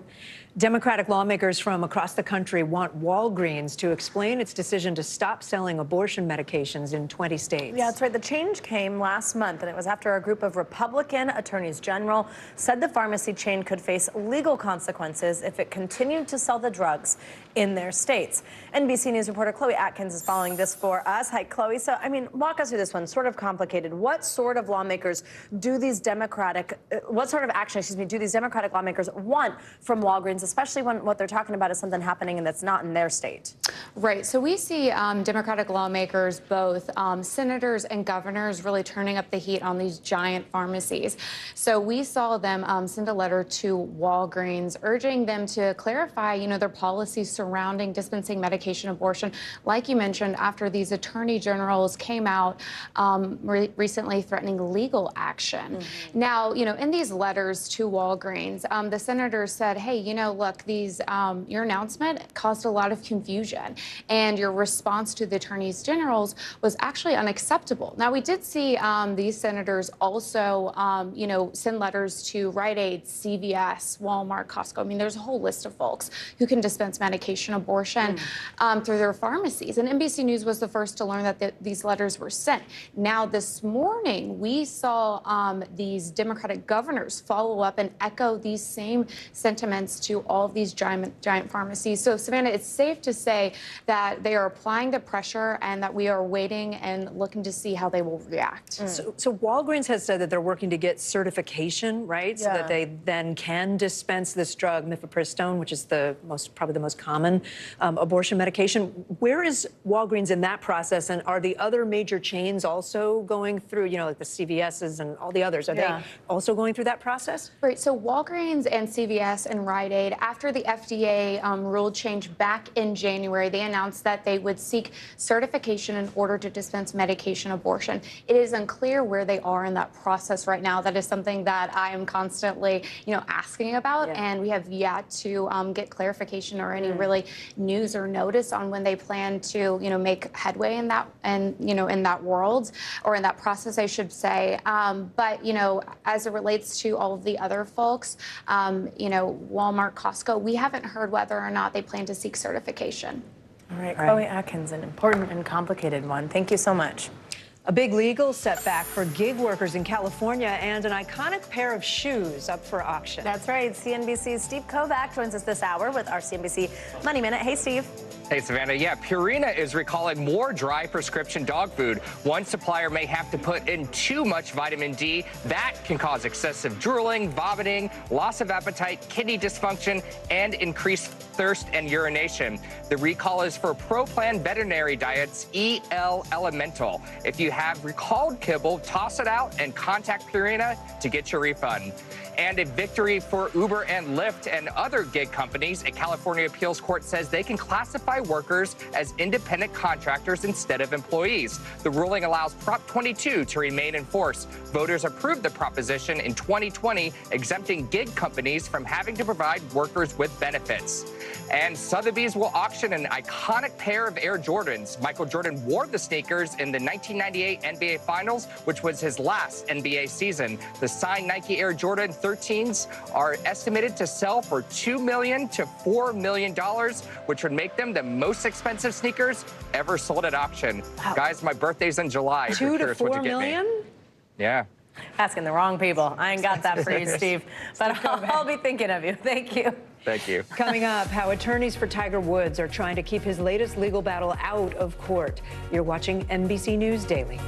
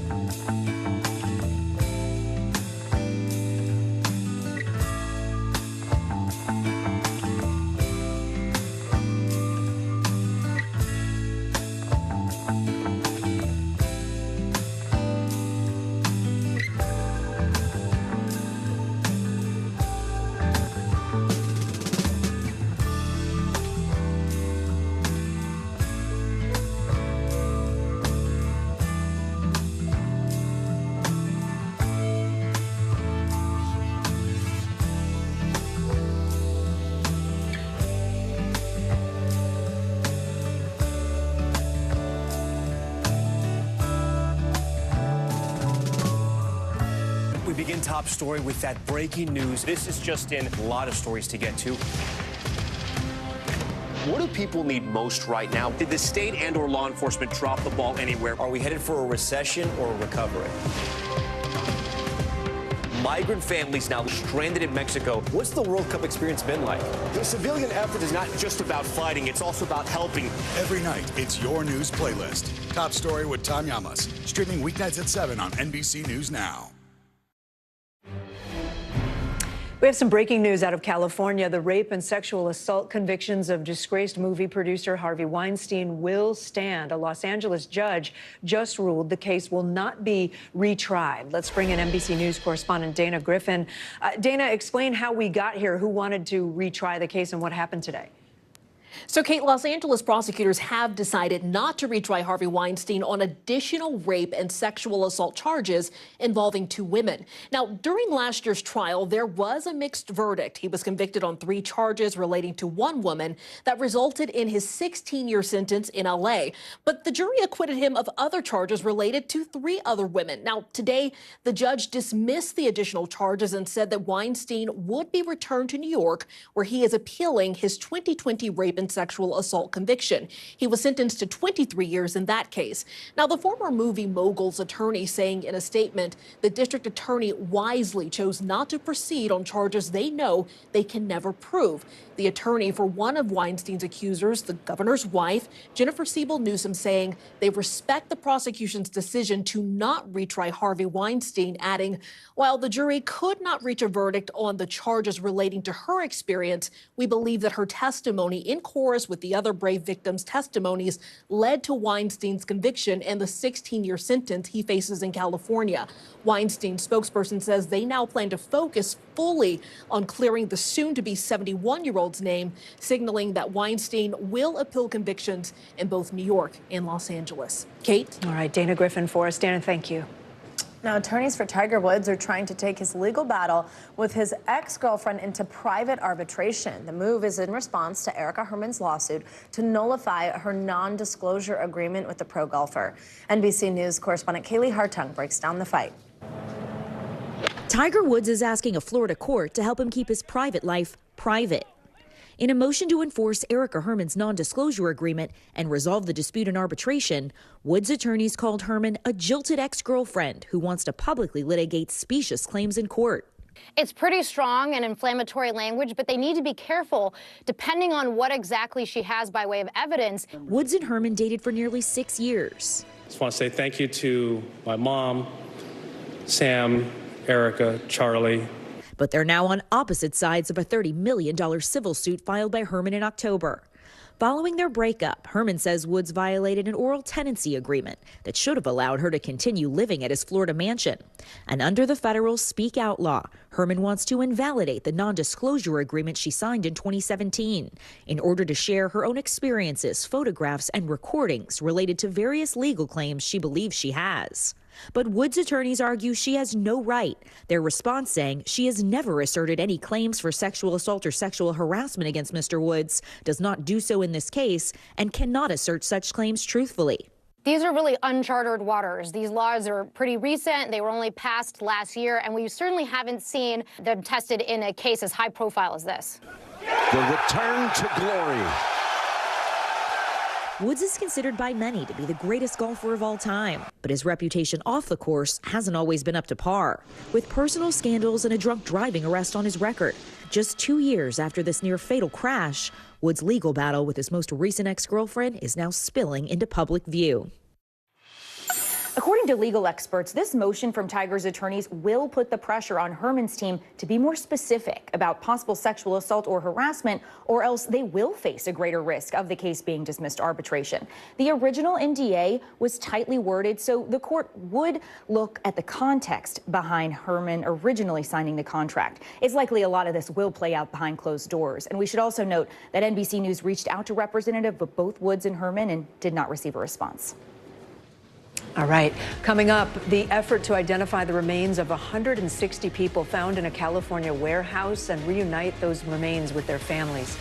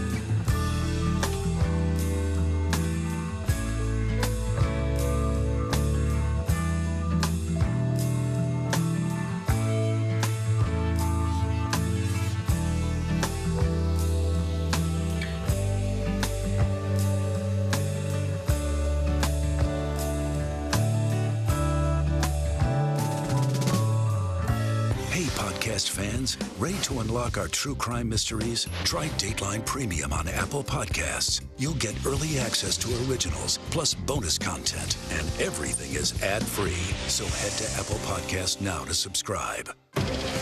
What do people need most right now? Did the state and/or law enforcement drop the ball? Migrant families now stranded in Mexico. What's the World Cup experience been like? It's your news playlist. Top story with Tom Llamas. Weeknights at 7 on NBC News Now. Welcome back. We've got some big news in the tech industry. The parent company of Facebook and Instagram has just announced another round of layoffs. Meta says they'll be cutting 10,000 jobs. That's ultimately about 13% of its workforce. And in addition to those cuts, Meta says it will be closing about 5,000 open job posts that have yet to be filled. CEO Mark Zuckerberg has called 2023, quote, a year of efficiency for Meta, and is clearly trimming down the company. At its peak, Meta had more than 80,000 employees. The federal government is putting out a new warning about an age-old crime, check fraud. There's been a sharp increase in check fraud in the last year, and it's hitting businesses pretty hard. Here's Lexi Suter from our NBC station in Chicago. This pile of checks is made out to the suburban Chicago recycling business Taz Holdings. But Taz Holdings never got the chance to endorse or cash them. They ended up in the wrong hands. You can't mail a check to anyone anymore. How much money do you think you've lost to fraud right now? It's roughly, in right around 100,000 right now. $100,000 worth of payments since October that never made it to their mailbox. Instead, intercepted by criminals cashing in big time.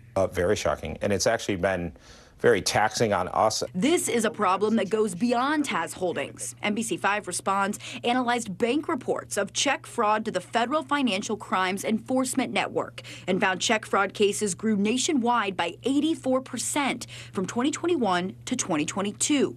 Cook County saw an even higher 112% increase in reported cases. That increase amounting to tens of thousands of potential crimes, fueling an underground economy. Check fraud is not a new concept. Q6 Cyber is an e-crimes intelligence firm. However, we did see an uptick over the past year of compromised checks being advertised for sale in various underground communities. Recently, Q6 discovered an open market of posts on the messaging app Telegram, all centered around check fraud crimes. Like this post, where a user claims to be selling a stolen USPS Arrow Key or Master Key for Chicago's blue mailboxes. The going price, $1,000.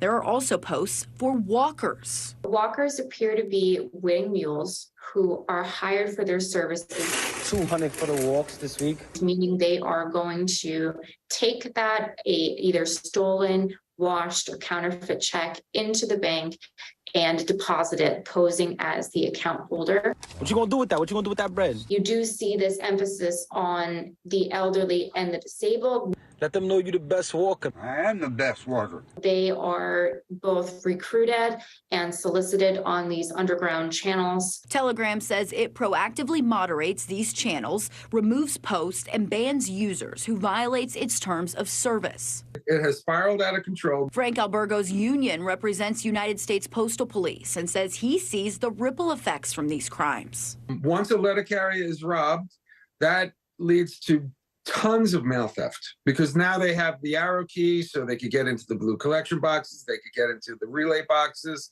So it's a major problem. In a statement to NBC5, the Postal Inspection Service said it's working with other law enforcement agencies to thwart thefts and working with USPS to pursue new technology to protect its mailboxes. In Rudman's case, he has the names of the thieves who deposited his washed checks, and he passed that info along to investigating authorities. But the situation is breaking trust with his valued customers. We all need to get together and solve this because it affects us all, affects the trust of the system.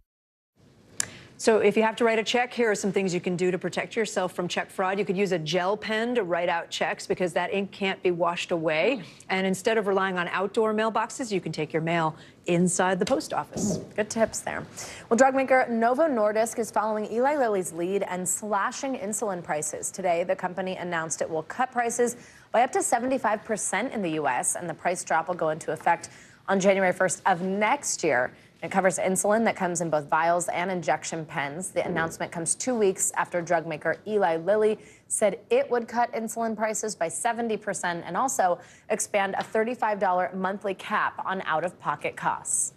Coming up, the popular diet that could drastically reduce your risk of developing dementia. You're watching NBC News Daily. Also, programming note for our streaming platform NBC News Now. Hallie Jackson Now has expanded to 2 hours. Catch that 5 to 7 Eastern. And then after Top Story with Tom Yamas, stay tuned for Stay Tuned Now with Gotti Schwartz from LA, 8 Eastern, 5 Pacific. More Daily after this.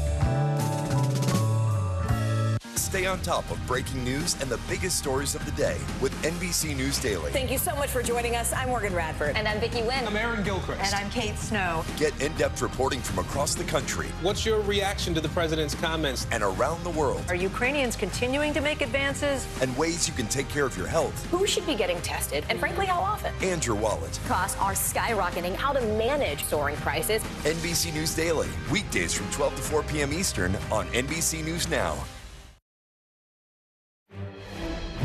Bottom of the hour now, and we are following some breaking news. NBC News has confirmed that a Russian fighter jet collided with an unmanned U.S. drone over the Black Sea. NBC News Pentagon correspondent Courtney Kube has been following all this. She just got out of a briefing about the incident and gladly can join us. Thank you for being with us, Courtney. What can you tell us about what we know? What's the latest? So we know a little bit more now after the briefing, and we also have a response from the Russians. So from the U.S. side, they're saying that there were a couple of Russian fighter jets, Su-27s. They were behaving in an unsafe and unprofessional manner, according to the U.S. military, including doing things like flying right in front of this unmanned MQ-9, a drone, a U.S. drone, flying in front of it, flying right too close to it, and at some point even dropping jet fuel on top of it, which I got to say, Kate, we've been hearing about intercepts for a long time. That's the first time I've ever heard of jet fuel being used in that way during one of these incidents. But anyway, one of the Su-27s just got too close. Its wing clipped the drone's propeller, and the U.S. had to down it in the Black Sea. Now, the U.S. saying it was flying in international airspace over international waters, and they say, according to two defense officials, when they brought it down in that international water, they were able to wipe the software from it to ensure that, in fact, if someone else gets their hands on it, like the Russians, they won't be able to exploit any of the information on it. But as I said, we got a little bit more of a description of exactly how the U.S. military, the Pentagon, is characterizing this event from Brigadier General Pat Ryder, who's the Pentagon press secretary here. Here's what he had to say. I think the key point here is that while intercepts in and of themselves are not that uncommon, the fact that this type of behavior from these Russian pilots, that is uncommon and unfortunate and unsafe. So again, intercepts like this happen, but at this level, with this level of potential for not only a collision, but I mean a really catastrophic crash, that is very uncommon, Kate. Yeah, it is. I want to, if we can put that map back up again. This is the Black Sea. This is right where Ukraine is, right? So do we have any idea what that drone was doing up there? And does this potentially escalate a situation? So all we know is, according to the military, it was the U.S. military. It was on a routine surveillance mission. They won't say more than that. They won't even say if this drone was armed. It has the ability to be armed, I'm sure, as you know, Kate. The Russians are saying that it was flying close to the Crimean Peninsula, but the U.S. is only saying over the Black Sea. The reality is both could be true. It could have been in international airspace and relatively close to the Crimean Peninsula, depending on how you define close or near. We know that one of the Russian aircraft, the one that the U.S. assesses was damaged during this collision, was able to land in Crimea. It didn't crash. Another question that we have here is, will the U.S. military try to salvage this drone? At this point, they don't have any salvage ships anywhere nearby. And as we saw on that map, the only way to get to the Black Sea is through the Bosphorus Strait. The Turkish government owns it, and they haven't been very, they've been relatively resistant to allowing warships to transit that strait in recent months, Kate. And then lastly, the Russian Ministry of Defense, I think, just commented, right? What are they saying from the Russian perspective? They have a pretty different version of events here, Kate, saying that, in fact, the Russian aircraft didn't ever collide with the U.S. aircraft, that, in fact, it just lost altitude and crashed into the ocean. They're denying that they were involved in this in any way. They're also alleging that the U.S. aircraft didn't have its transponder on and accusing it of violating international rules of the airspace, essentially, by not having that activated at the time, Kate. Again, they have a very different version of events than what we've heard from the U.S. military. Yeah. All right. Courtney Kuby for us. Courtney, thank you. I know it's a busy day. Thanks so much for being with us. And actually, we've got more breaking news. Ohio's Attorney General has now filed a federal lawsuit against Norfolk Southern after last month's train derailment in East Palestine. The lawsuit seeks to cover damages to the state, including environmental impacts, but does not cover individual claims. Well, in a speech today, the Attorney General said that railroads were still the safest way to transport large amounts of freight and called the derailments completely avoidable. We're learning new details today about how federal agents rescued a 13-year-old girl who was abducted from her home 2 weeks ago. NBC News correspondent Valerie Castro is following this for us. Hey, Valerie. Yes, Savannah, we want to warn people right off the bat that the details of this story are disturbing. 34-year-old Jorge Camacho is facing charges for child abduction, felonious restraint of a child, human trafficking, rape of a person under 15, and indecent liberties with a child. Investigators say Camacho was communicating with the 13-year-old Texas girl through social media, where he allegedly groomed her and lured her to leave her home just outside of Dallas. Camacho then allegedly drove her more than 1,000 miles to this shed where he lived in Lexington, North Carolina. The sheriff of Davidson County, North Carolina, says he was contacted by an FBI special agent in Texas about the case. Sheriff's deputies went to the home where they staked out the property before pulling Camacho over. Investigators found the girl inside the shed just a few moments later. The mother of this young girl, who we are not identifying, is understandably so relieved to have her home. Here's what she told our NBC team in Dallas. Glad. Big hugs, tears. The night before, she gave us a hug and a kiss, said goodnight. Yeah, it's very, very terrifying because, we know as parents and we know as adults that it's a stranger. Be more involved with the world they actually in. The suspect in this case could face additional charges, according to the sheriff. He's being held on bonds totaling $1.25 million. Camacho made his first court appearance Monday and is facing life in prison without parole. Alarmingly, law enforcement officials say cases like this are becoming more frequent, and they add that parents should be doing more to monitor what their children are doing online to prevent horrific situations like this from happening. Savannah? Absolutely, just heartbreaking. Valerie Castro, thanks so much. There's an urgent effort right now underway in the San Francisco Bay Area to reunite families with the remains of their loved ones. It comes after 154 remains and 6 bodies were discovered being stored in a warehouse. Let's bring in NBC's Julia Jester for more on this. Julia, back up for a second. How did they find these bodies and these remains in the first place? So, Kate, authorities were first alerted to the warehouse linked to Ocean View cremations when several customers complained to the California Cemetery and Funeral Bureau about the business's practices.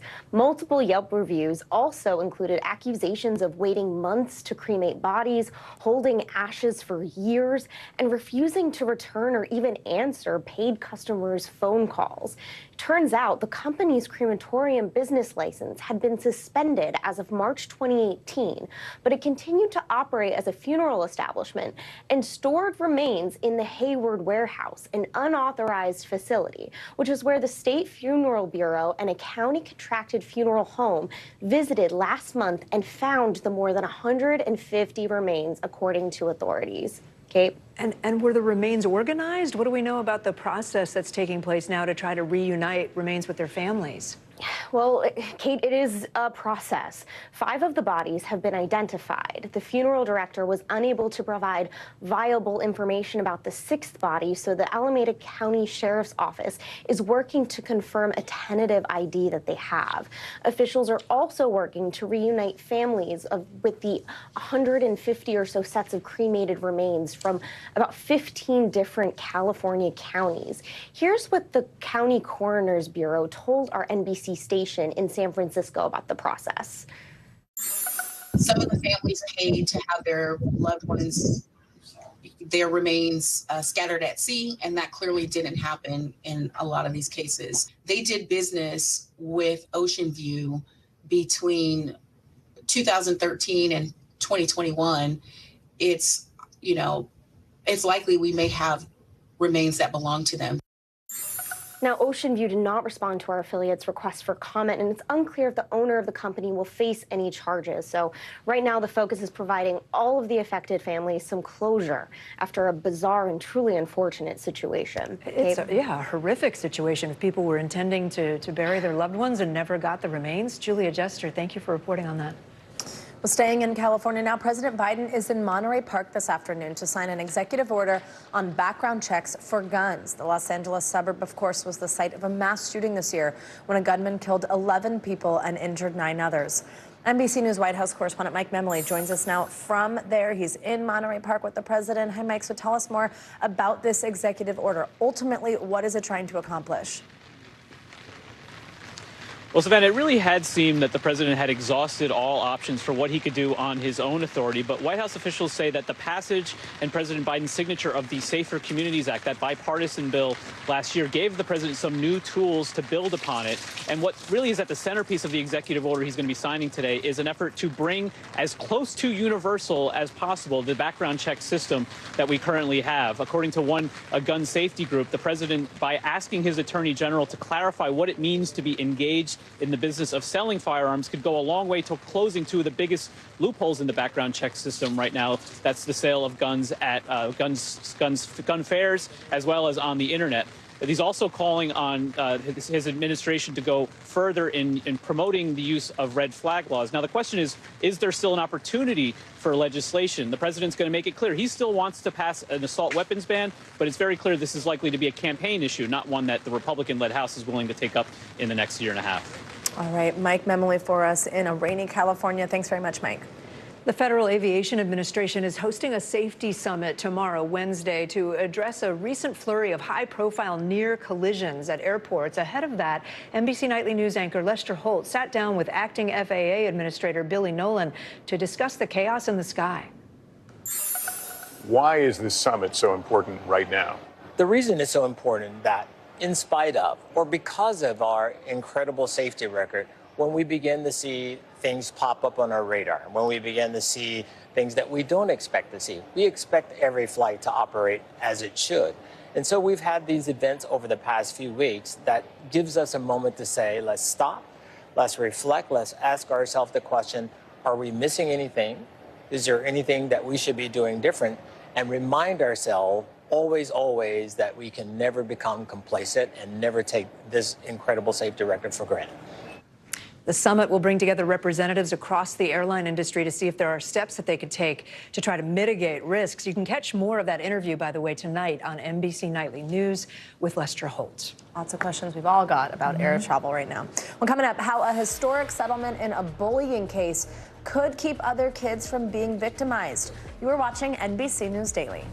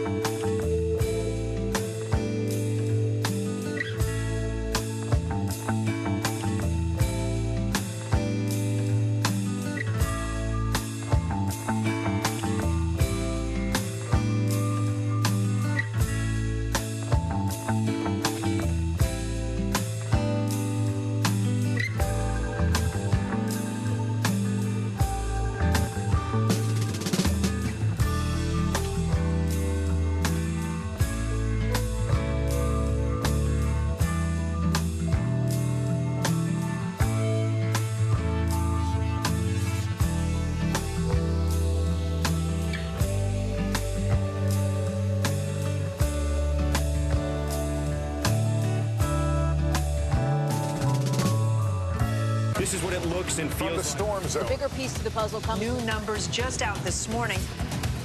Good evening. We begin tonight with breaking news just coming in. We begin this hour with the latest developments. We're coming on the air with some shakeups big time on Capitol Hill. How much water ultimately will be forced inland?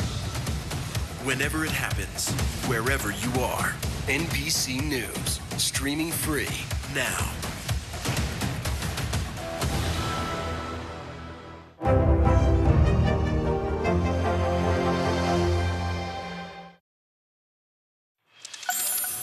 Welcome back. Well, a Connecticut family is receiving what's believed to be a historic wrongful death settlement in a tragic school bullying case. Reporter Sarah Wallace with our station here in New York City spoke to the sister of the bullied teen and has more.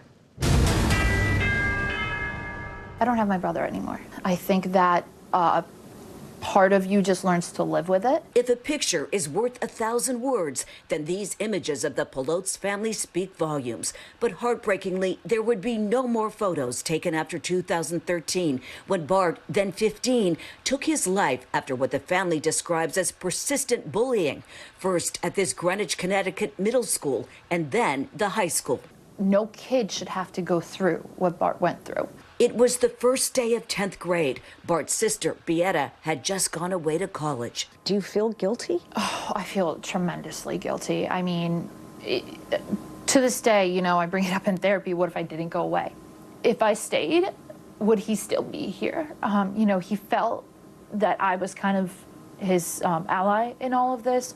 2 years after Bart died, his parents, Polish immigrants who had specifically picked Greenwich to give their 2 children a chance at the American dream, filed a wrongful death lawsuit. Bart was bullied not once, not twice, but time after time, year after year, school after school. The family's legal team obtained a staggering amount of internal school documents that are painful to read. Shoelaces tied together, stitches in head, hit with locker.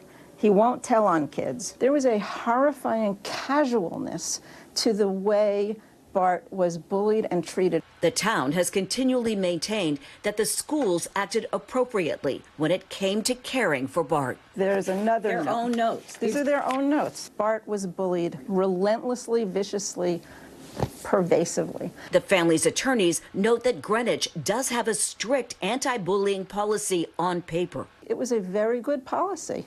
And what we have here is just a colossal failure to comply with that policy. Now, 10 years after Bart's death, after years of legal wrangling and COVID delays, the town of Greenwich has agreed to pay Bart's family $5 million without acknowledging wrongdoing or negligence.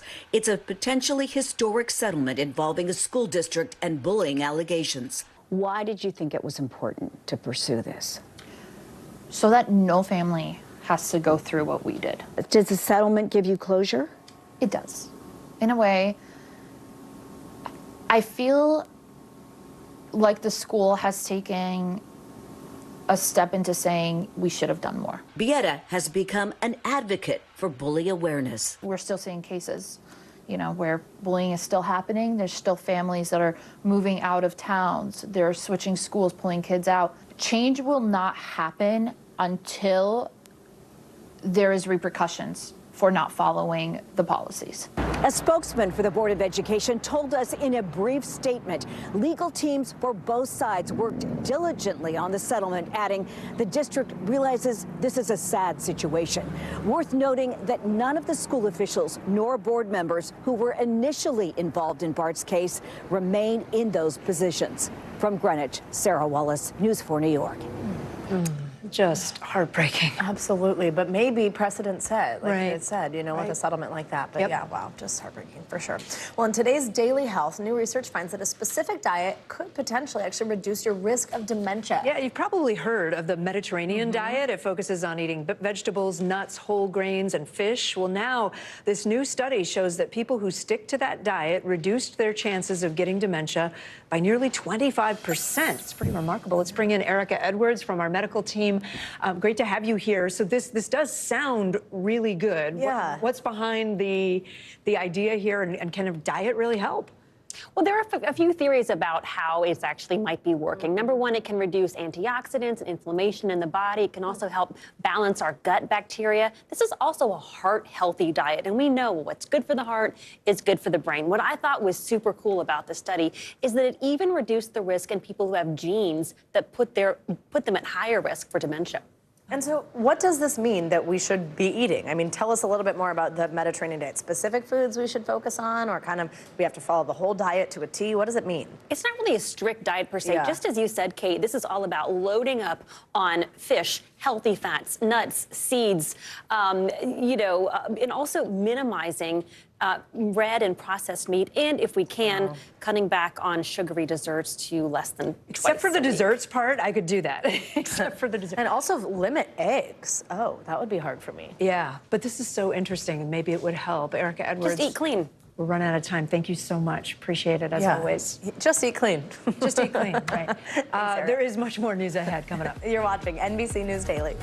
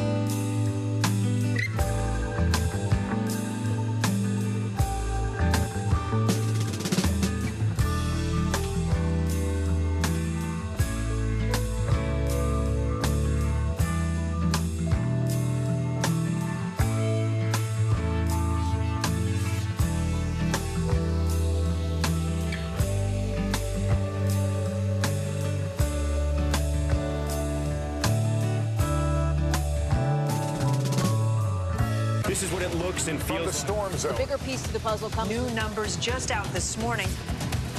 Good evening. We begin tonight with breaking news just coming in. We begin this hour with the latest developments. We're coming on the air with some shakeups big time on Capitol Hill. How much water ultimately will be forced inland? Whenever it happens, wherever you are, NBC News, streaming free now.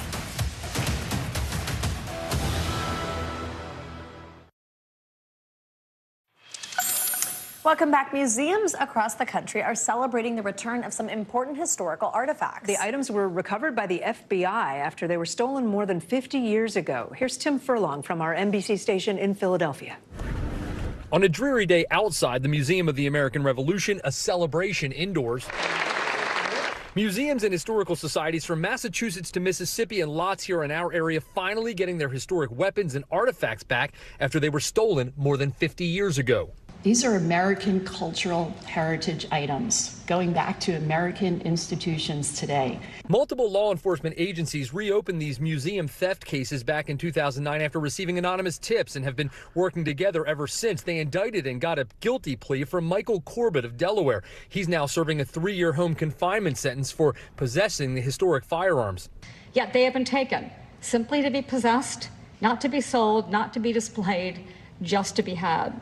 The U.S. Attorney's Office says due to statute of limitations issues, they didn't charge Corbett with actually stealing the items, but they learned a lot during their investigation. We know at least at Belchertown, 2 months before the theft at Belchertown, he has signed into the visitor log.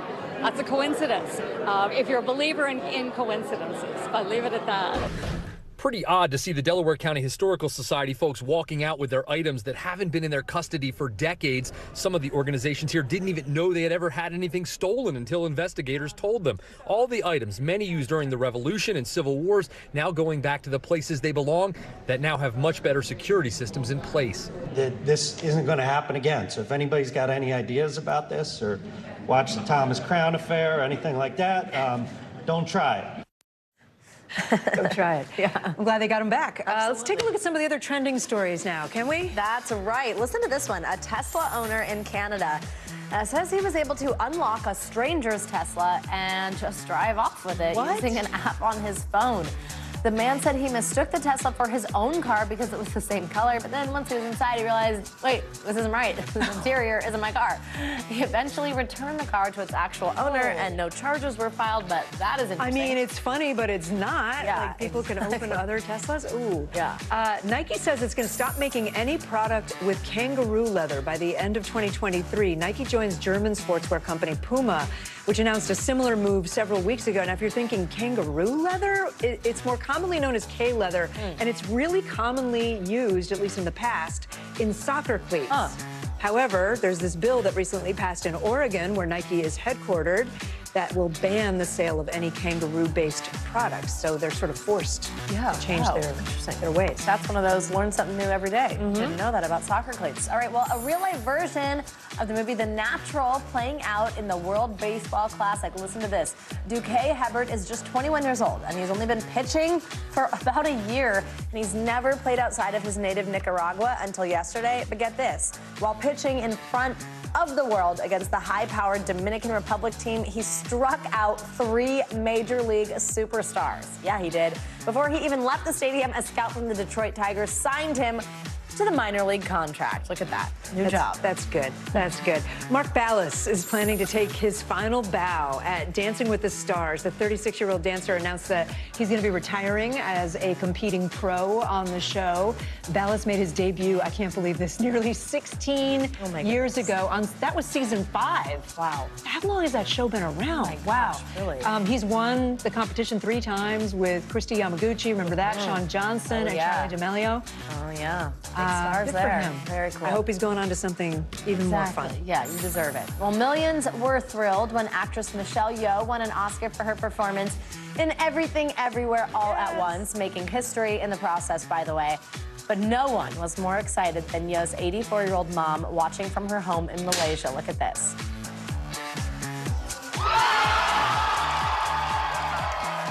I'm proud of my daughter. She's already happy.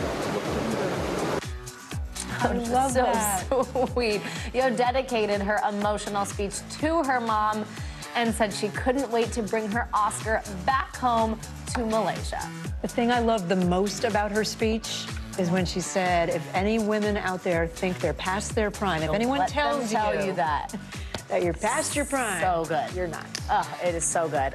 Well, wow, good for her, and congratulations to her mom as well, who of course Yeah, kissed her. exactly. I'm Savannah Played a Sellers. part. Sorry. I'm Kate Snow. You're watching NBC News Daily.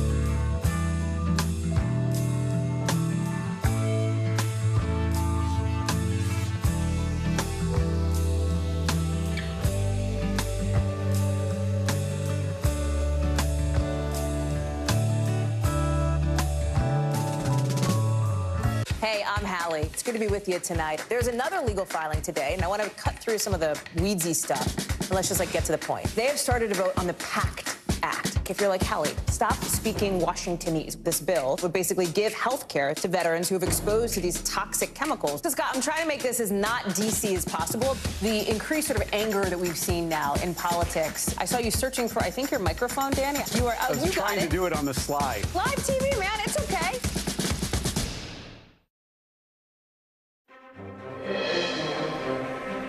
If it's Tuesday, the Justice Department and the SEC open an investigation into the collapse of Silicon Valley Bank as dual bank failures and new warnings about the health of the U.S. banking system keep consumers, the markets, and Washington on edge. Plus, new tensions between Russia and the U.S. as Russian jets intercept and then collide with a U.S. drone over international waters and what U.S. forces are condemning as a reckless and unsafe act by the Russian military. And President Biden breaks with progressives on some key issues as he takes executive action on gun background checks ahead of the expected launch of a 2024 re-election campaign.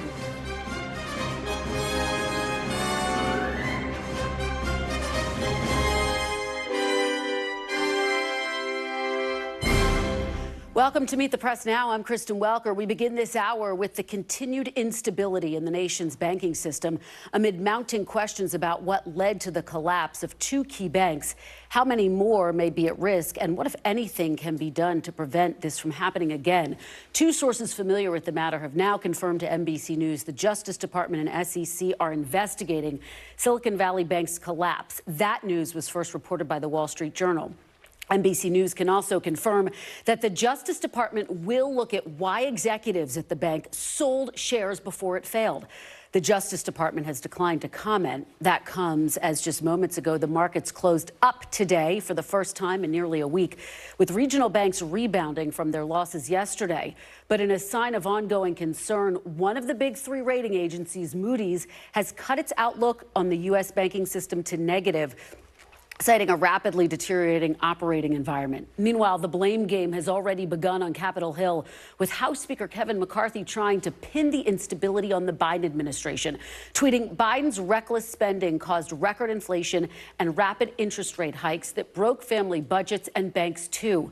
We must restore fiscal sanity. The White House responded to that tweet just a few hours ago. If that argument were the case, you would see many banks facing this kind of situation. Instead, what you're seeing is largely an idiosyncratic situation with a handful of banks. I think the story here at the bottom line is that a set of banks that in the previous administration, Republicans were largely saying these are not systemically important. If something bad happens at one of these banks, it's not going to spread more broadly in the financial system. What we have seen over the last little bit, several days, is that argument, that core argument, was incorrect. Democrats, on the other hand, are blaming deregulation passed under former President Trump. Here was Senator Elizabeth Warren last night on the Rachel Maddow Show. Congress needs to roll back the Trump bank regulation relief.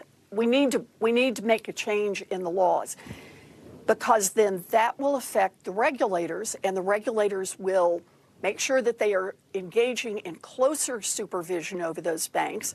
What should banking be? Banking should be boring.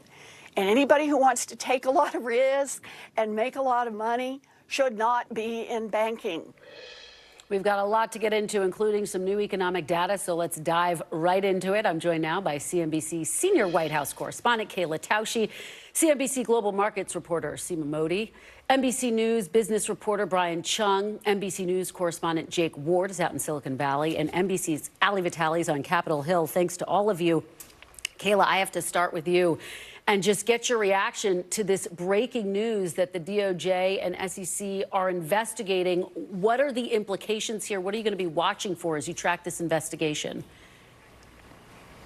Well, certainly these agencies often open these parallel investigations. We just saw in December, the two agencies, as well as the CFTC, brought charges against Sam Bankman-Fried, the former head of FTX, the crypto exchange, on the same day. But ultimately, these agencies have different goals. The SEC is a civil regulator. It looks into whether there was misconduct, whether a company or an individual misrepresented what was happening in the business, its activities and its risks, and it can bar an individual from serving on boards or at companies, and it can claw back compensation. But the DOJ can file criminal charges, can put people in jail. So ultimately, if there are charges brought or if there are allegations leveled by the SEC or the DOJ, certainly that would indicate that something much more serious is going on. President Biden said earlier this week that he wanted to see someone or something be held accountable for the mess, in his words, at SVB. And we'll see what the outcome is, Kristen. We absolutely will, Kayla. I guess the question becomes, because we also heard President Biden call on Congress to pass more regulations. And yet a member of the White House Economic Council who was on MSNBC earlier this afternoon talking about what specifically the administration can do right now in terms of regulation. I'm going to play a little bit and get your reaction on the other side. There's quite a bit that we can do administratively without Congress. A lot of that actually is already underway with the new regulators that the president appointed over the last 2 years, taking their roles and starting to reverse some of the changes that we saw during the previous administration. There's more action that we can do in that space, and we are committed to getting that done. But there are going to be a set of things, most likely, that are going to require congressional action, since we had congressional action during the Trump administration that rolled back many of these rules in the first place. So we're going to do both. So talk some specifics for us, Kayla. What do you anticipate seeing? And I just spoke to an administration official who didn't seem to know specifically everything they were going to ask of Congress yet. Well, certainly, Kristen, on the administrative side that you just heard Bharat Ramamurthy talking about, personnel is policy, and already at the Federal Reserve, the official there in charge of regulation is studying whether to increase capital levels that banks are required to hold. But the problem is even if Silicon Valley Bank had been subject to those stricter Dodd-Frank rules that Senator Warren was talking about having been rolled back in 2018, it likely wouldn't have mattered. When I talk to industry executives, they say it wasn't necessarily the amount of capital or, liquid assets or cash on hand that the bank had. It was the type of capital they had on hand and how risky it was. And the idea that the Federal Reserve needs to do a better job at running these rigorous hypothetical tests of exactly what is under the hood at each of the banks and whether it can withstand a situation like this. And simply put, Silicon Valley Bank's balance sheet was not able to withstand it. But even if it had been subject to some of those more rigorous tests, it's unclear that supervisors and regulators would have made any comment on it. All right, Kayla, thank you for that. Seema, let me turn to you. Let's talk about how the markets are reacting today. As I noted at the top, they closed up for the first time in days. What do you make of the reaction today? Well, Kristen, that is the hope. As indicated by today's sharp rebound on Wall Street, investors are trying to suss out the broader effect on banks. Over the past 24 hours, regional bank executives have broken their silence, expressing their confidence in their books, also trying to tell investors that their books look solid. We had the CEO of Charles Schwab on, that's a brokerage, just about 2 hours ago, delivering a message to customers that their money is safe. Separately, I did report in the last hour that private equity firms like KKR and Apollo Global are reviewing Silicon Valley Bank's loan book. No bids yet, but clearly a lot of discussion on the outlook, the fate of SVP and its assets, and at the same time, which regional banks could be in focus next. Seema, based on your reporting, you've been talking to your sources, how much concern is there right now about so-called contagion, that we will start to see this happen in other banks? Is there a sense that this has stopped the bleeding for now?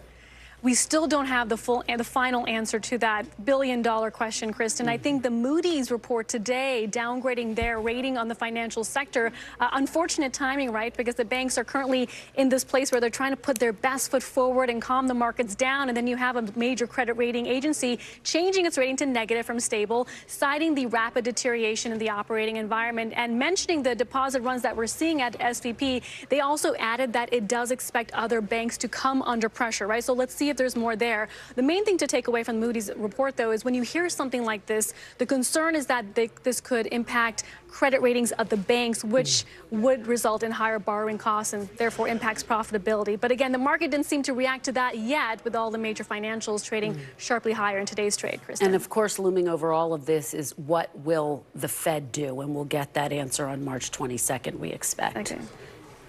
Exactly. Yeah, exactly.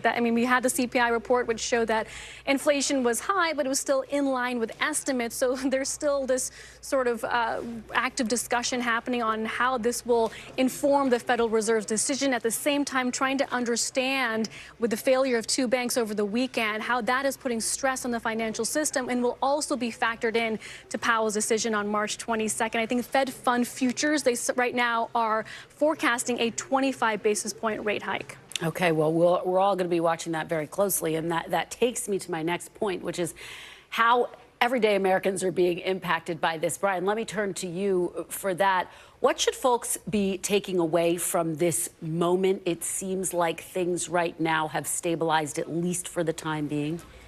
Yeah, and when it comes to just what average Americans need to do with regards to the bank failures over the past week or so, we need to remember that deposit insurance covers average American deposits up to $250,000 per depositor as well. And with regards to what's happening at Silicon Valley Bank, Silvergate, and also Signature Bank, those banks are not your banks. Those were banks that were banking primarily businesses, tech firms, private equity, venture capital funds, those types of businesses. So that's really the focus of what's happening on Capitol Hill with regards to the backstops that they put in place. It's not the same types of deposits that they're trying to back that would be savings deposits that all of us would be familiar with. So an important distinction there. Obviously, all of that also coming alongside high inflation. So the overall economic outlook very much shaky, and the financial instability concerns certainly compounding that, Kristen. I'm so glad you made that distinction, Brian. I do think it's an important one to keep in mind, and it's an important one to continue to emphasize. I do want to follow up with you on the Fed. You have these rising inflation rates. We've been expecting another rate hike from the Fed. You just heard Seema talk about this, the fact that broadly speaking, they're expected to raise the rate maybe 0.25 basis points. What are your sources telling you? What are you anticipating?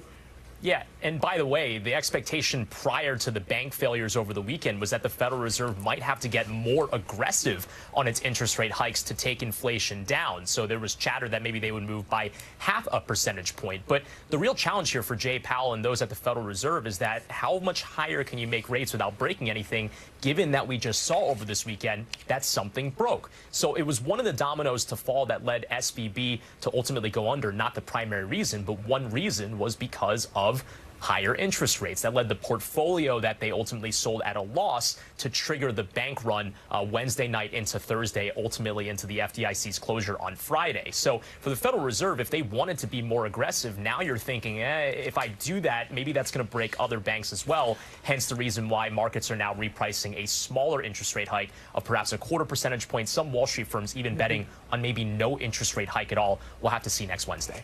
And just very quickly, Brian, of course, as Seema notes, the million-dollar question is, will this lead to contagion? What say you based on what you're seeing right now?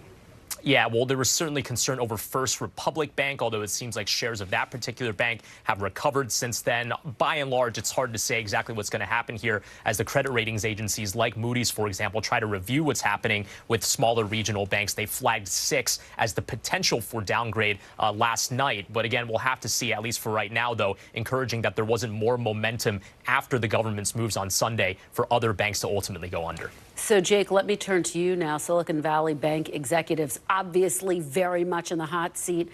NBC News, as we reported initially, has now confirmed that the DOJ and the SEC have these open investigations into the collapse. And now there's this talk on the Hill about legislation that could potentially claw back money from the bank's executives. What are you hearing there? What has the fallout been like, and what's the reaction to that?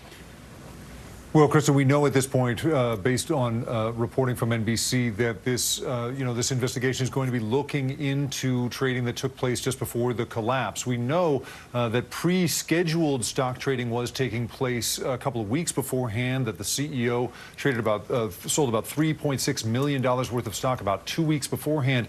But this investigation is going to look into how much further it might have gone from that. And of course, the big thing here is a reputational issue, right? The CEOs and startup founders and VCs that I've been speaking to, say that up until a week ago, they never had to think about where their money was. They just assumed, as most Americans do, that their money was safe in the bank that they put it into. I was speaking to one VC who deals mostly in companies that operate abroad, companies that in many cases operate in countries where the banking system is not reliable. And one of the selling points of doing business here in the United States has always been the banking system. The idea that if you are in even an autocratic country, you can bring your money to the United States, do business here as a company, and rely on the banking system for reliability. And if it is in fact found that there was any kind of wrongdoing at this bank, that would put extra lemon into the deep cut of discovering that this bank, like so many banks, may not have been as reliable as we thought. Well, there's just so much fallout to continue to track. And Jake, one other story we're following from the tech world today: Meta laying off 10,000 workers. What do you know about those cuts? Yeah, this is a big piece of news in the tech industry. Meta announcing that it'll cut not just 10,000 jobs, but also an additional 5,000 open positions that it will not fill. This comes after the company cut 11,000 jobs in November. Mark Zuckerberg has called this the year of efficiency. The year of efficiency, and says that this will continue for quite some time. Important to note here, right? Silicon Valley Bank, in the filing that set off this whole debacle, basically blamed trouble in the tech sector for its needing to raise new money. And so that just adds to the sort of turbulence that we're looking at across the story right now, Kristen. Yeah, and before I let you go, Jake, and turn to Ali on Capitol Hill, I do want to just get your sense of the implications for crypto, because all of these banks had ties to crypto. So what does that mean for the industry? We've all seen the commercials. What do you think the implications are? Well, certainly we know that Signature Bank, that second bank in New York State that was closed after Silicon Valley Bank, was fairly well exposed to crypto. Silicon Valley Bank, it's important to note, was not. There were, of course, a couple of companies involved in that arena, but not in such a way that it characterizes the exposure. And so while crypto, continues to be a very unstable investment, it goes up, it goes down, and some people even question, whether it deserves to be a sector at all. But in this particular case, this really does have to do with what everyone else here has been talking about, right? This panic, this contagion, this question of whether the fundamentals here were observed, and whether, crypto played a part in it. That really is not clear. But at this hour, it seems that there's a lot of other issues that contribute to this other than crypto, Kristen. All right, Jake, covering a lot of angles for us today. Thank you so much, Allie. Let me now turn to you on Capitol Hill. There is a lot of finger pointing going on right now. Republicans pointing the finger at the Biden administration, blaming them for high inflation and thereby this collapse. And you have Democrats saying, hey, wait a minute. Regulations were put in place under Dodd-Frank after the 2008 collapse, and they were rolled back under former President Trump. So actually, Democrats are saying it's because of that this bank didn't have more liquidity, for example. What are you hearing today on Capitol Hill? Yeah, round and round we go on the partisan wheel, Kristen, but that's pretty much par for the course here. In terms of what's actually tangibly happening going forward, the House is out right now. House Republicans are going to do their retreat next week. On the Senate side, they're in kind of a short week, but enough time for especially key senators who have been at the forefront of the push for more regulation on the banking systems, specifically someone who I spent a ton of time with in 2020, Senator Elizabeth Warren. They're pushing for regulation, pushing for more oversight. You got to imagine that once things get back into the full swing here, we're going to be seeing some hearings on this. Certainly, those are all going to be par for the course, but in terms of specific tangible legislation, even in just the last few minutes, NBC News was first to report a push from Senator Warren and Congresswoman Katie Porter on the House side that would put in place, snap back some of those regulations that were gotten rid of in 2018 by the Trump administration, but more regulations on these mid-level banks that they say are the root cause of SVB and the entire situation that we've seen over the course of the last few days, but would also prevent it from happening again. Now, you and I both know legislation does not move quickly around here, but certainly this is a fast reaction to something that has been a fast-moving story and that Congress is clearly eager to jump on. Whether or not they're actually ultimately able to do it is, of course, another story, especially given the divide in Congress with Republicans having an entirely different explanation for this than Democrats do. Yeah, absolutely, Allie. And you mentioned Senator Warren. She had some pretty sharp criticism of Jerome Powell last night as well on MSNBC. Is there any talk about holding the Fed accountable? What are you hearing about that? Look, that's always a conversation with Senator Warren. It's not shocking that she would go after Powell. She's someone who didn't support his renomination to begin with, so certainly not a new enemy for her. At the same time, though, as we get into the investigating portions of this, you got to imagine that people like Warren are going to call for Powell to sort of take a back seat. We've also seen her in just the last day or so target the ex-CEO of SVB, saying that they want and she wants explanation to those trades that Jake was just talking about there, the trades that were made before all of these problems with the bank began. So we're right now just in the information finding phase on Capitol Hill, but the battle lines are clear here, the players are clear, and we know who to watch in this space as it moves forward. Yeah, absolutely. And I think you characterize it so well. We are in the information phase, and that tracks with all of my reporting from the White House as well as they scramble with the fallout from this. Allie, thank you. And before that, Kayla, Seema, Brian, and Jake, fantastic start to the show. Coming up, unsafe and unprofessional. U.S. military officials slam the Russian Air Force after 2 fighter jets intercept and then collide with a U.S. drone over international waters. The latest on that story next. Plus, President Biden to take executive action on guns as he visits an L.A. suburb where 11 people were killed in a mass shooting earlier this year. The latest reporting from inside the administration ahead.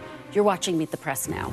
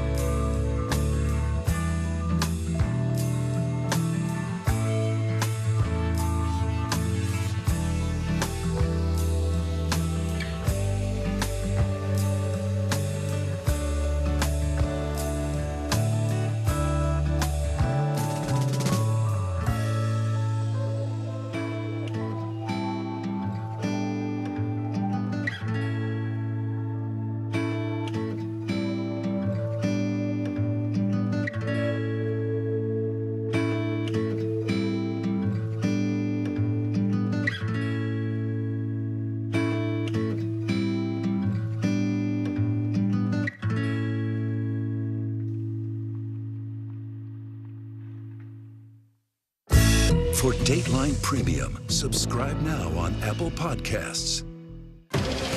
What do people need most right now? Did the state and/or law enforcement drop the ball? Migrant families now stranded in Mexico. What's the World Cup experience been like? It's your news playlist. Top story with Tom Yamas. Weeknights at 7 on NBC News Now. We begin tonight with breaking news just coming in. Whenever it happens, wherever you are, NBC News, streaming free now.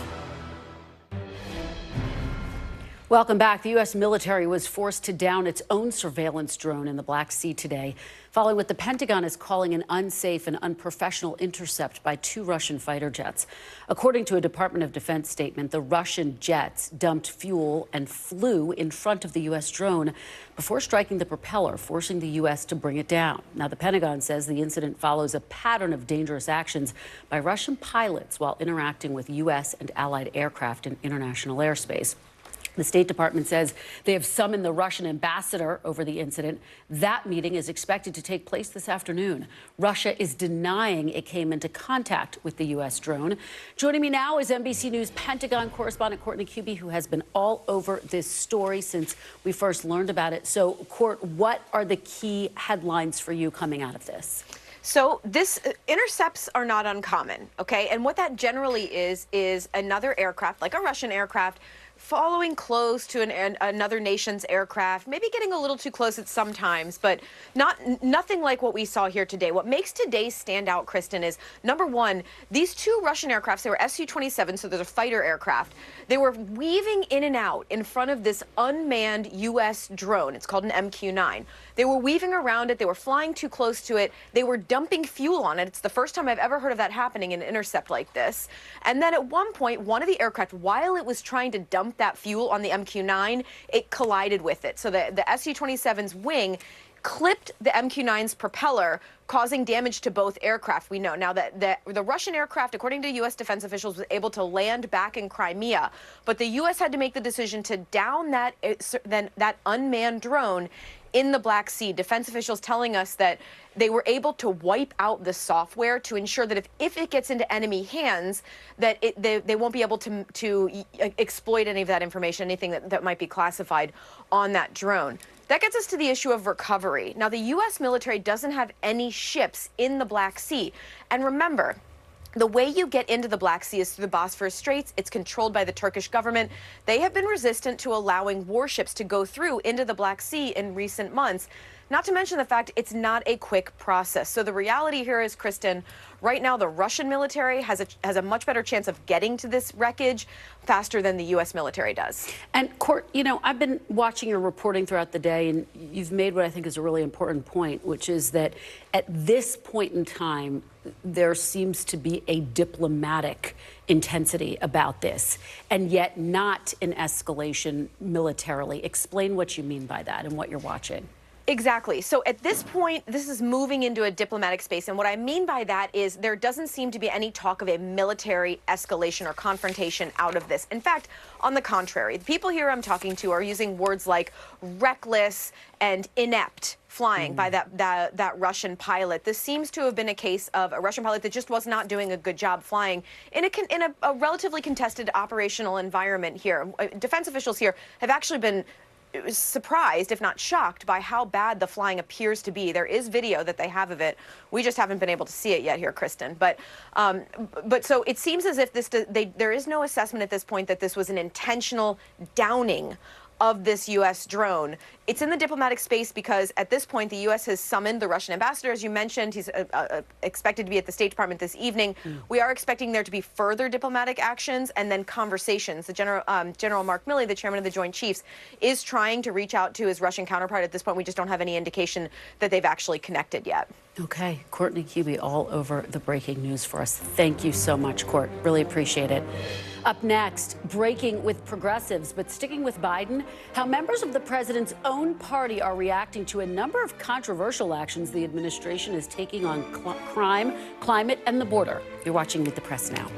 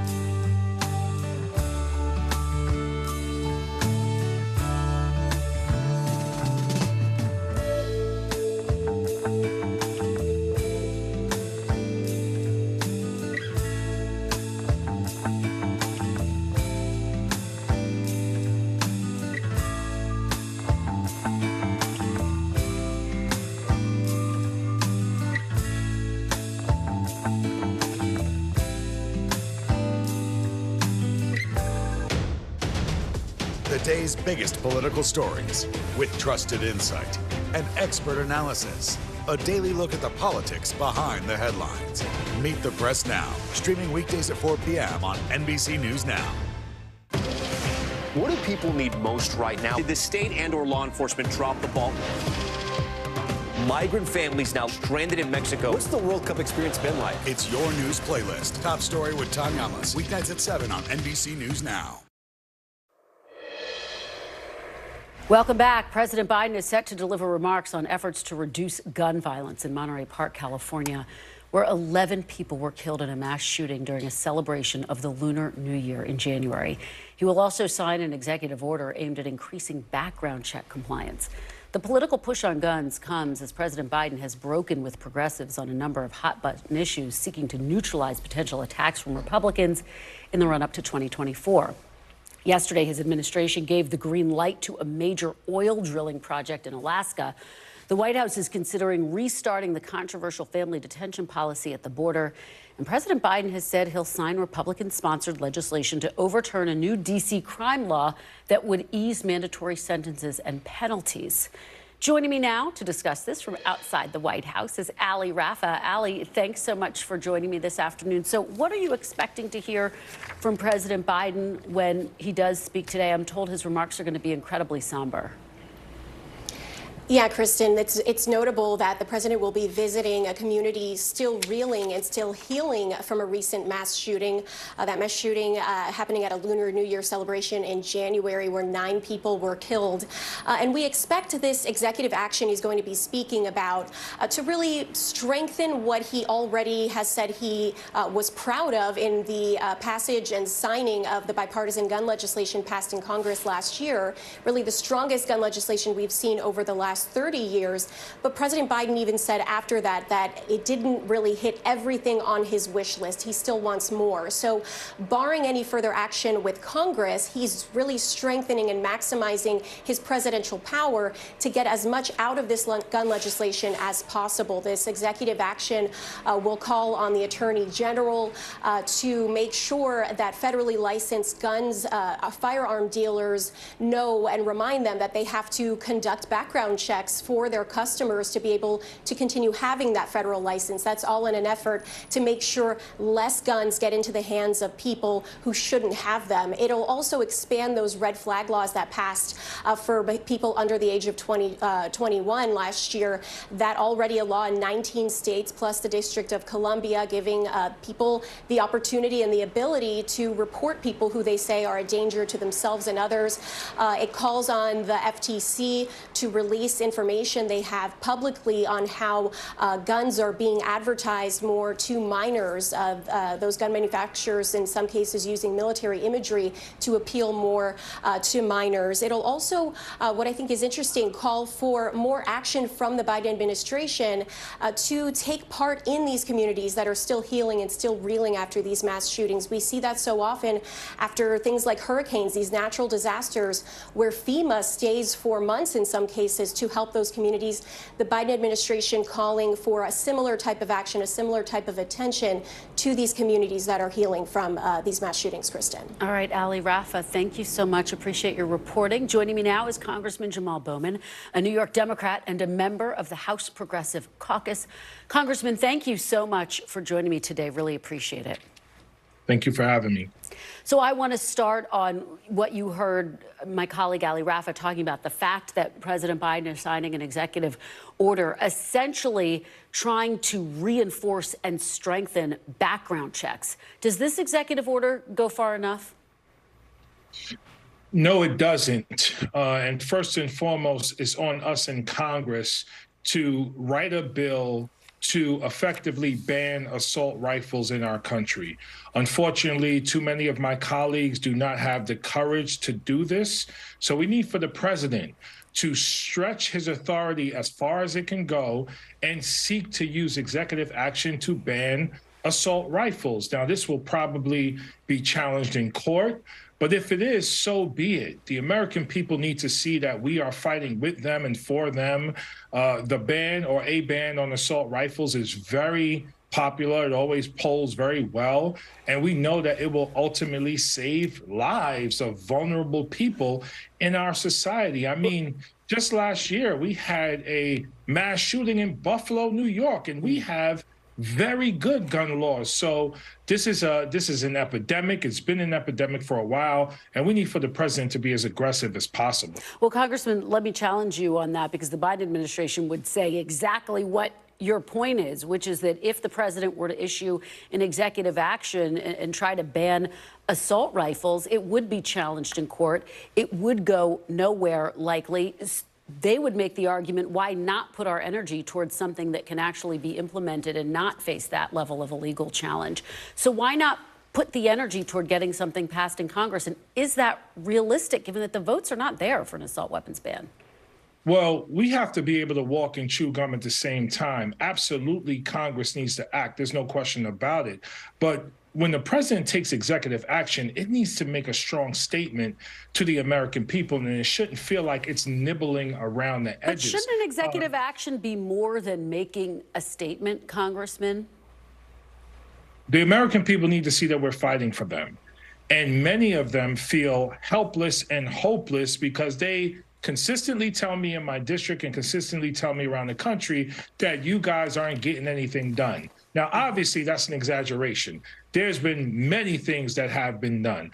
However, on the issue of assault rifles, we have Moms Demand Action. We have so many groups that have been organizing for years to ban assault rifles. The president needs to stand with us, and he has been for the most part, but we need him to be stronger and heavy-handed and louder on fighting for the issues we know the American people care about, if it's challenged in court or not. Before we turn to other issues, given that the votes just are not there for an assault weapons ban, should voters see a renewed push for this as realistic or something that's being done against the backdrop of 2024? So voters, yes, should see it as realistic, but we have to push and fight to show them that's realistic. Let me also say this. Voters need to speak loudly and clearly in 2024, not just in terms of the presidency, but there are many Senate races that are in play where you have senators who do not support an assault weapons ban running for re-election, and we need voters to not stay home. Please do not stay home.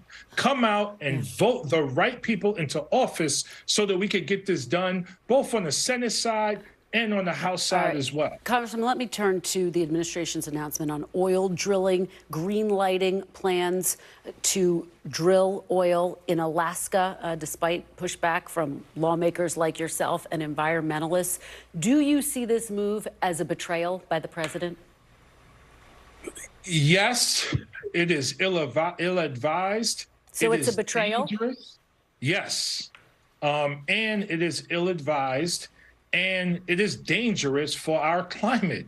There's no scientific support for more drilling anywhere in our country. It's been stated that we should stop drilling.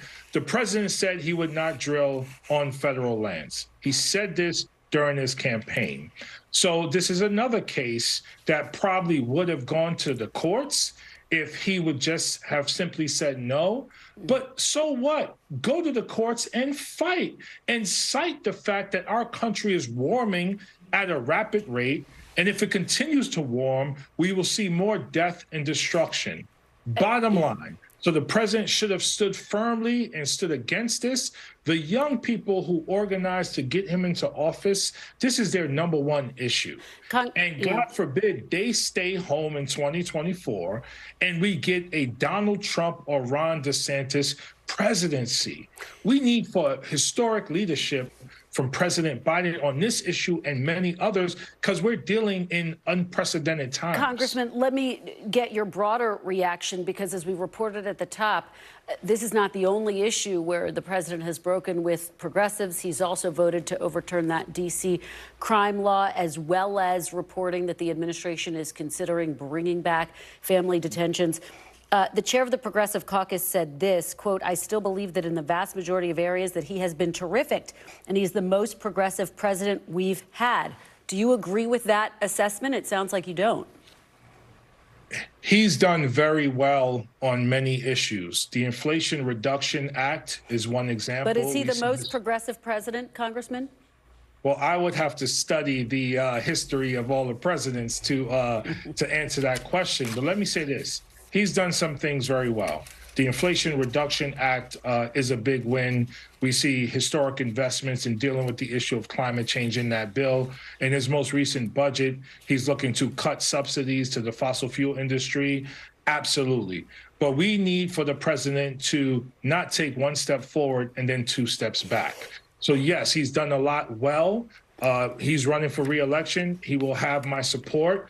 But if I don't speak up and if others don't speak up and we don't push him, the reason why he's this progressive is because we've organized and pushed him both inside of Congress and outside of Congress. Congressman, and we're running out of time, so one more question, and we should note the president has started his remarks on his executive action in California as we speak. Do you believe that the president is the strongest person to represent progressives in 2024? That's a tough question because, again, we would like to see him go further on many issues. However, are you saying he should be primaried, Congressman? No, I'm not saying that. I'm saying we got to continue to organize and push and fight like hell so that he could be even more progressive. We have an affordability crisis in our country and many other issues that we want the president to be aggressive on. So we're going to continue to be loud and clear and push him to be progressive on those issues. Housing, healthcare, jobs, entrepreneurship, inequality, climate. We need him to go further. Congressman Jamal Bowman, thank you very much for joining us. Really appreciate it. After the break, former President Trump takes aim at Florida Governor Ron DeSantis, while DeSantis takes aim at the war in Ukraine. Those developments and what they mean for the Republican Party. The panel's next. You're watching Meet the Press Now.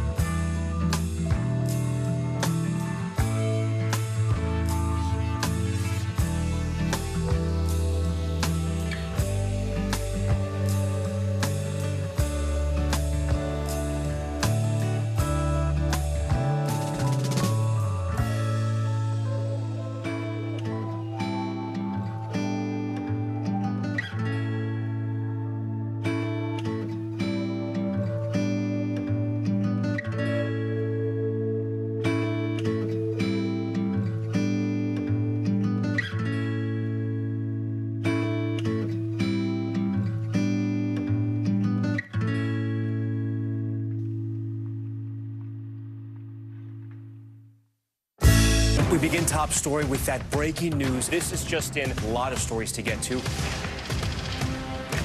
What do people need most right now? Did the state and or law enforcement drop the ball anywhere? Are we headed for a recession or a recovery? migrant families now stranded in Mexico. What's the World Cup experience been like? The civilian effort is not just about fighting, it's also about helping. Every night, it's your news playlist. Top Story with Tom Llamas, streaming weeknights at 7 on NBC News Now. Welcome back. Turning to the campaign trail now, where the 2024 Republican primary is heating up. Former President Donald Trump held his first event in Iowa last night in front of roughly 2,000 people, taking a number of shots at his potential Republican rival, Florida Governor Ron DeSantis, at one point comparing him to the party's failed 2012 candidate, Mitt Romney. The former president also told a group of reporters he maybe regretted endorsing DeSantis for governor. And fresh off his recent swing through Iowa, Governor DeSantis is making some waves for his stance on the war in Ukraine. Responding to a questionnaire from Fox's Tucker Carlson, DeSantis writing, while the U.S. has many vital national interests, becoming further entangled in a territorial dispute between Ukraine and Russia is not one of them. Joining me now on set is Mariana Sotomayor, congressional reporter for The Washington Post, Democratic pollster Margie Omero, and Brendan Buck, former advisor to Republican speakers John Boehner and Paul Ryan, as well as an NBC News political analyst. Thanks to all of you for being here. So, Brendan, let me start with you and what we're hearing from DeSantis on Ukraine. It matches what we're hearing from Trump. Is this where the battle lines are going to be drawn? Yeah, and it shows the real shift in the party. I mean, this is remarkable. The party of Ronald Reagan is now basically siding with basically Russia's talking points on this conflict. And it shows not only are we more of an isolationist party, but the work that Donald Trump has been doing over the last couple of years to kind of build up, or for many years, build up Russia is having an impact. Clearly, Ron DeSantis went to Tucker Carlson, of all people, to make this announcement. Shows you how important that audience is, and he's really, really concerned clearly about the sort of Fox News primary, making that argument. This is disappointing. It's a place where I think he could have very easily differentiated himself with Donald Trump, but I think it actually comes from a place of weakness. He felt like he had to be on the same page as Donald Trump here. He doesn't want to lose any of those voters. Disappointing, as a matter of like what this Republican Party stands for, but also just speaks to what the kind of campaign that Ron DeSantis is going to run. Yeah, and Mariana, it's so notable. I mean, as Brendan talks about, this is not the party of Ronald Reagan. We're witnessing this shift, but how does that potentially play in a Republican primary? How does Putin hear these words? How does NATO hear these words? And how might that argument find its way onto debate stages? Yeah, you mentioned the transition. Even Ron DeSantis has had that evolution. In 2015, when Russia was trying to annex Crimea, he was saying, you know what, we need to be proactive. We should be helping and making sure that, Russia does not do this. It is a total 180. And it really is something that, at least on the Hill, you do hear Republicans say. I've been hearing from my constituents, we should be pulling out. We should not be helping in any form or fashion. I've even heard that from some House Democrats who do represent swing districts, their own constituents also saying that. There isn't as much of a break. We obviously have seen a number of those House Republicans in particular say, yes, that Trump position. But there are still some who are trying to inform their constituencies and saying this is good for us as a democracy.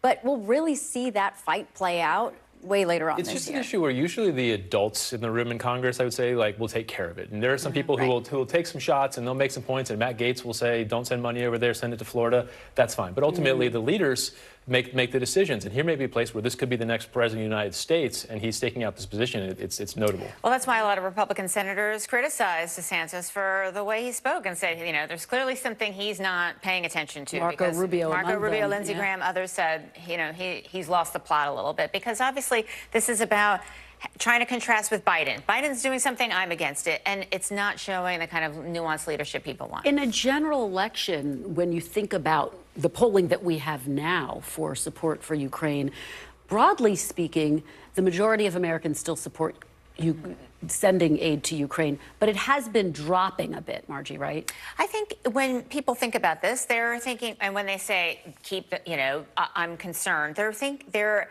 approaching this through the lens of, I feel stressed. I feel my community is stressed. And so I just want to make sure there is attention paid to my community, not because people have switched their allegiances. And so when you have DeSantis use this really political language, it's just really at odds with anything that you hear from swing voters or people who are not just reflexively anti whatever the administration does. One of the things we heard from Donald Trump on the campaign trail in Iowa was he took a swipe at your former boss. I want to play this soundbite and get your reaction on the other side. Ron was a disciple of Paul Ryan, who is a rhino loser who currently is destroying Fox and would constantly vote against entitlements. Paul Ryan's a big reason that Mitt Romney, I'm not a big fan of Mitt Romney, lost his election. And to be honest with you, Ron reminds me a lot of Mitt Romney. So I don't think you're going to be doing so well here, but we're going to find out. But those are the facts. Brendan, you're saying that the party is becoming more isolationist, but how do those comments play, broadly speaking, in a primary, do you think? I mean, it may work in a primary. I don't know. I think if you have a party that doesn't have room for Mitt Romney and Paul Ryan, it's probably a pretty small party, and it's not the type of way to win a general election. Look, Donald Trump is clearly trying to find some attacks on Ron DeSantis that stick, and he's been swinging at him for a while, and it doesn't feel like he's really made any real connections here. Maybe that one will work. I don't know. But it's very clear that he's focused on him. He knows that this is the person who poses the most danger to him, and so he's going to throw everything he can at him. It's still so early, but one of the things that I hear from allies of former President Trump is he's not saying anything remarkably new, Mariana. And the question becomes, how does he give voters that same jolt of enthusiasm to go out and vote for him over a DeSantis who is catching up to him in the polls when he's not giving anything new to come out not and to vote mention for? a voter base that is actually pretty skeptical of Trump, right? We have seen in some of the polling, too, a little bit of separation from where Trump was at this point in time or when he was really doing well in the previous Republican primary. I mean, it really isn't anything new. And you really do hear that from Republicans just trying to say, OK, how can we defend him? I think that's a little bit of why you see Republicans a little bit holding back, not fully endorsing him yet. Margie, let me just ask you about the polling, this new CNN poll, because I know you want to talk about this. It says that more Republicans actually prefer a candidate that shares their positions than one with a strong chance to beat President Biden. What do you make of that? I mean, I guess it is okay because the policies are also really unpopular. So Republican policies are not popular in a general election. And in that same poll, there were a couple things that I found pretty interesting. One, they had a list of how essential is this was a poll of just Republicans. How essential is this to your vote for a Republican candidate for president? And one of the top things was, we'll protect Social Security and Medicare, not change it, which is really the opposite of where a lot of people in the Republican caucus are. But that was one of the number one things. Fascinating. The other thing that I thought was pretty funny was they had this question, was Trump helpful, harmful, or no impact on the Republican Party? And quite a few said harmful, but like 15%, like not zero, like, said no impact. He's had no impact on the Republican Party. So I'm just interested in what that 15%, like, he's had no real change on the Republican Party one way or the other. It's just the contours of that are fascinating. I just interviewed Congressman Bowman, and he waffled about whether President Biden, I want to talk about the Democrats before we go, is the strongest person to represent progressives. He said, look, he's going to back him, Mariana, but he certainly was also quite critical of the president for breaking with progressives on some key issues from crime and now potentially immigration, climate, with this new order allowing drilling in Alaska. How big of an issue is that for the president when you think about his core supporters? Well, the president has had to, and even during his campaign, we remember, really has tried to make sure that he was listening to that progressive base because it is a part of the party. Now you're seeing Biden kind of preparing to jump right back in and, again, talk to a wider base. And yes, House Democrats are very upset. It is not insignificant that Bowman, who was even more critical in the past about the president and his progressiveness, the fact that he said that he supports him, that's a pretty big deal. That is a change. However, they are very upset. They're upset at the fact that Ron Klain has left. They blame that personnel changes currently at the White House as a big reason why they no longer have they can just pick up the phone and call the White House and say, let us know what's happening. So it's a little bit of that, too, that the White House seems to need to do a better job to just assuage a lot of those concerns. All right, great conversation, you guys. Thank you so much, Mariana, Margie, and Brendan. Really appreciate it. And still to come, dozens of Democratic governors and senators ramp up pressure on Walgreens and U.S. pharmacy giants on the issue of access to abortion pills. Where the fight goes from here with the reporter who broke that story next. You're watching Meet the Press Now.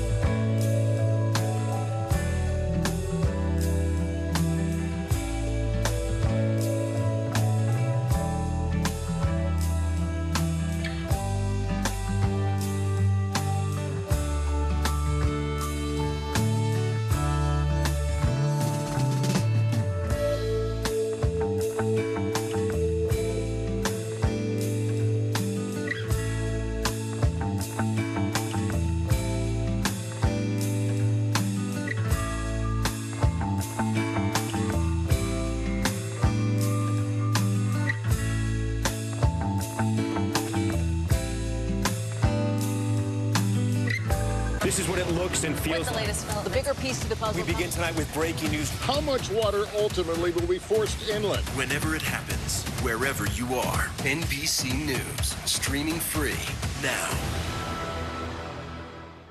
For Dateline Premium, subscribe now on Apple Podcasts.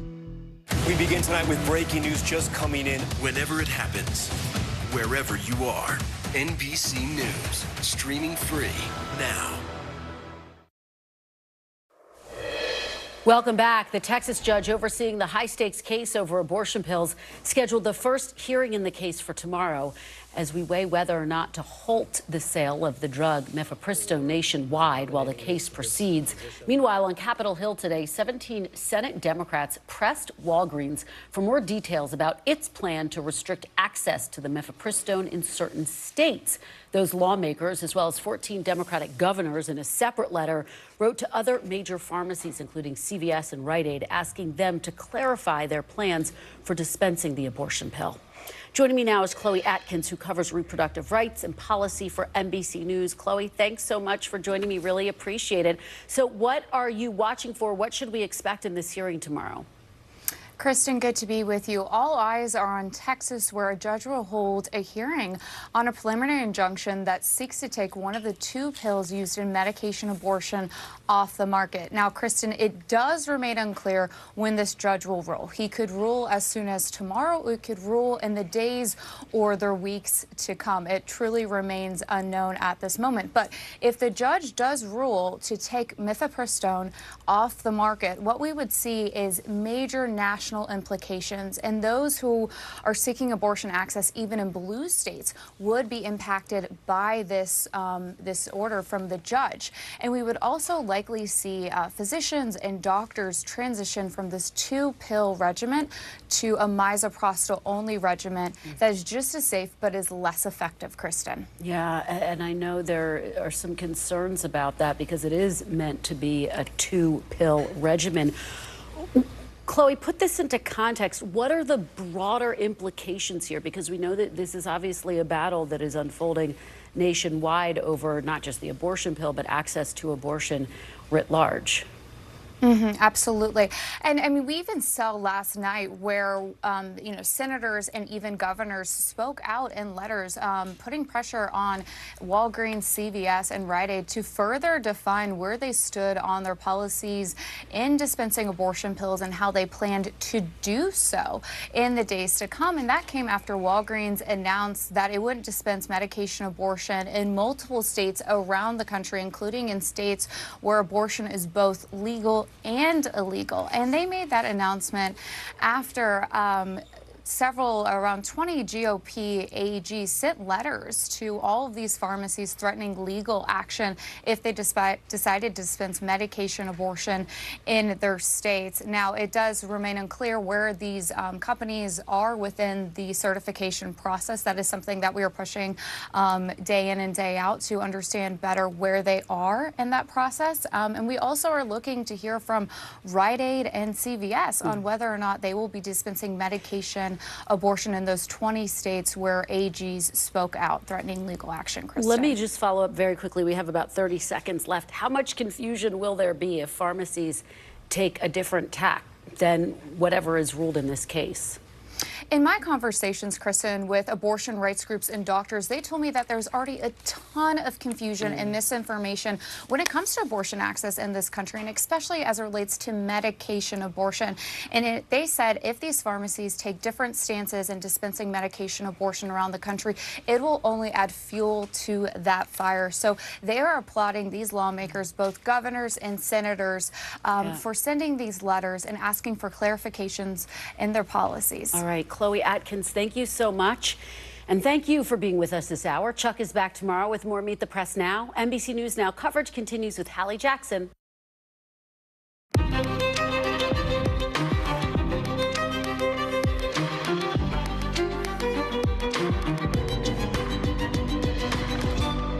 Developing news as we're coming on the air with this very tense moment over the Black Sea. The U.S. accusing Russia of forcing down an American drone. Moscow's denying it all, but U.S. officials are not happy about any of it. We've got the newest reaction and NBC's newest reporting in just a minute. Also developing a potential new investigation into Silicon Valley Bank, with our sources saying that the Justice Department is now starting to look into why that big meltdown happened. How that ties into a new inflation report that'll cause some headaches over at the Federal Reserve. We're also live in New England, where the number of people without power keeps climbing because of this fast-moving snowstorm slamming the Northeast. Our team, they're out in the thick of it. Plus, first to NBC News today, a letter from Democratic senators who are frustrated with a big pharmacy chain about its decision to restrict access to abortion medication in some states, how a key case in Texas could affect the pill's future, and a new bill in Florida targeting trans students in school. But parents of those kids and the kids themselves showing up today for an emotional protest. We'll talk about what comes next later on in the show. Hey, I'm Hallie, and we're coming on the air with a tense and potentially precarious international situation, with the U.S. saying the Russians intercepted and forced down an American drone in what one defense official called complete ineptitude on the part of the Russian pilot. The Russians say it didn't happen. The collision was not their thing. Let's lay out how this all went down, according to U.S. officials. Happened over the Black Sea today. You see it here.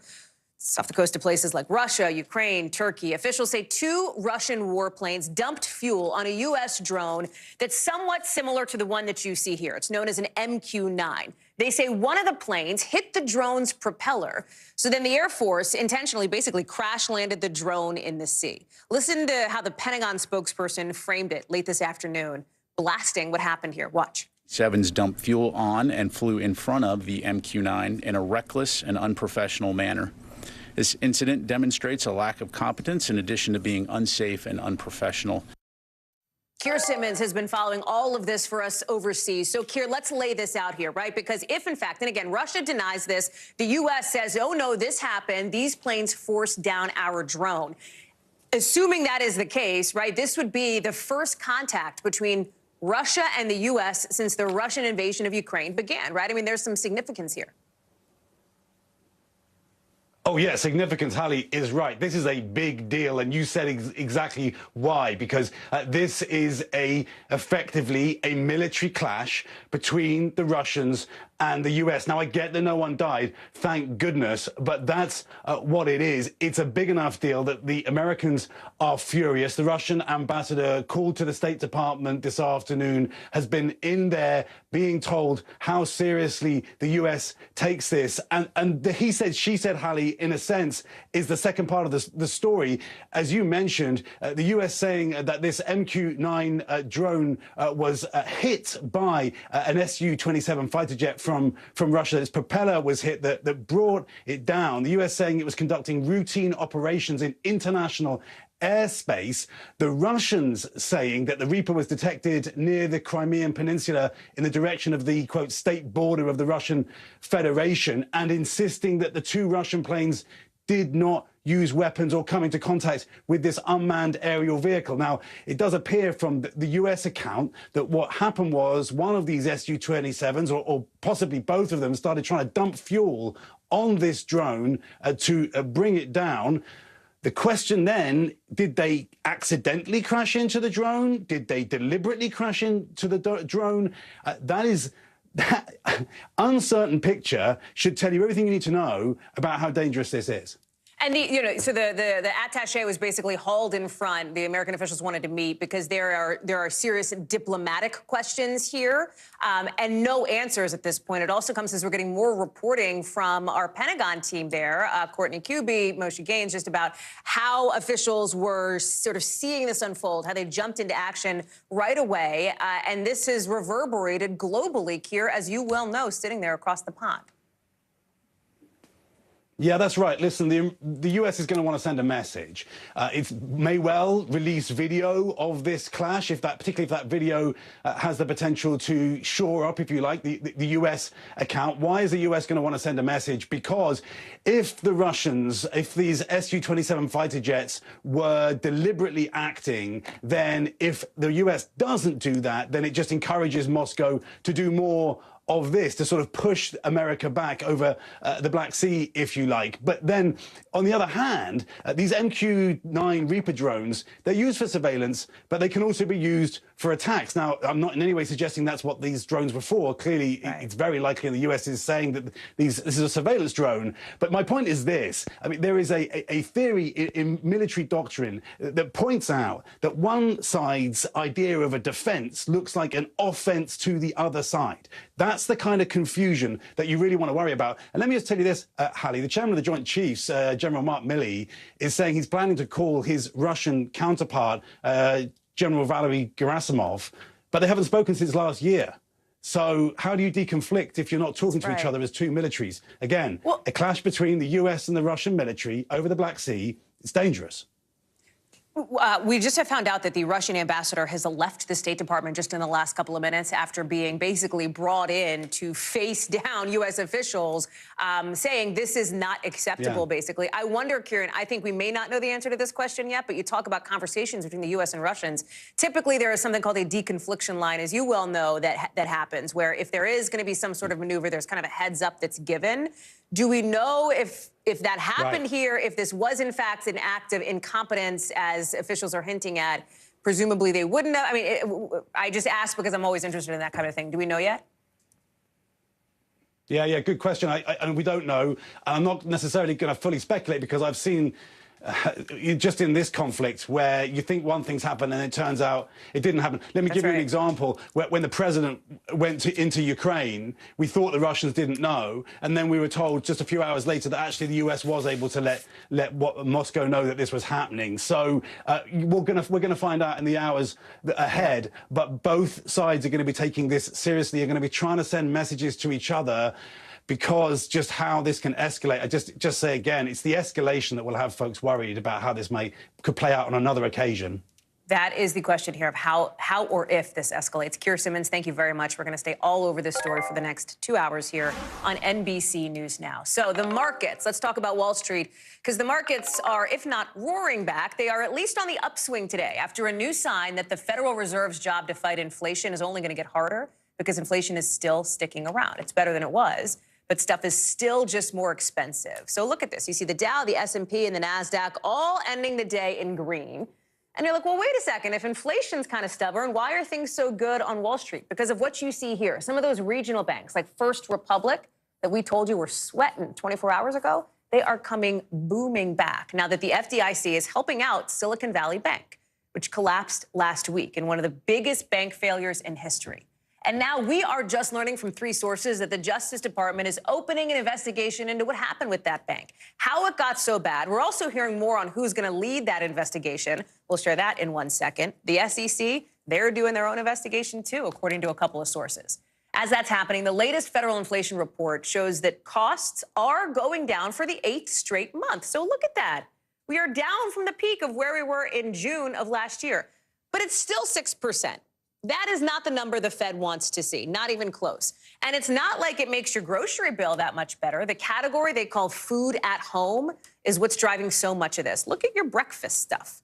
Milk up 8%, all the way to eggs up something like 55.4%. Numbers are hard, Brian Chung, for me.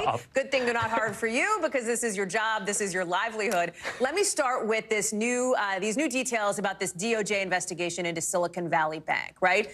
We understand, based on sources, it's going to be led out of San Francisco, which kind of makes sense given where this all happened, right? Yeah, the San Francisco field office of the FBI is going to be leading this. This comes on the back of NBC News reporting, thanks to Ken Delaney and Jonathan Dienst, that the Department of Justice is going to be looking into Silicon Valley Bank, namely how the executives at that particular company may have been moving stock in the days leading up to its collapse last Friday. Now, again, this is just preliminary information. Nothing has been found in this investigation yet. We don't know if there are going to be any charges. We do know that some SEC filings disclosed that there were some stock movements among executives, although some of those stock sales may have been pre-scheduled. So there's going to be a lot of moving parts for the Department of Justice to look into, and also comes on the back of that other rumbling that we heard from the Securities and Exchange Commission. They're going to have an investigation themselves. So all this in escalation just days after the nation's one of the top 20 banks in this country fell under. We're also getting some new exclusive reporting that you're leading with our team here on what SVB, this bank, was doing sort of behind the scenes in the last couple of days here. Yeah, I've been working the phones all weekend, and we have some sourcing from inside the bank that disclosed that this was previously unreported. The bank had actually made a round of layoffs earlier this year. It was about 100 to 120 employees, roughly 1.4% of its employees, so not a huge substantial amount. But all of this was happening while the bank was weighing to dump a portfolio of bad bets that ultimately triggered the bank run last week, and was also happening during a time where tech companies in its backyard in Silicon Valley, as you'll recall, the likes of Meta and also Facebook, or Meta and Google, making massive layoffs. A lot to watch for in that space. Okay, let me shift you over to the other sort of financial drama happening today, and that's these inflation numbers. Walk us through why it's so significant. The bottom line is they are down a little bit from where they were last summer. They're not all the way down to where the Fed wants them. And this probably means that the Fed is going to keep hiking up interest rates. Is that fair to say, or am I over my skis on that last point? Yeah, well, it's not so certain right now. I mean, yes, the price pressures are alleviating a little bit, but prices are still going up, albeit at a slower rate than they were in the middle of last year. For the Federal Reserve, they've said they wanted to continue raising interest rates. But one interesting issue is that one of the dominoes that fell that led to SVB going under was higher interest rates. So that's the reason why you have some Wall Street analysts that are betting that the Federal Reserve is going to probably raise interest rates next Wednesday, but maybe at a smaller amount than we had expected, probably a 0.25 percentage point, with other Wall Street firms actually saying maybe they err on the side of caution by not raising rates at all. We'll have to see next week, Hallie. Brian Chung, thank you very much. Appreciate it. So right now, hundreds of thousands of people do not have power as we speak, with a storm pounding the Northeast and New England. We're talking about not just snow, but tons of wind. Like, it's very windy out there. There's a lot of rain. 22 million people are under winter weather alerts. And you see where it's happening, right? You got New York and New Hampshire has nearly 80,000 people that don't have power. Massachusetts, nearly 70,000. And the snow is coming down fast. Some places are getting a couple inches per hour. To put that in perspective, New York basically had that much snow all winter. That means the roads are slippery. Things are dangerous if you're trying to get out there and drive. You see crashes, spin-outs reported by police in a bunch of states. Some roads had to shut down totally. If you're flying, you know it doesn't look that much better. Some airports put in place ground stops today. 1,000 flights canceled, nearly 4,000 delayed. It is a double whammy, right? Because while the East Coast is dealing with that, the West Coast also doesn't have power for a different reason, different storm. It's not the snow, but the rain and the wind. Bill Cairns is standing by with the forecast on that. But I want to go to George Solis, who is out in Boston. And George, I'm looking at your live shot. What meteorologists like Bill like to call precipitation. It's gross, it's unpleasant, and it's creating a lot of headaches. Yeah, that's right, Hallie. I don't know if the meteorological term for it is fair to call it wacky. It's wacky weather. I mean, here we are this close to spring, and we're dealing with a nor'easter. It's wind, it's rain. Here in Boston, we've been seeing a mixture of rain and snow throughout the day. There was a point in time when it was just heavy rain, then it stopped, and it turned to snow, and now we're kind of dealing with this weird mixture, that those little pellets of snow that are hitting the face that make it really hard to talk, and it actually almost hurts. Travel, yes, you mentioned a nightmare. We know at Logan alone, there have been almost 300 flight cancellations, that's not counting delays. And then as I look to my left here, I can see some traffic still on the road here in the city because the conditions haven't been as bad yet. But of course, we know we are still sort of in the thick of this. We know out west in some of the towns out there, they're seeing 25, 26, 27 inches of snow, which is really unreal when you think about it. People having to deal with that right now, making those messy conditions on the roadways. You mentioned the power outages. So really a nightmare scenario. Here where I'm at by the Boston Harbor, it's starting to become high tide. So you're starting to see some of the splashover from the waves here, and some of the hotels and areas, have sandbags just in preparation, because at this point, no one really knows what to expect next out of this storm. That being said, I talked to some people who were out and about today, some tourists who were taking in the sights, many of them saying, this isn't as bad as we thought, so we're going to try and make the most of it. But still, a lot of people just don't know what to do with this storm. Take a listen. It's been the mildest winter that they've had, so obviously this is going to be something everyone's going to be surprised or maybe prepared for. We're ready for whatever. We're going to just make the best of it. Yeah, so again, right now, now more snow. Not sure how much accumulation we'll see because, again, we've seen so much of rain in the area, so crews haven't even been out salting. So really holding my breath here to see what the total accumulation might be in the city and, of course, elsewhere, Hallie. Yeah, you said it, holding your breath, because it's not just the accumulation. That's like, a minor part of it. It's what does this mean for those electrical lines, the power lines, the power outages that we're seeing become an issue here. George Solis, thank you very much. So let's bring in Bill Cairns. Bill, we called it the double whammy. Yeah. George just described one of the whammies. You've got more, not just on that, but on the other side, too. It's happening out in California, where it's not snowy, but very, very rainy. And still there, a lot of people are out of power. Yeah, Hallie, by last check of power outages, we actually have more in California right now than we do in the Northeast. We're over 300,000 people without power in California from the very strong winds, mostly around the Bay Area. So the storm in the Northeast, this storm is about, I'd say, maybe 3/4 over. Most of the heavy snow has already fallen. It's all high elevations. Any of the mountain areas in the Northeast got nailed. New Hampshire, 33 inches at Greenville. In Massachusetts, we have a 32-inch report. In Indian Lake, New York, Southern Adirondacks, 31 inches. In Vermont, in Wilmington, about 28. So the higher elevations got crushed, and it's like a cement snow. But in the lower elevations in the cities, it's been a yawn. Not much at all. I mean, Albany and Worcester got about 7 each, but they were expecting more than that. But from Portland to Boston to New York, just too warm. And all the flakes that were coming down have just been melting up to this point. Boston still has a chance maybe for an inch or two later on tonight after the sun sets. But all of these temperatures are above freezing in most of New England. Just a few spots there in central New York are below freezing. So that's why we haven't heard many problems about the highways having big issues. The winds are ramping up along the coast from Boston to Maine, so we're going to get some additional power outages there. And it's still very windy in areas of coastal New Jersey on the backside of that storm. Now to California. The worst of this is still yet to come, especially in Southern California. The heaviest rains are going to be tonight from about 10 p.m. to about 4 a.m., especially over the Los Angeles area, Hallie. That's why we have a chance of moderate risk of flash flooding, high risk around Santa Barbara. And Hallie, remember we talked about that Arrowhead region where all the people were stranded with the snow in California last week? They're going to get up to 4 to 5 inches of rain tonight in those same areas. So we got snowmelt rain for those poor people that are still trying to dig out. So tomorrow morning is going to be the key thing to watch for, how it went for them overnight. Yes. Bill Cairns, I know you'll be on it. Thank you very much. Some other big news tonight out of Ohio, where the Attorney General is just announcing that state will sue Norfolk Southern, the railroad company behind that toxic train crash that they're still cleaning up in East Palestine. Listen. Moment was entirely avoidable. I'm concerned that Norfolk and Southern may be putting profits for their own company above the health and safety of the cities and communities that they operate in. The state AG says Norfolk Southern broke laws about hazardous waste and water quality. They say they didn't do enough to stop the derailment from happening in the first place. So what does the railroad company say? Norfolk Southern says it's working on finding a resolution with the Ohio AG and will create some long-term funds, their words, right? Meaning a pile of money to try to help people in East Palestine. Let's get right to Ken Delaney. And those people really hope that pile is a big one, Ken, because they're dealing with so much. Help us make sense of what this new suit says, how it fits into the big picture on the local and national level as it relates to accountability for Norfolk Southern here.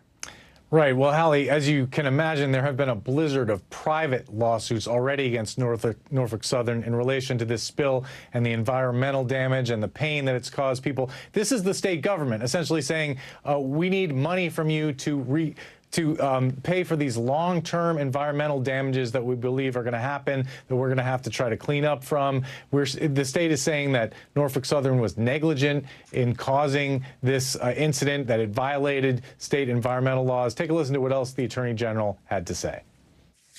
The point of this lawsuit is to make sure that those long-term effects are not only not forgotten, but they are redressed. So it's just really significant that this is the state government apparatus here, not just an individual. The state of Ohio saying that this railroad damaged all the citizens of Ohio, and they are seeking recompense for those damages. You know, there's always the possibility that the federal government could file a similar lawsuit. The EPA, we haven't seen that yet. But for now, the state of Ohio weighing in with an important legal action, Hallie. Ken Delaney, and thank you very much. Much to watch there for sure. Just one day after the 3-year mark since the death of Breonna Taylor, Louisville police and the city's inspector general are hoping to get ahead of some expected action from the Justice Department when it comes to their policing practices. Remember, Taylor was killed when the Louisville PD officers raided her home with no-knock warrants and got into a shootout with a boyfriend. Taylor's death helped lead to a reckoning over policing in this country with protests, policy changes, the passing of so-called Breonna's Law in several states, which bans the use of no-knock warrants. Well, now the department says they'll let an IG conduct a review of all the civilian complaints against them. They'll force officers to attend interviews and turn over any relevant body-worn camera footage. Louisville's mayor says they hope these steps help transform the department. Our goal is to make LMPD the most trained, trusted, and transparent police department in America. And today's announcement is an important step in the right direction. Louisville police have put in place dozens of reforms since the death of Breonna Taylor. You see some of those here. But the DOJ found last week the department was still committing civil rights violations, including excessive force, with concerns over how they carry out search warrants and violations of free speech against protesters. There's a lot of expectation that a consent decree, as it's called, will follow this. That's where the federal government takes over overseeing the department's conduct, basically. NBC's Rahima Ellis is covering this for us. So talk about how this affects day-to-day policing. What happens if the DOJ doesn't see improvement? Well, what people in Louisville are hoping is that this will make a huge change in day-to-day policing because there will be oversight. What they said today with the mayor's news conference is that they want transparency so that civilians, as we know there are a lot of civilians with cameras who take pictures of what's going on, when their pictures are, let's say, in conflict with what the police body cam says, they want to be able to see all of that information. The inspector general, who is going to be a part of this independent review board, he is independent from the police department. And so they hope this is going to change the way the police are operating, because now that body cam info won't just go into the police department for them to review it and make a decision about when it will be seen. That body cam video is going to be seen by this inspector general and the civilian review board. So they think it's going to make some sort of a difference. The police chief said today that it's a new day in Louisville. Take a listen. From where I stand today, that my officers are wanting to do what is best for the department and for the community. So I'm going to put myself out here and say I got faith in them. What they also said was that they do not think that it was important for them to wait for a consent decree to take these actions. They're trying to get ahead of that and make some changes before a federal government might impose changes on the city. Yeah, that's Callie? a big part of the goal here, clearly. Rahima Ellis, thank you very much, live for us tonight on that development. Appreciate it. We're learning today about yet another near miss on the runway at a big U.S. airport. The FAA says a Republic Airways flight crossed a runway without clearance last Tuesday, which put it in the path of a United flight that had just been cleared for takeoff. So you got one jet coming down, another jet coming down. Thankfully, an air traffic controller noticed and basically called off the United flight. It's the latest, right? Only the latest in a whole bunch of incidents, despite what the acting FAA administrator calls an incredible safety record. Look at this. Back in January, you probably remember it, an American Airlines flight crossed an active runway at JFK in New York as a Delta flight was about to take off. Then last month, a FedEx cargo plane barely avoided hitting a Southwest Airlines flight that was getting ready for takeoff in Austin. In an exclusive interview with our own Lester Holt, the acting FAA head, Billy Nolan, says the agency is going to try to get a handle on this. Listen. And so we've had these events over the past few weeks that gives us a moment to say, let's stop, let's reflect, let's ask ourselves the question, are we missing anything? Is there anything that we should be doing different? And remind ourselves always, always that we can never become complacent and never take this incredible safety record for granted. Ali Rafa is joining us now. So, Ali, the FAA is set to get together for the summit tomorrow to look at some of these safety issues that are really high profile. A lot of people fly. A lot of people pay attention to these sort of near misses or misses near collisions, I should say, on the runway. Yeah, Hallie, and that travel only expected to ramp up with spring break and summer approaching. So Administrator Nolan called this meeting of airline executives, airport executives, labor unions, all together to talk about what they're missing here and how those holes could be filled. They're going to talk about whether this is due to that uptick in travel ever since COVID restrictions have been eased, whether this is possibly due to outdated technology. How long would that technology take to completely overhaul? Is it also in part to the uptick in the number of drones that airlines are having to consider in the safety of their flights? Is it a combination of all of these things? So all of that is going to be discussed in this high-stakes meeting, already high stakes, but even higher stakes as we approach spring and summer when that travel is only expected to escalate, Hallie.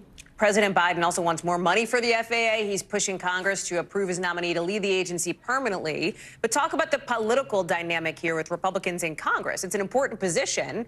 So what's the pushback here? A very important position, and the FAA has been without a Senate-confirmed administrator for nearly a year now, and that's because the president's nominee, his name is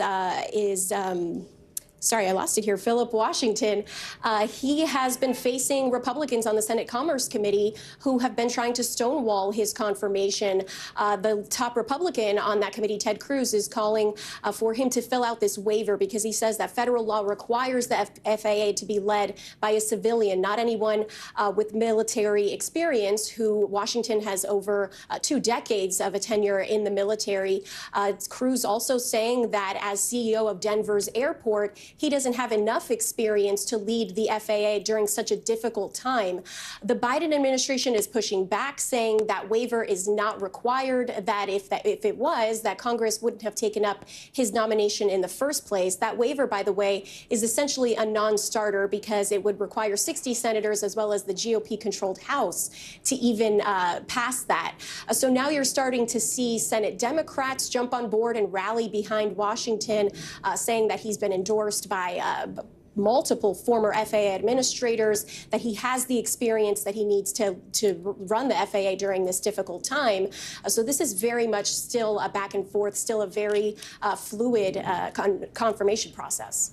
Ali Rafa live for us there outside the White House. Thank you. We should note you can catch more of Lester's exclusive interview with the acting FAA head later tonight on Nightly News, 6:30 Eastern, wherever you watch your local NBC station.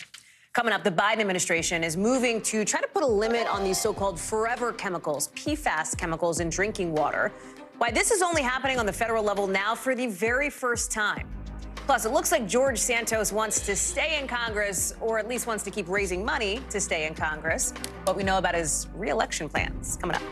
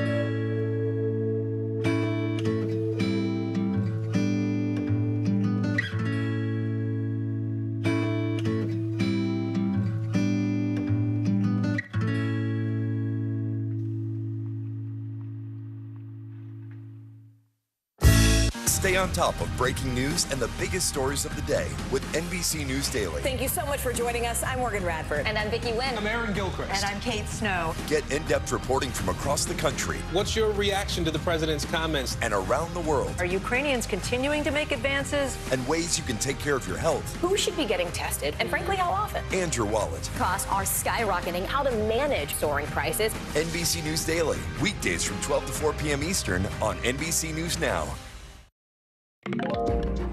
Meta is going to lay off thousands more workers. What the CEO, Mark Zuckerberg, is saying about the year ahead for that company and our 5 things. But first, an historic move, right? A move that makes history that could help protect your health, my health, the environment today, with the EPA rolling out a new plan that would really limit the level of chemicals linked to cancer found in drinking water. For the first time, the EPA is suggesting limits at the federal level for 2 so-called forever chemicals, also known as PFAS. That could mean really bad stuff for your health if you're exposed to them for a long time. Among those risks, certain types of cancer, liver damage, high cholesterol, problems with your reproductive and immune systems. Now, 10 states have already done something kind of like this, obviously on the state level, to try to restrict PFAS, or these forever chemicals. But this move would be the first time we've ever seen it at the federal level. Ann Thompson joins us now. And Ann, these are chemicals that are in stuff like waterproof clothing, floss, toilet paper. And I think people listening to this might go, well, hang on. If this has been in my floss or in my drinking water for a while, like, why only now is the EPA making the move to limit them? Well, because they feel that the science has finally gotten to the point where they can, A, prove that there's a link to all those problems that you mentioned, Hallie. And then on top of it, there is a way to test for these chemicals. So as you said, these are forever chemicals, and 2 of those chemicals, called PFOS and PFOA, will be limited to 4 parts per trillion. The other 4 will be combined and then measured against a hazard index. And what does this all mean for your local water supplier? Well, it means that they are going to have to monitor for these chemicals. They are going to have to test for these chemicals.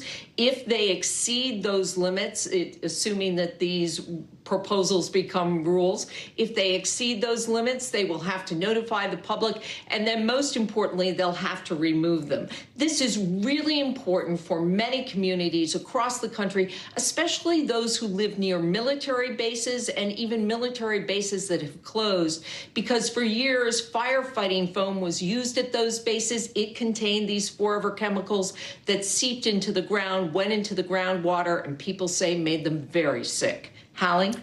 You know, this is when it comes to the politics of this here, Ann, right? You think, okay, the Biden administration is introducing something, like, is there political pushback? There is support on both sides of the aisle for this. You have Shelley Moore Capito, the top Republican on the Senate committee that oversees the environment. She's from West Virginia, saying that nobody should have to wonder if their water is safe to drink. That seems so obvious, Ann, right? But talk about the next steps here to make sure that this actually happens. It really does seem very obvious. And Hallie, I was in your neck of the woods near the city of Philadelphia where they have had this contamination. And I was talking to 2 moms there who said that's exactly it. They don't trust when they turn on the tap.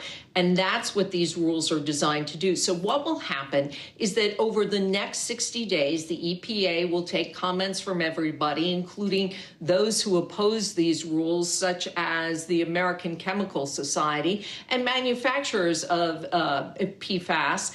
And they will take it all together, and then they will consider all these, all the comments, and then hopefully issue final rules by the end of the year. So that's the timeline we're on. Ann Thompson, thank you so much for your reporting and for being there for us on this one. Appreciate it. Let's get you over to the 5 things our team thinks you should know about tonight. Number 1, the FTC just hit the company behind the video game Fortnite with a $245 million fine. Regulators say that Epic Games used something called dark patterns to try to trick players, especially kids, into spending real money inside Fortnite. Dark patterns, what is that? It's kind of this like design thing that uses confusing buttons and menus to get players to accidentally spend money just by hitting a button. Number 2, President Biden sharing today that former President Jimmy Carter has asked him to deliver the eulogy at his funeral. Carter right now is in hospice care at home in Georgia. He's 98 years old, already the longest living U.S. president. His family has confirmed that he will receive a state funeral in Washington, D.C. when he passes away. Number 3, embattled controversial Congressman George Santos. That feels fair, right? Turns out he may be running for Congress again, even though he's caught up in what seems like this stream of things he said that aren't true. Santos has officially filed his re-election papers with the FEC today, the Federal Election Commission. They had set a deadline for Santos to either declare his candidacy or to stop fundraising altogether. It doesn't necessarily mean he's definitely going to run again, but he's at least going to keep raising money to do it. Number 4, the Facebook parent company Meta is planning to lay off another 10,000 workers. Given this economy, basically, Mark Zuckerberg, you see him there. He's the CEO. He also says there will be a big restructuring. He called 2023 the company's year of efficiency. Efficiency, is that corporate code? I don't know. It's the company's second round of cuts since November, when around 11,000 people were laid off. Number 5, you know the sneakers Michael Jordan wore during his Last Dance NBA Finals appearance? They are up for auction at Sotheby's. Jordan wore them when his Bulls faced off against the Utah Jazz in Game 2 of the '98 Finals. They're going to sell for, expected to at least, between $2 and $4 million, the most expensive sneakers ever to be up at auction. Just in the last hour or so, we saw former Trump personal attorney Michael Cohen leaving his second day of testimony in front of a grand jury. He's talking to this grand jury in a case that New York prosecutors have suggested could maybe end in an indictment of former President Trump. We don't know that that's going to happen, if it's going to happen, if it were, when it's going to happen. But if it does happen, it would be the first time that anybody who's been a president was actually charged with a crime like this. Cohen has said for years he helped with this hush money payment scheme between Mr. Trump and adult film star Stormy Daniels in order to cover up an affair. This is before Donald Trump took office. Any indictment, again, if it happens, would come as the former president's third push for the White House is getting into full swing. He showed up in Iowa overnight for a campaign rally.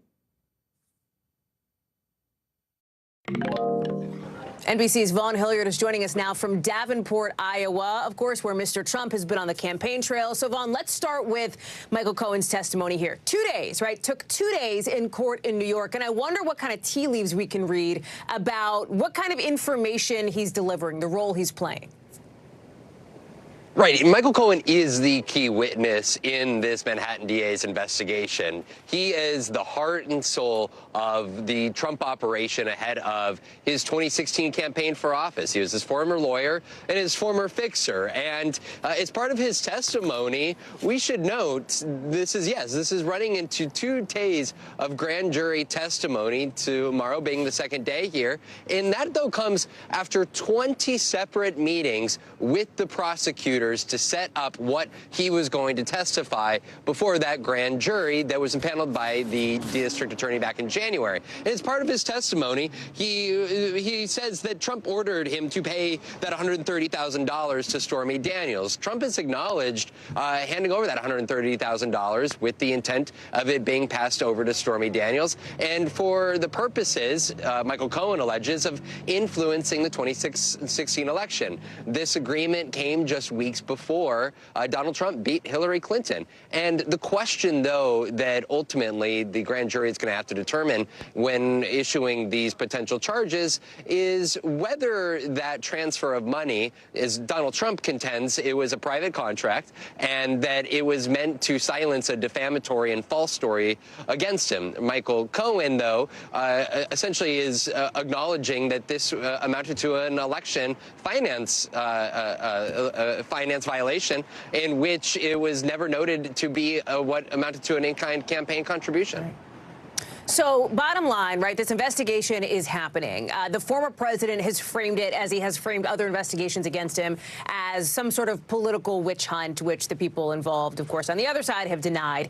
His audience, when he talks about this at his campaign rally, as he did where you are in Iowa, the audience boos. It seems very clear that this is likely to be, if he is indicted, if we don't know that's going to happen, and if it did, it would be hard to prosecute. It seems, according to experts, it seems likely that that would be a mobilizing factor for the Trump base. The question is, how does it play for the rest of the 2024 campaign with people who may not be in the base, but folks who Donald Trump would need to win over to actually get the nomination and then the White House? Right. A general election crowd has already shown in the 2022 midterms a rejection of close allies of Donald Trump in the sort of bombast and the drama and the investigations that have surrounded especially the investigations into the alleged efforts of Donald Trump and others to overturn the 2020 election. But then when we're talking here about the perpetuation of the investigations, this one in New York, those in D.C., as well as Fulton County, Georgia here, I don't think that anybody can contend that these investigations will ever help Donald Trump, even with a Republican base of support. That doesn't mean he's not going to try to use them and try to capitalize on them, because he makes the case that the Biden administration and other Democrats are intending and trying to take him down. And unlike Ron DeSantis and others, that he's been the one on the front lines of combating what he says is a politicized Department of Justice and to politicize prosecutors around the country. Vaughn Hilliard, live for us there in Iowa. Vaughn, thank you very much. Appreciate it. Thanks. When we come back, some Democratic senators want a big pharmacy chain to give them some more info on its plans to restrict the sale of abortion pills. We've got the latest on the fight over abortion access after the break.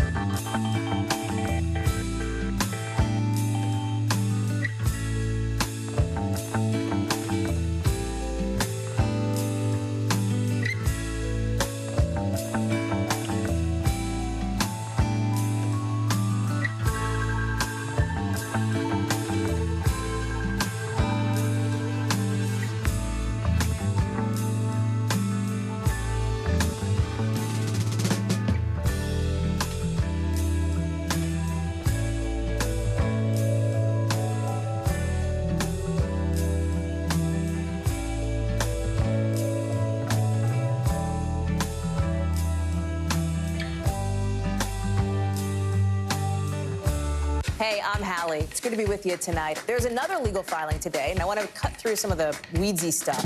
And let's just get to the point. They have started to vote on the PACT Act. If you're like, Hallie, stop speaking Washingtonese. This bill would basically give health care to veterans who have exposed to these toxic chemicals. So, Scott, I'm trying to make this as not DC as possible. The increased sort of anger that we've seen now in politics. I saw you searching for, I think, your microphone, Dan. You are. I was trying to do it on the slide. Live TV, man. It's okay.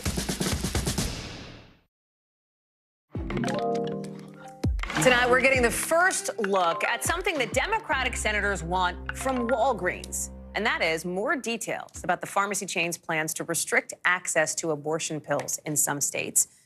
These Democratic senators, these Democrats, say that at a time of great confusion about abortion access, your company has done the disservice of adding to it. Walgreens just stopped selling these pills after 20 Republican attorneys general threatened basically legal consequences, legal action. In some of these states, abortion is still legal. So now you have Walgreens, this big business, caught in the middle of a kind of political tug of war. Democrats say they want to hear back from Walgreens and some other big chains by next week. It comes as the fight over access to medication abortions is heating up, not just on the sort of business politics level, but in federal court as well. You've got a federal judge in Texas set to hear arguments tomorrow from an anti-abortion group that wants to get mifepristone, a pill that's used in medication abortions, off the market.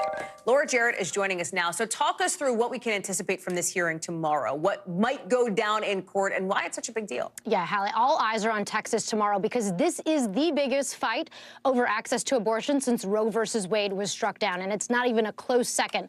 The reason for that, as you laid out, is really the impact. It's all about this drug, mifepristone, which is used now by more than half of women who get abortions here in the U.S., they're using medicated abortion. You think about procedures, but really the majority of women are taking pills. And so this group has filed suit in Texas in front of this judge appointed by Donald Trump, trying to make sure that the drug is pulled off the market. Even though it's been on the market for 20 years, they want it off the shelves. If the judge agrees, it's important to note here, it wouldn't just be limited to Texas. It would take the drug off the market nationwide. That's why the impact is so significant and why for the Biden administration this is such a big deal, because potentially if one judge can order an FDA-approved drug taken off the market, this has much broader implications than just, of course, this fight over abortion.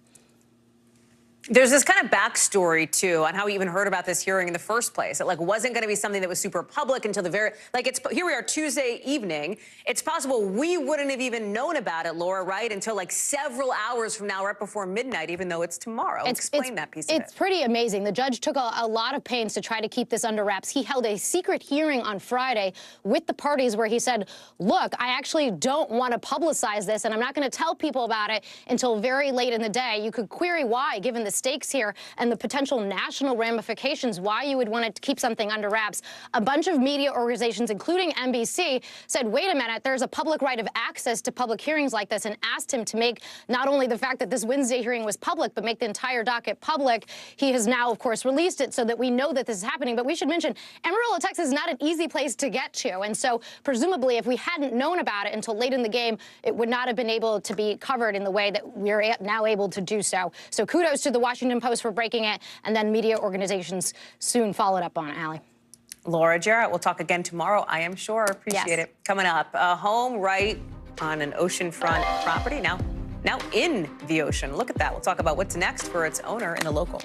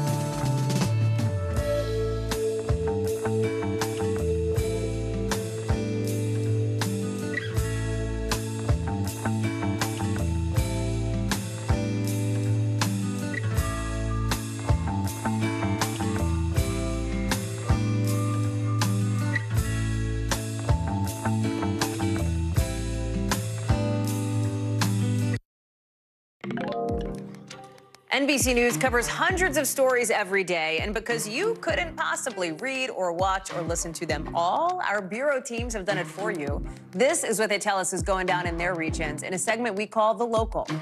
From our Western Bureau, San Francisco might become the first big city to pay for Black reparations. The city's Board of Supervisors is meeting today to vote on the draft proposal, which includes a $5 million lump sum payment for every eligible Black adult and tax exemptions for Black-owned businesses. Supervisors can vote to adapt all or none or some of the recommendations, but there's a lot of criticism from conservatives on that one. We'll watch how that goes. From our Southeast Bureau, a home, look at this, collapsed under the ocean.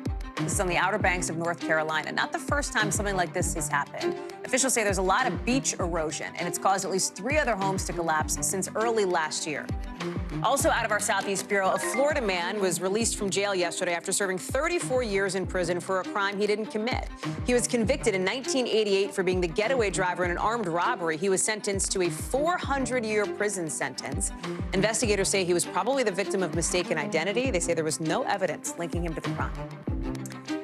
The top of the show, we told you how inflation is hitting folks pretty hard even now, right? Prices are still higher, and it's still affecting the housing market, too. We're learning that rent prices have gone up almost 9% this past month compared to the month before. That's the biggest rent inflation hike since August 1981, when Jesse's Girl was the #1 song in the country. It's been a minute, right, since that happened. And even while rent is higher, you have people stuck renting because of very similar price pressure, right? Very similar expensive prices in the home buying market. So it's like you're between a rock and a hard place. Steve Patterson is joining us live now. Such a ripple effect here, right? And the people who end up with the short end of the stick are the ones who want to get housing in an affordable way. Talk about how this is playing out. Yeah, I mean, look, if you need a visual, Hallie, I would say it's even bigger than a ripple. A ripple is too small. This is like dominoes. It's inflation and mortgages, and suddenly the housing market is impossible for millions of people, meaning more demand on rentals in this post-pandemic world where the supply chain has made building new units really, really tough. And then all of a sudden, not only is the rent too damn high, but people are scared of getting evicted. A recent Census Bureau survey found that nearly 8 million Americans are behind on rent, with 3 million fearing eviction in the next 2 months. Another 2.5 million experienced a rent increase of more than $500 in the past year. And look, we could talk about New York and LA and San Francisco, but the snowball is even worse in places like Boulder and Boise and Spokane, of all places, where I went for this story. There, where it has been traditionally a really affordable option for generations, now people are coming in from Los Angeles and Seattle knowing they can work from home, so they put in these cash bids on houses, making an already rent-focused market even more rent-focused, with some of the worst housing inventory in the country.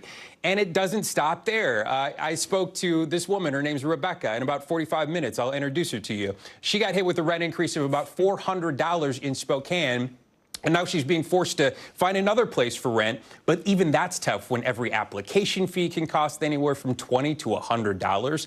And this lady has dogs, so now she has to put down extra deposits on top of that. And of course, all of this has led to this battle between tenants and landlords who say, look, times are tough for them too. They have to follow market demands because this is how they feed their families. All of that and more, we'll talk about it in your next hour there, Hallie. You are doing the tease for me. Steve Patterson, Yes. Thank you very much. As Steve mentioned, next hour when we are live here on NBC News Now, he's looking into all of this as part of our brand new American Dream series. That's coming up next hour right here on NBC News Now. Also coming up here this hour on the show, a new bill that would potentially not let kids be called what they want to be called. That's what was behind this very emotional hearing today in Florida. How it could change communication in the classroom writ large. Coming up.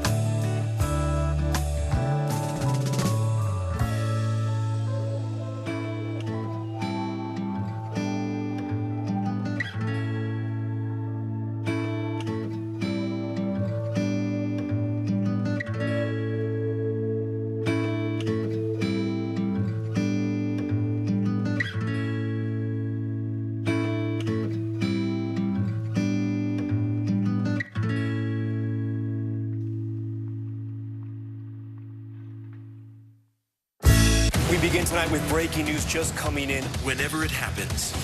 wherever you are. NBC News, streaming free now. Hey, podcast fans, ready to unlock our true crime mysteries? Try Dateline Premium on Apple Podcasts. You'll get early access to originals, plus bonus content, and everything is ad-free. So head to Apple Podcasts now to subscribe. Watch NBC Nightly News with Lester Holt or listen wherever you get your podcasts. In Florida, big new emotional pushback to a new House bill in that state that would require teachers to misgender and dead name transgender and non-binary students and only let them call students by the pronouns they were assigned at birth. Watch. These laws would invade our privacy, as he would be forced to start the 5th grade as a gender that no one knows him as. This Florida government makes us students feel like you are our #1 bully. A few politicians do not know better than qualified mental health professionals. This new plan is part of a bigger push to try to expand that really controversial law that critics have called the Don't Say Gay law that restricts discussion of sexual orientation and gender identities in some grades in some of the schools. It's not just Florida. You've got states